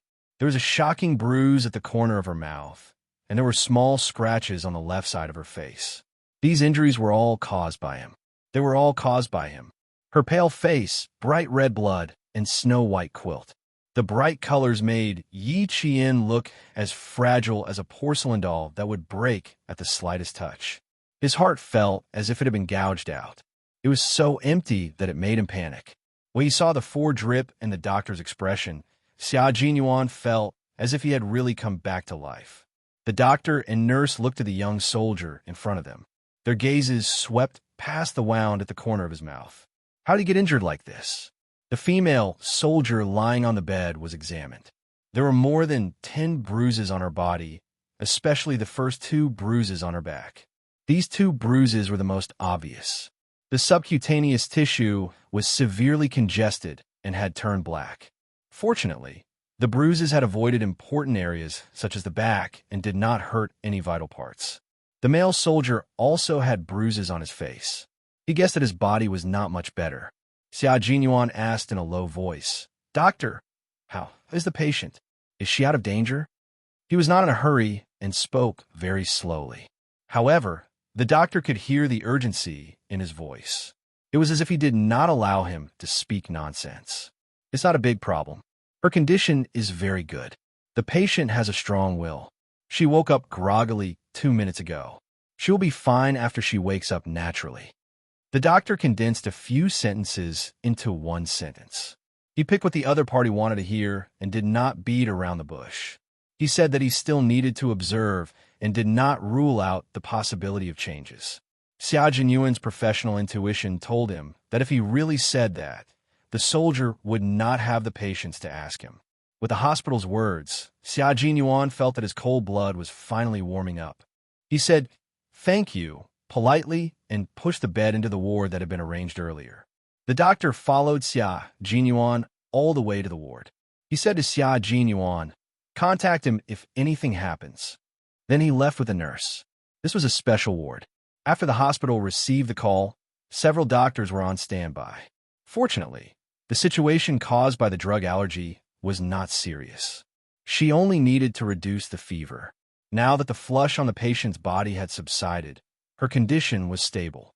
After the door closed, the room was so quiet that only the sound of breathing could be heard. Xia Jinyuan sat by the bed. His hands were clenched tightly. His gaze was fixed on Yi Qian. She was lying quietly on the bed with her eyes closed. Her face was particularly pale because of her poor complexion. Chapter 1689. He gently touched the wound at the corner of her mouth with his hand wrapped in gauze. The young major's eyes were no longer as cold as they were during the competition. Instead, they were as gentle as water. "I'm sorry, little fox." He got up and slowly bent down to gently touch her lips with his similarly injured lips. He didn't dare to use too much force, as he was afraid that he would hurt the corner of her mouth. He only kissed her lightly and then left. He carefully adjusted the corner of the blanket before sitting back down. Xia Jinyuan quietly looked at her sleeping face under the influence of the medicine. He couldn't help but purse his lips slightly. He quietly watched, guarded, and accompanied her.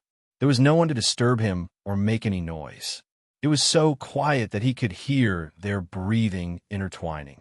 Only then could he feel at ease. After an unknown amount of time, the phone in his pocket rang and broke the silence. Xia Jinyuan frowned and immediately took it out and quickly picked it up. At the same time, he got up and walked to the balcony of the single ward. The sliding door gently closed. He stood outside the glass door and stared intently at Yi Qian on the hospital bed. He said, "Dad, speak slowly. Don't lose your breath. You're quite capable. You beat up your girlfriend and sent her to the hospital. Aren't you usually quite shrewd? What's wrong? Did you get kicked in the head by a donkey and become an idiot?" Commander-in-Chief Xia on the other side of the phone mocked his son. He was definitely a father and wasn't afraid of Xia Jinyuan hanging up the phone.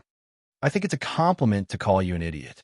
Yi Qian should be punished for what he did, but you can't beat up your girlfriend and send her to the hospital. Now, his girlfriend is in the hospital. I have a feeling that this future daughter-in-law, who has already passed the family Xia gate, is going to withdraw her foot and prepare to run away. Xia Jinyuan, if you scare your daughter-in-law away, go back and explain it to old madam and old master. I'm not going to scold them with you. I'll give you 2 words. Serves you right." Why did Comrade Little Xia and Comrade Old Xia not see eye to eye? That was the root cause. When Shirley's son committed a crime outside, he would never comfort him. His words were always the same. It had never changed from the past until now. Comrade Little Xia was already used to it. He had already accepted such a unique fatherly love. Was it so difficult to say a few words of concern? Do I have to mock and ridicule you to feel better? What was there to be comfortable about? The more he spoke, the angrier he got. Xia Jinyuan rubbed his temples and said, "Dad, I'm thinking about how to make my girlfriend change her mind. What a coincidence that you called. Xiao Yi really wants to break up?" Commander-in-Chief Xia's voice seemed to be a little higher, but she didn't sound worried. "That's right. You beat someone up and sent them to the hospital. Any normal girl would think so. You should apologize properly. You didn't make Xiao Yi change her mind. Don't go home this year. Spend the new year alone outside." He was definitely his biological father. He actually heard a hint of schadenfreude in his voice. Xia Jinyuan snorted. "Don't laugh too early." "Huh. I'm not laughing too early. You should think about this matter carefully. Daughter-in-law, I only acknowledge Xiao Yi as my daughter-in-law. You can't change it to someone else." Commander-in-Chief Xia could tell that his son didn't give up because of this. He was determined to stick to the basic path and continue to cling on to Xiao Yi. He immediately felt relieved. Commander-in-Chief Xia, who was relieved, hung up the phone very quickly. He didn't give Xia Jinyuan any time to mentally prepare himself. Xia Jinyuan could only sigh about this phone call. He sat down by the bed again and held Yi Qian's hand. He whispered, "Little fox, you mustn't break up with me. If there's anything, we can talk about it calmly. Just don't say anything that will hurt our relationship." Chapter 1690. My dad is panicking. I heard that he told old master and old madam about it. He even said that I'm going to make you disappear and that I can't even go home. Major Xia started racking his brains to think of a way to apologize.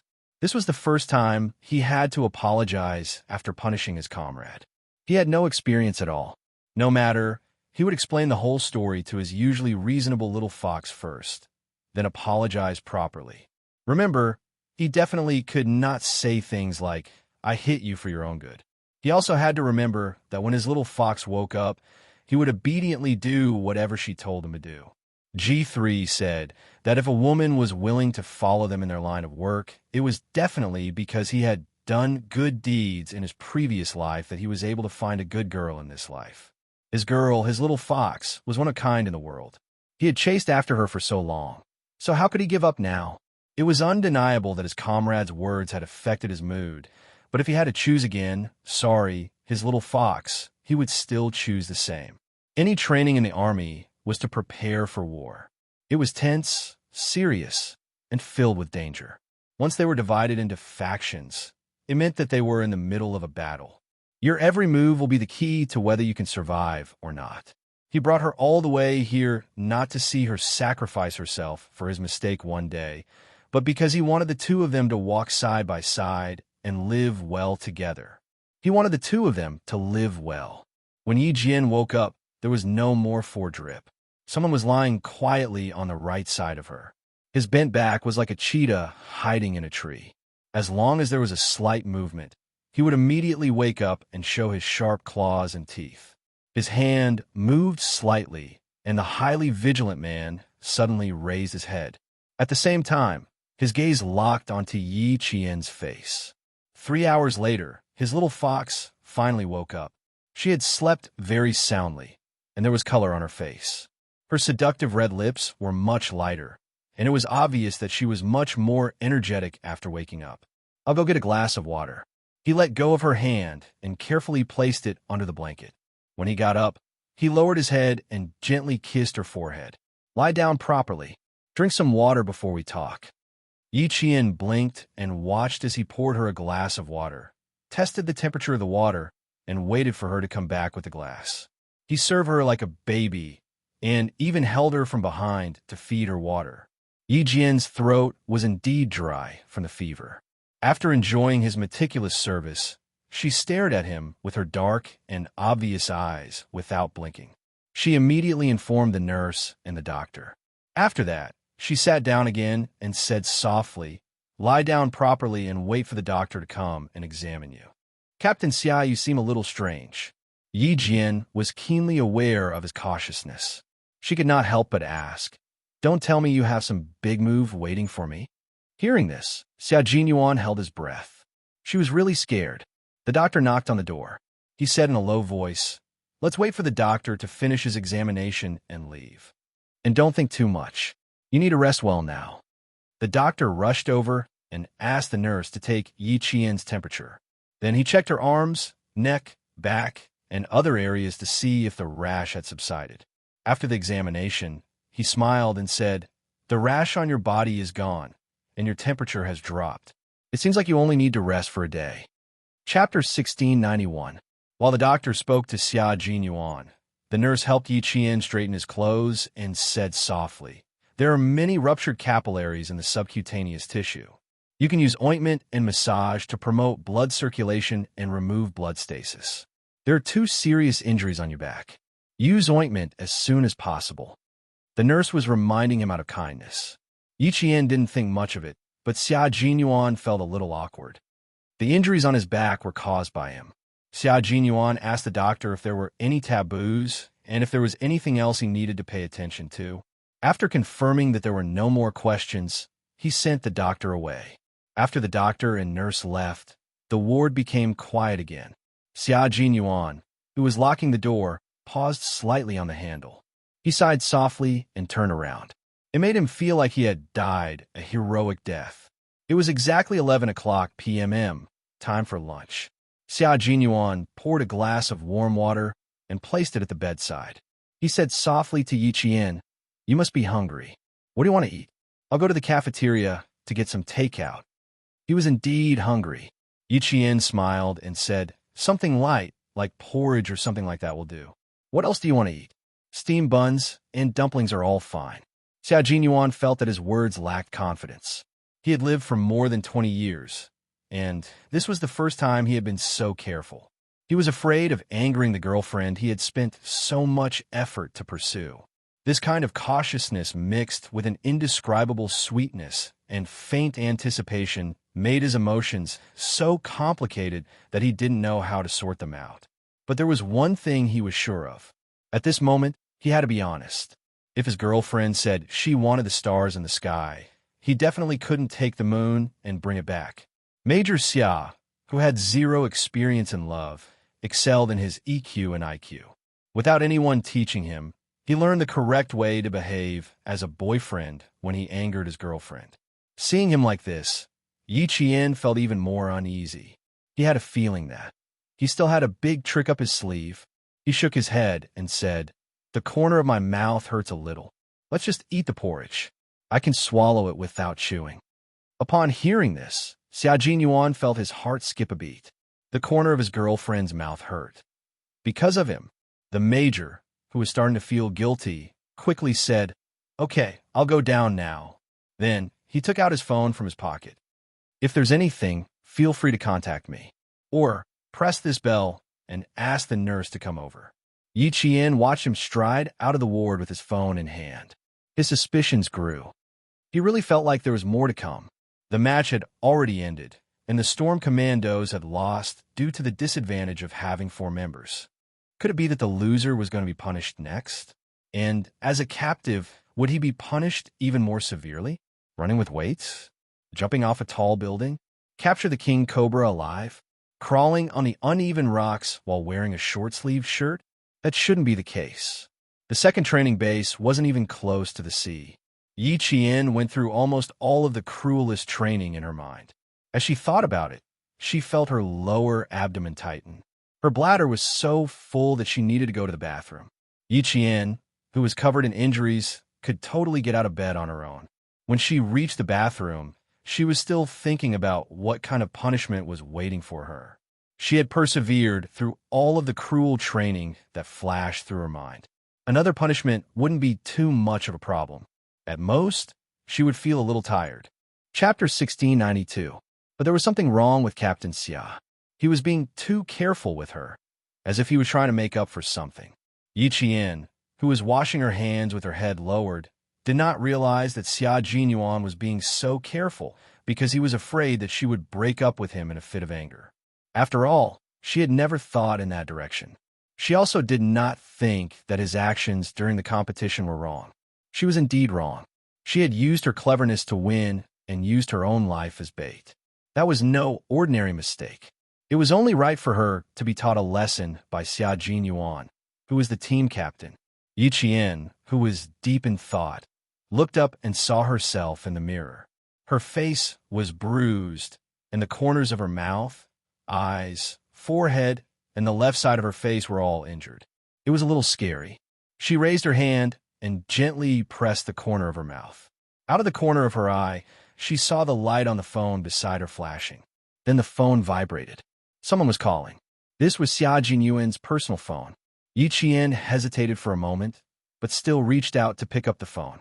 When she opened the phone, Yi Qian's heart started to beat faster. The caller ID was Old Man Xia. Old Man Xia was Commander-in-Chief Xia. Commander-in-Chief Xia was calling. Should she pick it up or not? She really wanted to not pick it up, but wouldn't it be bad if she did? After a moment of hesitation, the call ended. Yi Qian, who was inexplicably relieved, had not put down the phone when it flashed again. The caller ID was still Old Man Xia. "Hello, Commander-in-Chief Xia. This is Yi Qian." In the end, Yi Qian still picked it up. She stood upright in the bathroom and answered the call as if she was being inspected. Commander-in-Chief Xia heard the voice and the name. He quickly looked at the number he had dialed. That's right, it was his son's number, and he did not have Xiao Ye's phone number. Commander-in-Chief Xia moved the phone away from his face, turned around, and cleared his throat. Only then did he speak to his future daughter-in-law. "Xiao Yi, are you feeling better? What do you feel uncomfortable? Is Xia Jinyuan with you?" With so many questions at once, Yi Qian quickly composed himself and answered seriously, "Thank you for your concern, Commander-in-Chief. There are no more problems. Captain Xia went downstairs 3 minutes ago to get the Chinese food for me.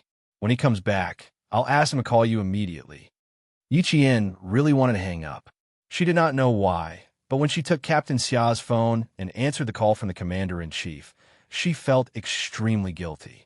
Commander-in-Chief Xia did not hear what Yi Qian was thinking. Since his son was not around, it was easier for him to talk. "It's okay. I just wanted to ask him about your situation. Now that you're talking to me directly, I don't need to ask him anymore." Since the person who answered the phone was himself, Commander-in-Chief Xia had to criticize him. His tone suddenly became serious as he said in a deep voice, "I already know what happened to you. This time, as a soldier, you made such a big mistake which really shocked us. Whether it's me, the Army Major General, or the Navy Commander, we can't accept your low-level but extremely serious mistake." Yi Qian stood upright and accepted the criticism from the military leader. Her expression was cold, and she did not resist at all. Even though her body hurt all over, she still stood upright and accepted the criticism seriously. Sacrifice has always been something that we try to avoid as much as possible. We all know that there will be sacrifices in battle, but knowing and accepting is the biggest difference between reason and emotion. As your comrades, they're already prepared to sacrifice themselves for each other. But one day, when they find out that their comrades have sacrificed themselves because of their own misjudgment, Yi Qian, do you know what kind of impact this will have on your comrades and the battle commander? Chapter 1693. It's self-blame that you'll feel day after day, perhaps even for your entire life.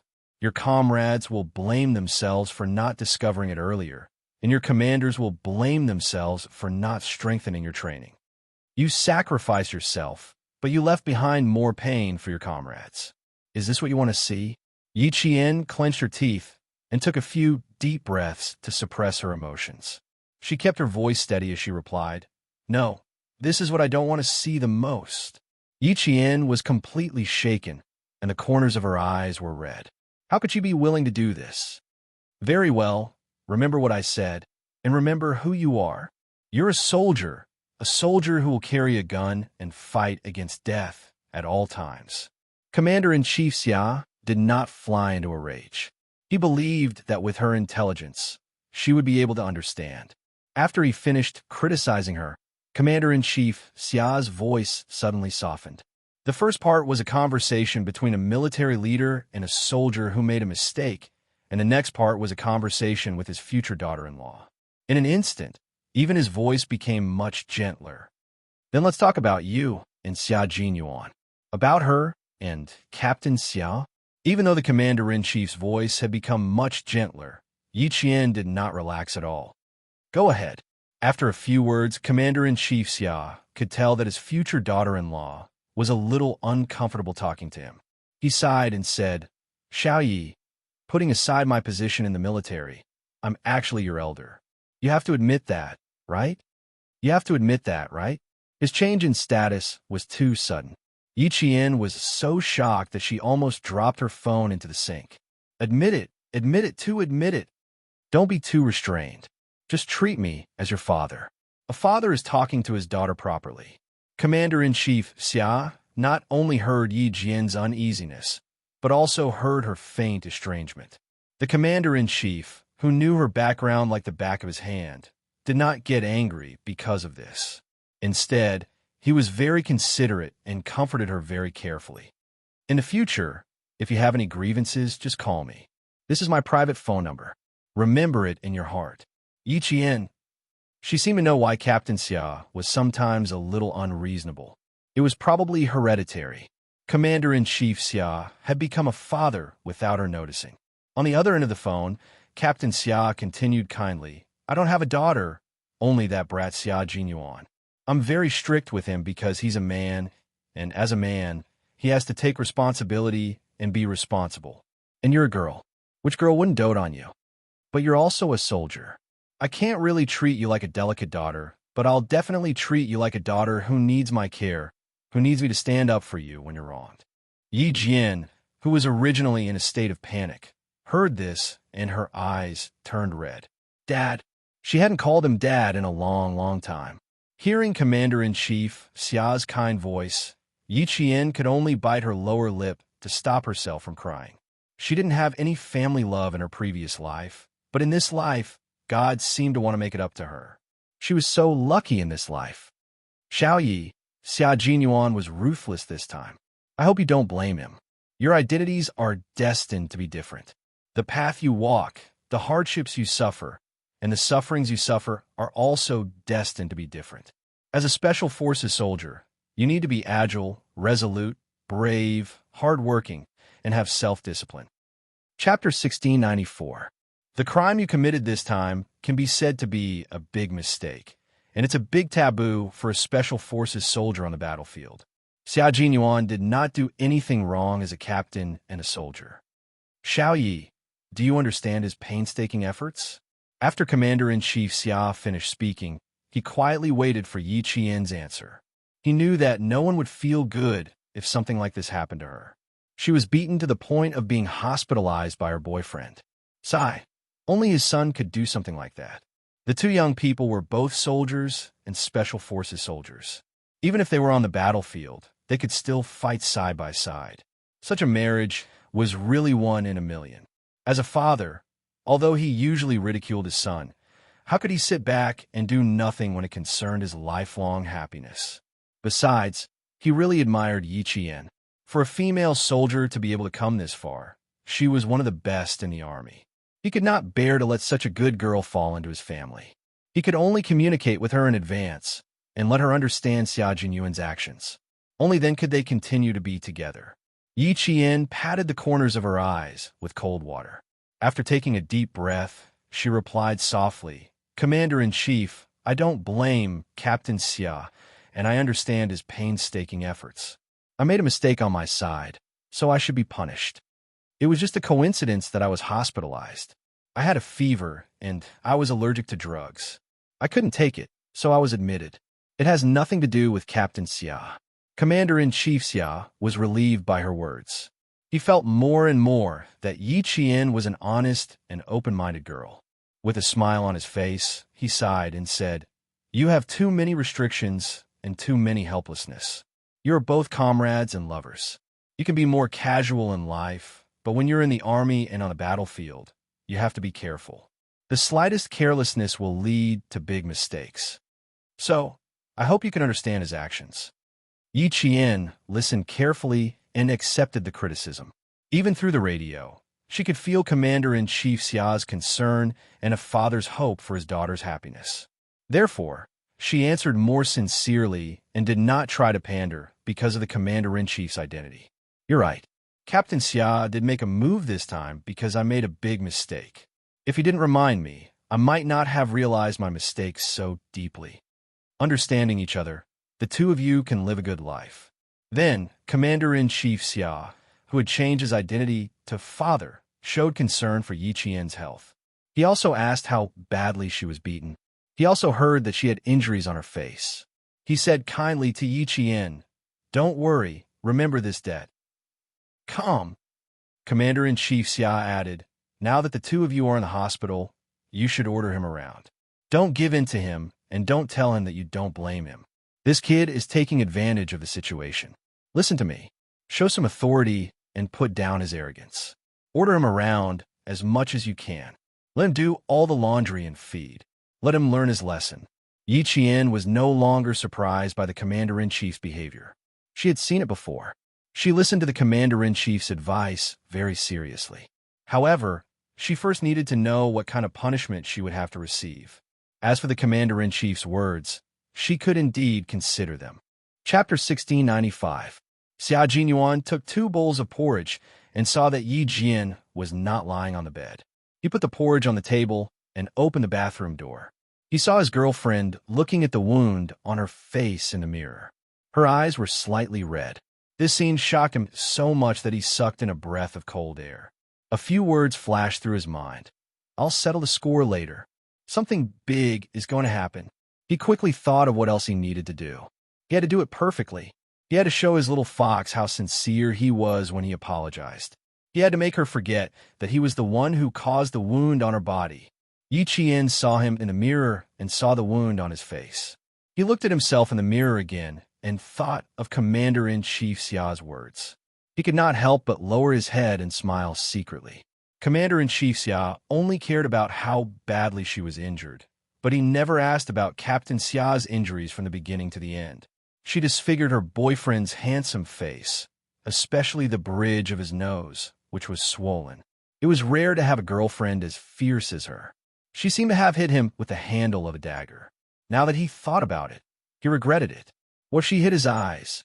Yi Jian held the mentality of, "I'll be stabbed no matter what." When a major sitting next to her spooned porridge to feed her again, Yi Jian raised her hand to block it and asked decisively, "Captain Xia, what punishment is waiting for me next? Just tell me directly." Xia Jinyuan felt his knees go weak. "Finish the porridge first, then we'll talk about other things." Punishment? He did not dare. He was afraid that she would punish him.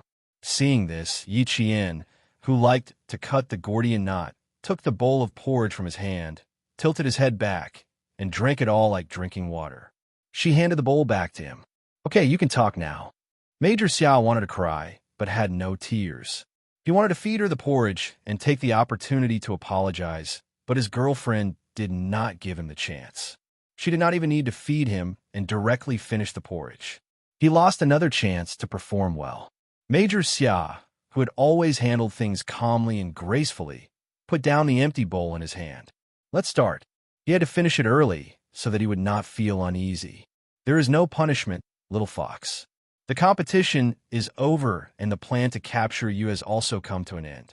You have also paid the price for your actions and received punishment. I believe that after this lesson, you will remember that even if you meet an acquaintance on the battlefield, as long as they are enemies, you must not test them. His voice was low and very serious. Yi Qian listened carefully and did not miss a single word.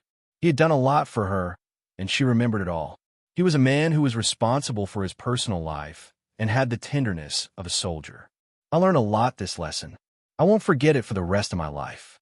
Yi Qian laughed. As she spoke, she raised her eyebrows slightly and joked, I don't want to be beaten up by my boyfriend again and have to lie in the hospital. It's enough for me to go through this once. The corners of Xia Jinyuan's eyes twitched as he secretly heaved a sigh of relief. His dark eyes were full of affection as he gently held Yi Jian's hand with both hands.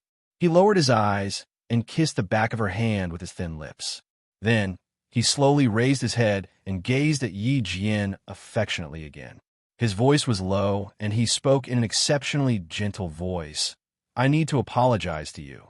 I only want to apologize to you because of my identity as your boyfriend. I didn't take good care of you and didn't protect you. This is my fault. I shouldn't have done that. Chapter 1696. The more he spoke, the smoother he became. Major Xia was a man who dared to take responsibility for his actions. Since he was going to apologize, he had to do it properly. He couldn't just brush it off. Whatever he wanted to say in his heart, his mouth said whatever he wanted to say. He didn't even need to draft his words as he continued to speak naturally. As a man, I should take good care of my girlfriend. I should support the sky for you, shelter you from the wind and rain, and not let you get hurt at all. I'm sorry, little fox. This time, I didn't fulfill my responsibilities as a boyfriend. It's my fault. If you're unhappy with anything, feel free to vent. I promise to accept it all. Yi Qian instantly understood why Xia Jinyuan was so careful. It turned out that he had hit him and was afraid that she would be unhappy with him. Looking at Xia Jinyuan, who was so careful and anxious, Yi Qian didn't feel proud. Instead, he felt a little heartache.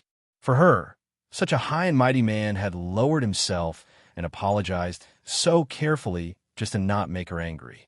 Yi Qian, oh Yi Qian, you're lucky to have met him. How could you bear to scold him? Yi Qian sighed softly, his heart aching. He had his own position and responsibilities. As the team leader, he was the commander of the entire team on the battlefield. He led his comrades on the battlefield, used the correct strategy and techniques to achieve victory, and successfully completed the mission assigned by the country. At the same time, he had to ensure the safety of every comrade and minimize unnecessary sacrifices. How to ensure the safety of every comrade didn't mean that he had to keep an eye on them all the time on the battlefield. Instead, he had to be serious and strictly supervised during training. He also had to lead by example and train together with his comrades. As the team leader, Captain Xia had to work harder than his teammates. He had no choice. He was the brain and core of the Snowfield Brigade and played a decisive role in battle. During training, he had to restrain himself and manage his comrades. He had to know everything accurately, and know everything quickly. In this way, as long as he found out that someone had made a mistake, as the commander, he had no choice but to punish that person to ensure that he could bring his comrades back safely during battle. Captain Xia apologized to her so carefully. Yi Jian knew that she really felt sorry for him. She felt very sorry for him. Hearing her sigh, Xia Jinyuan mistakenly thought that she was considering whether to forgive him. Feeling a little nervous, he tightened his grip on Yi Qian's hand. There was still something he wanted to say, but he had to say it all. As your boyfriend, I didn't fulfill my responsibility to protect you. But little fox, as a soldier, I have to treat your mistakes seriously and severely. This is punishment, and it's also the punishment you deserve. As your comrade and your captain, I must be strict with you. Once you find out that you've made a mistake, you must not show mercy to me just because I'm your boyfriend. Yesterday, they said that my biggest mistake was to teach you a lesson with my own hands. After thinking about it, I'd rather do it myself than let someone else do it. We're comrades in arms and lovers for life. How can I let someone else teach you a lesson? I want the two of us to be together for a long time. We can support each other for the rest of our lives. I don't want either of us to let go of the other person's hand halfway and let the other person continue on alone. Chapter 1697. And the same mistake has already happened once, and we were taught a lesson by the Grim Reaper. Yi Qian, you made the same mistake this time, and I have to punish you severely because I can't accept the fact that you died one day when I send you away. His grip on her hand slowly tightened, and she could feel his muscles gradually tightening as he spoke. Yi Qian looked deeply at the man who was shouldering the responsibility of his country. She looked at the iron-blooded soldier who was respected the most as long as he was on the battlefield. She looked into his dark eyes and asked softly, "In the past, who else made the same mistake as me?" R2, a Special Forces soldier in the Snowfield Brigade. He was only 28 years old when he died. He had a beautiful and kind wife at home who was about to give birth. If there were no accidents, he would have gone home on leave after completing his mission to accompany his wife until she gave birth. At the mention of his fallen comrade, Xia Jinyuan's voice even dropped a few pitches. It was low and heavy, and there was a sadness that could not be erased. No one could accept it. Even though 2 years have passed, we still can't accept it. Xia Jinyuan's lips were pressed tightly together, and there was a hint of viciousness in them. His expression instantly made Yi Qian's heartstrings tense, and his voice became colder and colder. In the end, it was filled with thick hostility. Later, the person who R2 thought was his brother sent an email from abroad to R2's private email. He knew that we would organize R2's email, and the email was full of provocation. He mocked R2 for his foolish probing behavior and told him to kill his enemy effortlessly. His former acquaintance turned into his current enemy. Even the criminals knew this, but R2 didn't recognize it. For this, he paid the price with his life. It also became a pain in the hearts of all our comrades in the Snowfield Brigade. They couldn't accept it, but they had no choice but to accept it. Yi Qian completely understood why he was so cruel to himself last night. He was so cruel that even the T6 and pigeons couldn't stand it, but he still insisted on teaching him a lesson.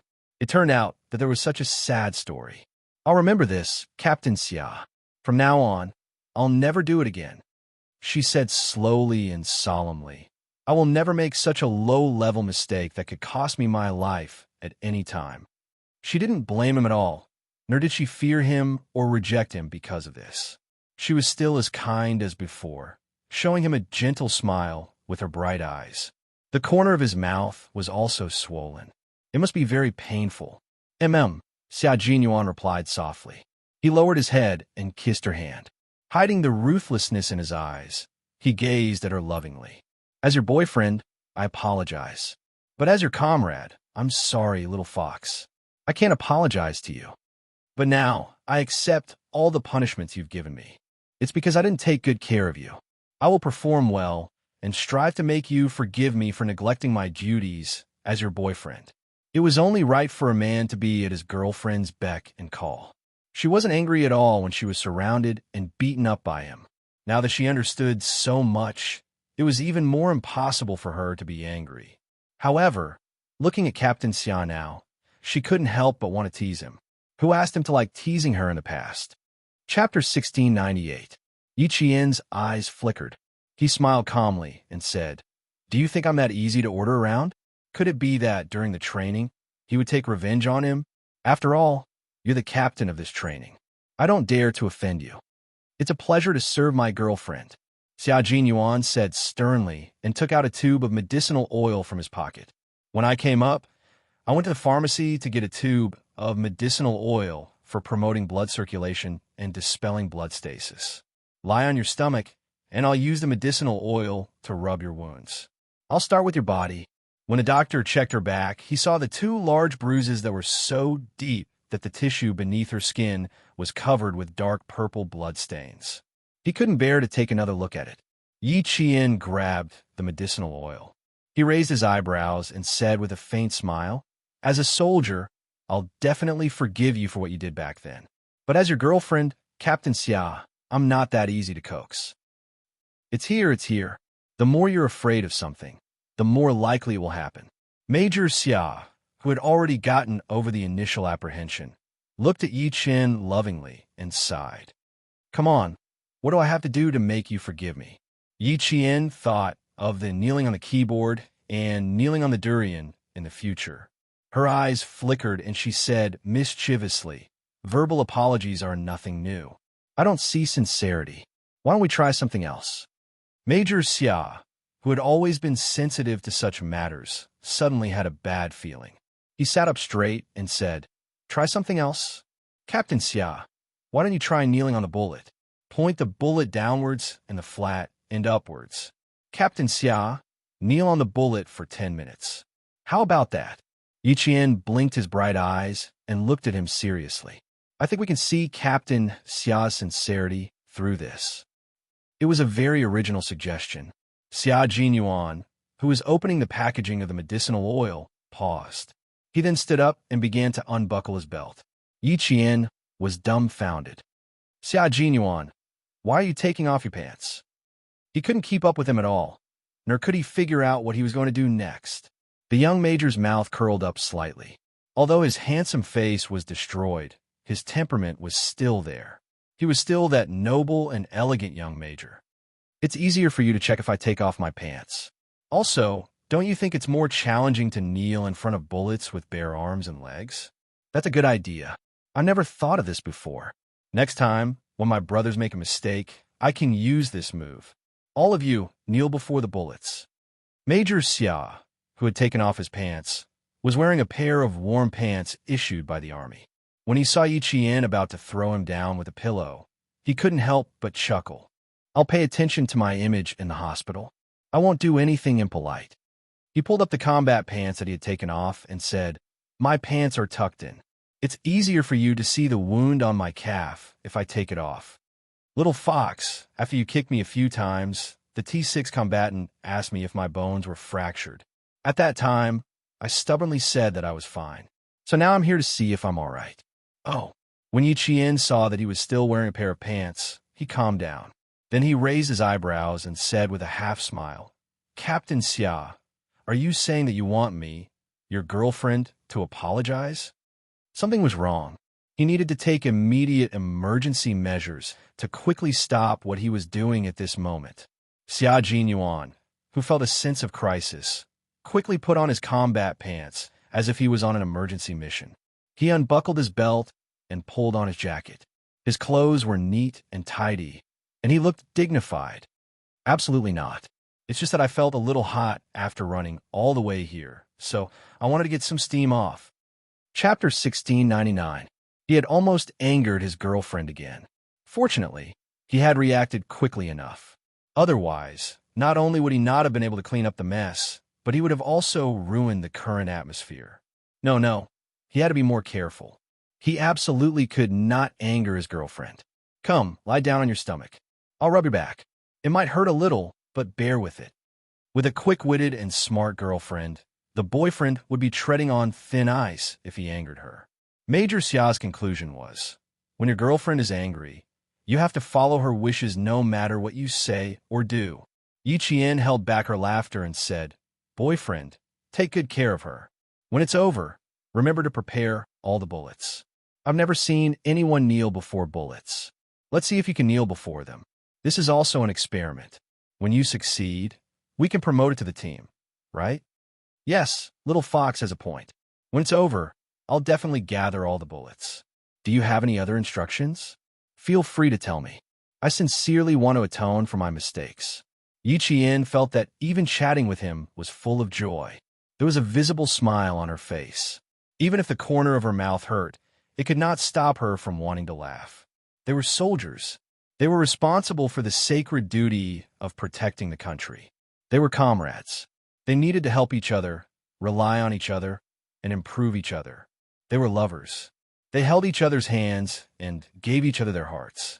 They were like this, and they were like this. Yi Qian, whose lips were slightly curved, looked at the major who was accompanying her. The smile in her eyes deepened. Captain Xia, I'll remember this. We're not in a hurry. There's plenty of time to settle the score. Okay, I'll be waiting. As long as there was no mention of breaking up, there was nothing to be afraid of. As long as the person was still his, he was willing to settle the score. Who was his girlfriend? Han Zheng was right. He had to pamper her like a princess.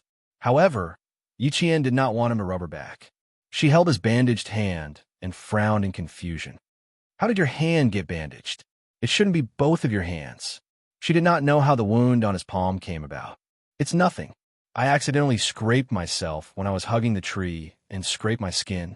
I was afraid that you would get angry when you woke up, so I quickly wrapped it with a piece of gauze and pretended to be pitiful in front of you. He said shamelessly and even clapped his hands to show that his palm was fine. Yi Qian believed him when he saw this. She said, I almost believed you.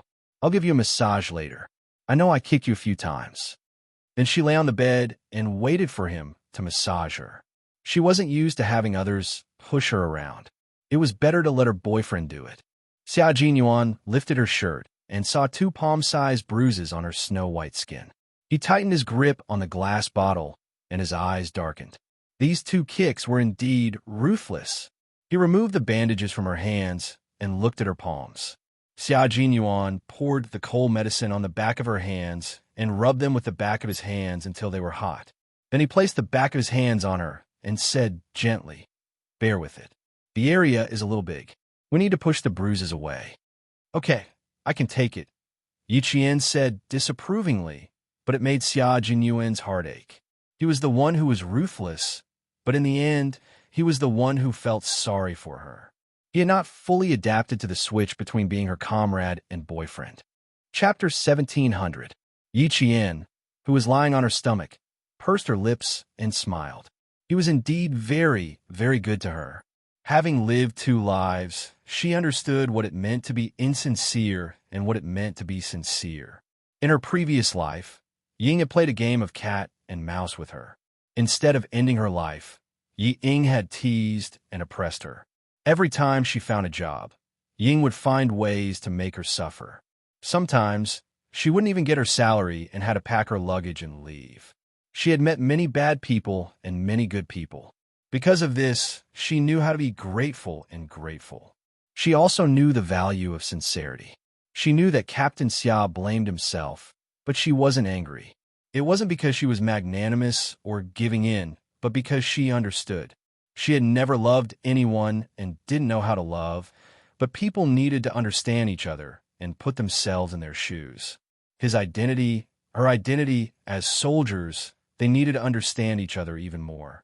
However, if he dared to lay a finger on her in real life, it wouldn't be as easy to talk to as it was now. However, she agreed with the commander-in-chief's words. Captain Xia was indeed someone who climbed up the ladder. They couldn't let him off so easily. How could they punish him? Other than kneeling on a bullet, she couldn't think of any other good ideas. During training, Captain Xia had helped her wash her clothes. Every time after training, he liked to tell her in front of all his comrades that he had something important to tell her to look for him. When she found him, he would pull her to a more secluded place and immediately become extraordinarily gentle. He would be busy massaging her legs and shoulders. He put his sincerity in front of her. To her, it was so precious that she couldn't bear to trample on it and take it for granted. As he pushed the ointment away, the pain from the kick gradually turned into a burning sensation. Slowly, her entire back began to heat up. As he pushed with the back of his hand, the heat from her back began to flow to her limbs and slowly gathered in her brain. Yi Qian closed her eyes in satisfaction and muttered, I want to sleep for a while. Sleep. Have a good sleep. Major Xia, whose eyes were dark because of the injuries on her body, lowered his head and his thin lips landed an extremely gentle kiss on her slender and sexy waist. I'll always be here. I'll always be by your side. Sleep well, my baby. With Xia Jinyuan by her side, Yi Qian felt at ease. She even fell asleep peacefully. Even with her eyes closed, her expression was relaxed. She fell asleep in less than a minute and slept exceptionally soundly. Xia Jinyuan, on the other hand, could not calm down for a long time. He could not even forgive himself. His comrades in the Snowfield Brigade still did not know that their captain had overcome the great calamity. T6 was asking the experienced lover Han Jing, will Qing Yao really break up with Q King? I'm not completely sure. After all, Qing Yao is different from other girls, but it's possible. Han Jing analyzed based on his experience. Based on my experience, it's 50-50. She couldn't resist Q King's delightful mouth. With how naive Qing Yao was, she would probably be coaxed into changing her mind.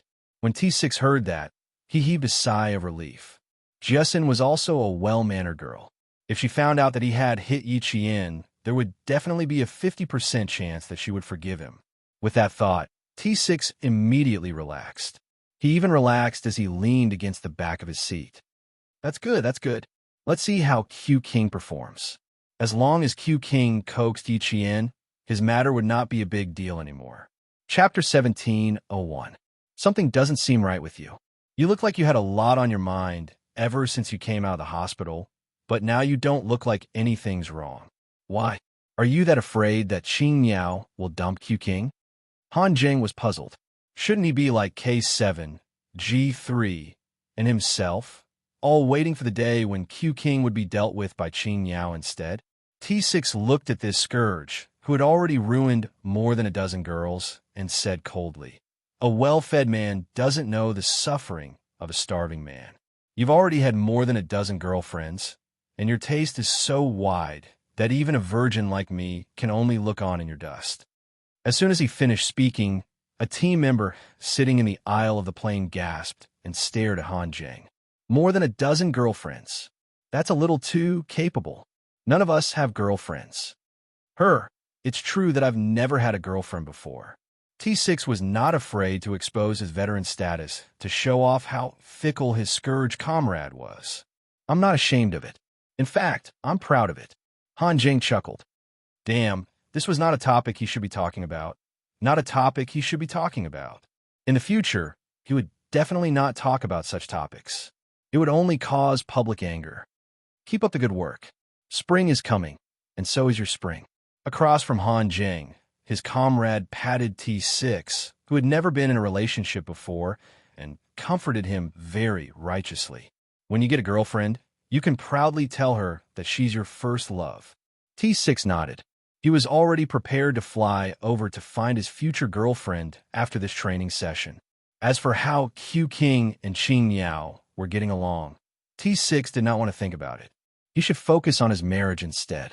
G3, who was sitting 2 seats behind, said to K7, I don't think it's likely that Qing Yao will bring up a breakup. She's very calm when dealing with matters and won't alienate Q King because of this. She'll understand Q King's intentions. Qing Yao is rational, while Q King is rational. If there's any misunderstanding, they'll sit down and talk it out. A breakup is not going to happen, K7 said expressionlessly. He glanced at G3, who was analyzing seriously. Also, what I said in the bathroom was just to scare Q King. Don't take it seriously. G3 was stunned. K7? Was the person sitting next to him still K7?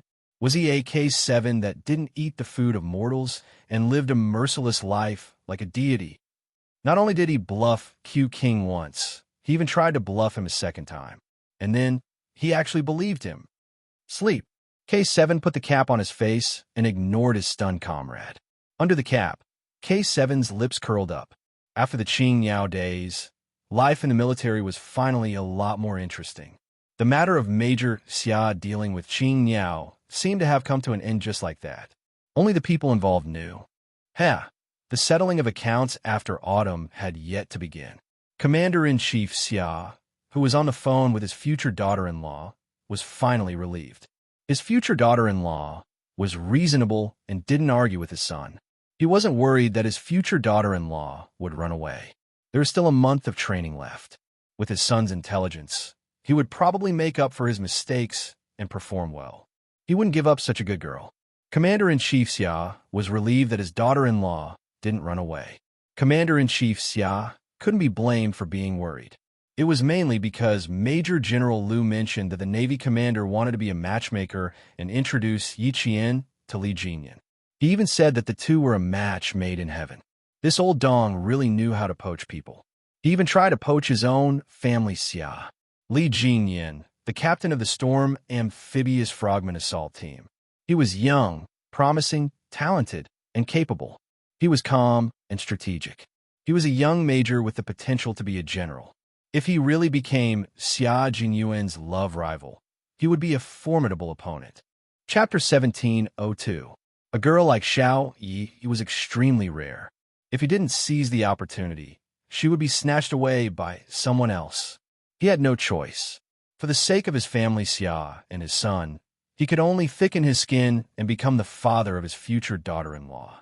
Fortunately, Xiao Yi didn't reject him. Otherwise, he would have personally run over and tied Xia Jinyuan up with a rope and forced him to apologize to Xiao Yi. Commander-in-Chief Xia didn't even think about whether his son had been taught a lesson by Yi Qian. To him, Xia Jinyuan was thick-skinned. Even if Yi Qian hit him, he wouldn't be hurt too badly. It had to be said that the commander-in-chief had foresight and made preparations in advance. At this moment, the commander-in-chief was talking to Li Jinyan, who was sitting next to him. Xia Jinyuan beat Xiao Yi until she was hospitalized. Jinyan, your chance is here. You have to seize it, okay? Xiao Yi is such a good female soldier. She's so capable and likable. She has a good personality and is a good person. She's not worse than the male soldiers in all aspects. You're not young anymore. It's time for you to start a family. I won't introduce other female soldiers. They can't handle the messy matters in your family. Xiao Yi is good. She's from the special forces like you. If anyone in your family dares to be rude to her, we'll settle it with force. Let's see who dares to be impudent. And you don't have to worry. You're not afraid that your wife will be bullied. Don't tell me that you don't like Xiao Yi. I don't believe that you won't be tempted by such a beautiful female soldier standing in front of you. After saying a bunch of things, the Navy commander felt that he had reached the main point. He was just waiting for this soldier, who was excellent in all aspects, to answer him. He looked at Li Jinyan with a serious expression, as if he had to hear an accurate answer. The members of the Snowfield Brigade sat in front of him with stern expressions. Fortunately, they were separated by their own people. Otherwise, with the Snowfield Brigade's hearing, they would have heard the commander-in-chief's words clearly. They wouldn't talk to him in front of him, but they would tell Xia Jinyuan about it. Stealing someone else's girlfriend was a big deal. Xia Jinyuan regarded Li Jinyan as his brother, a brother who would risk his life for him. For the sake of his brother, he would not do such a thing. Another important reason was that he really admired Yi Qian. His feelings for her were also very subtle. Sometimes, when he saw her smile, he felt happy in his heart. It was as if the more she smiled, the happier he would feel. This feeling, Li Jinyan, who was deep in thought, couldn't help but frown. Then, a faint smile flashed across his eyes. If she really did have a good impression of Yi Qian, then with Xia Jinyuan's appearance, that impression of him that she couldn't grab hold of had disappeared without her noticing. That night, when Yi Qian arrived on the island with the supplies, he saw the secret interaction between her and Xia Jinyuan. Xia Jinyuan, who had always been calm, even specially went into the sea to welcome her. At that time, he thought he was seeing things. Now that he thought about it, he was very sure that Xia Jinyuan really did kiss Yi Qian at that time. Later, when the two sat together, even though there was a certain distance between them, the atmosphere between them was obviously not something that outsiders could interfere with. Later, Xia Jinyuan even came to find him at midnight that night and said, "I want to repay you for your efforts in training Yi Qian." Now that he thought about it, this sentence was actually a declaration of sovereignty, and, at the same time, it also told him about their relationship. Yi Qian was sent by the military to train with the Storm Commandos. What did it have to do with Xia Jinyuan? As long as he thought about it carefully, he would know why he said that. Chapter 1703. Because Yi Qian was Xia Jinyuan's girlfriend, he was thankful that he had trained Yi Qian strictly and did not treat her carelessly, just because she was a female soldier. Now that he had confirmed their relationship, even if he really had any thoughts about Yi Qian, he had to give up. He could not bully his friend's wife. This was the bottom line of being a person. As a soldier, how could he touch it? Moreover, when he found out that they were lovers, he was not sad at all. Instead, he felt that their relationship was normal. Now, he was very sure that he really only admired Yi Qian and did not have any other thoughts. Even the slight feeling of seeing her smile made him happy was definitely not because he had feelings for her. It was not that he had never been in a relationship before, and it was not that he had never had feelings for someone. How could he treat the admiration between comrades as feelings between a man and a woman? It was just that he did not understand why he liked to see Yi Qian smile so much that it made him feel happy. This was his own private matter, and he did not want to talk about it. Now, he had to talk to the commander. How should he say it? He had to think about it for a while, string some words together, and make it clear to the commander all at once. Li Jinyan did not like to talk much. His personality was as cold as the expression on his face. In addition, he was usually a man of few words. During training, there was no need to talk much nonsense. He was not used to talking a lot. If he could, he really only wanted to tell the commander, "You're thinking too much." But he could not. If he did not say a few more words this time, he was afraid that he would not be able to dispel the commander's thoughts. If he directly talked to Xia Jinyuan and said that he wanted to introduce Yi Qian to him as his girlfriend, then it would really be a big problem. Thinking of this possibility, Li Jinyan felt that he had to, immediately, now, and immediately clarify this matter with the commander.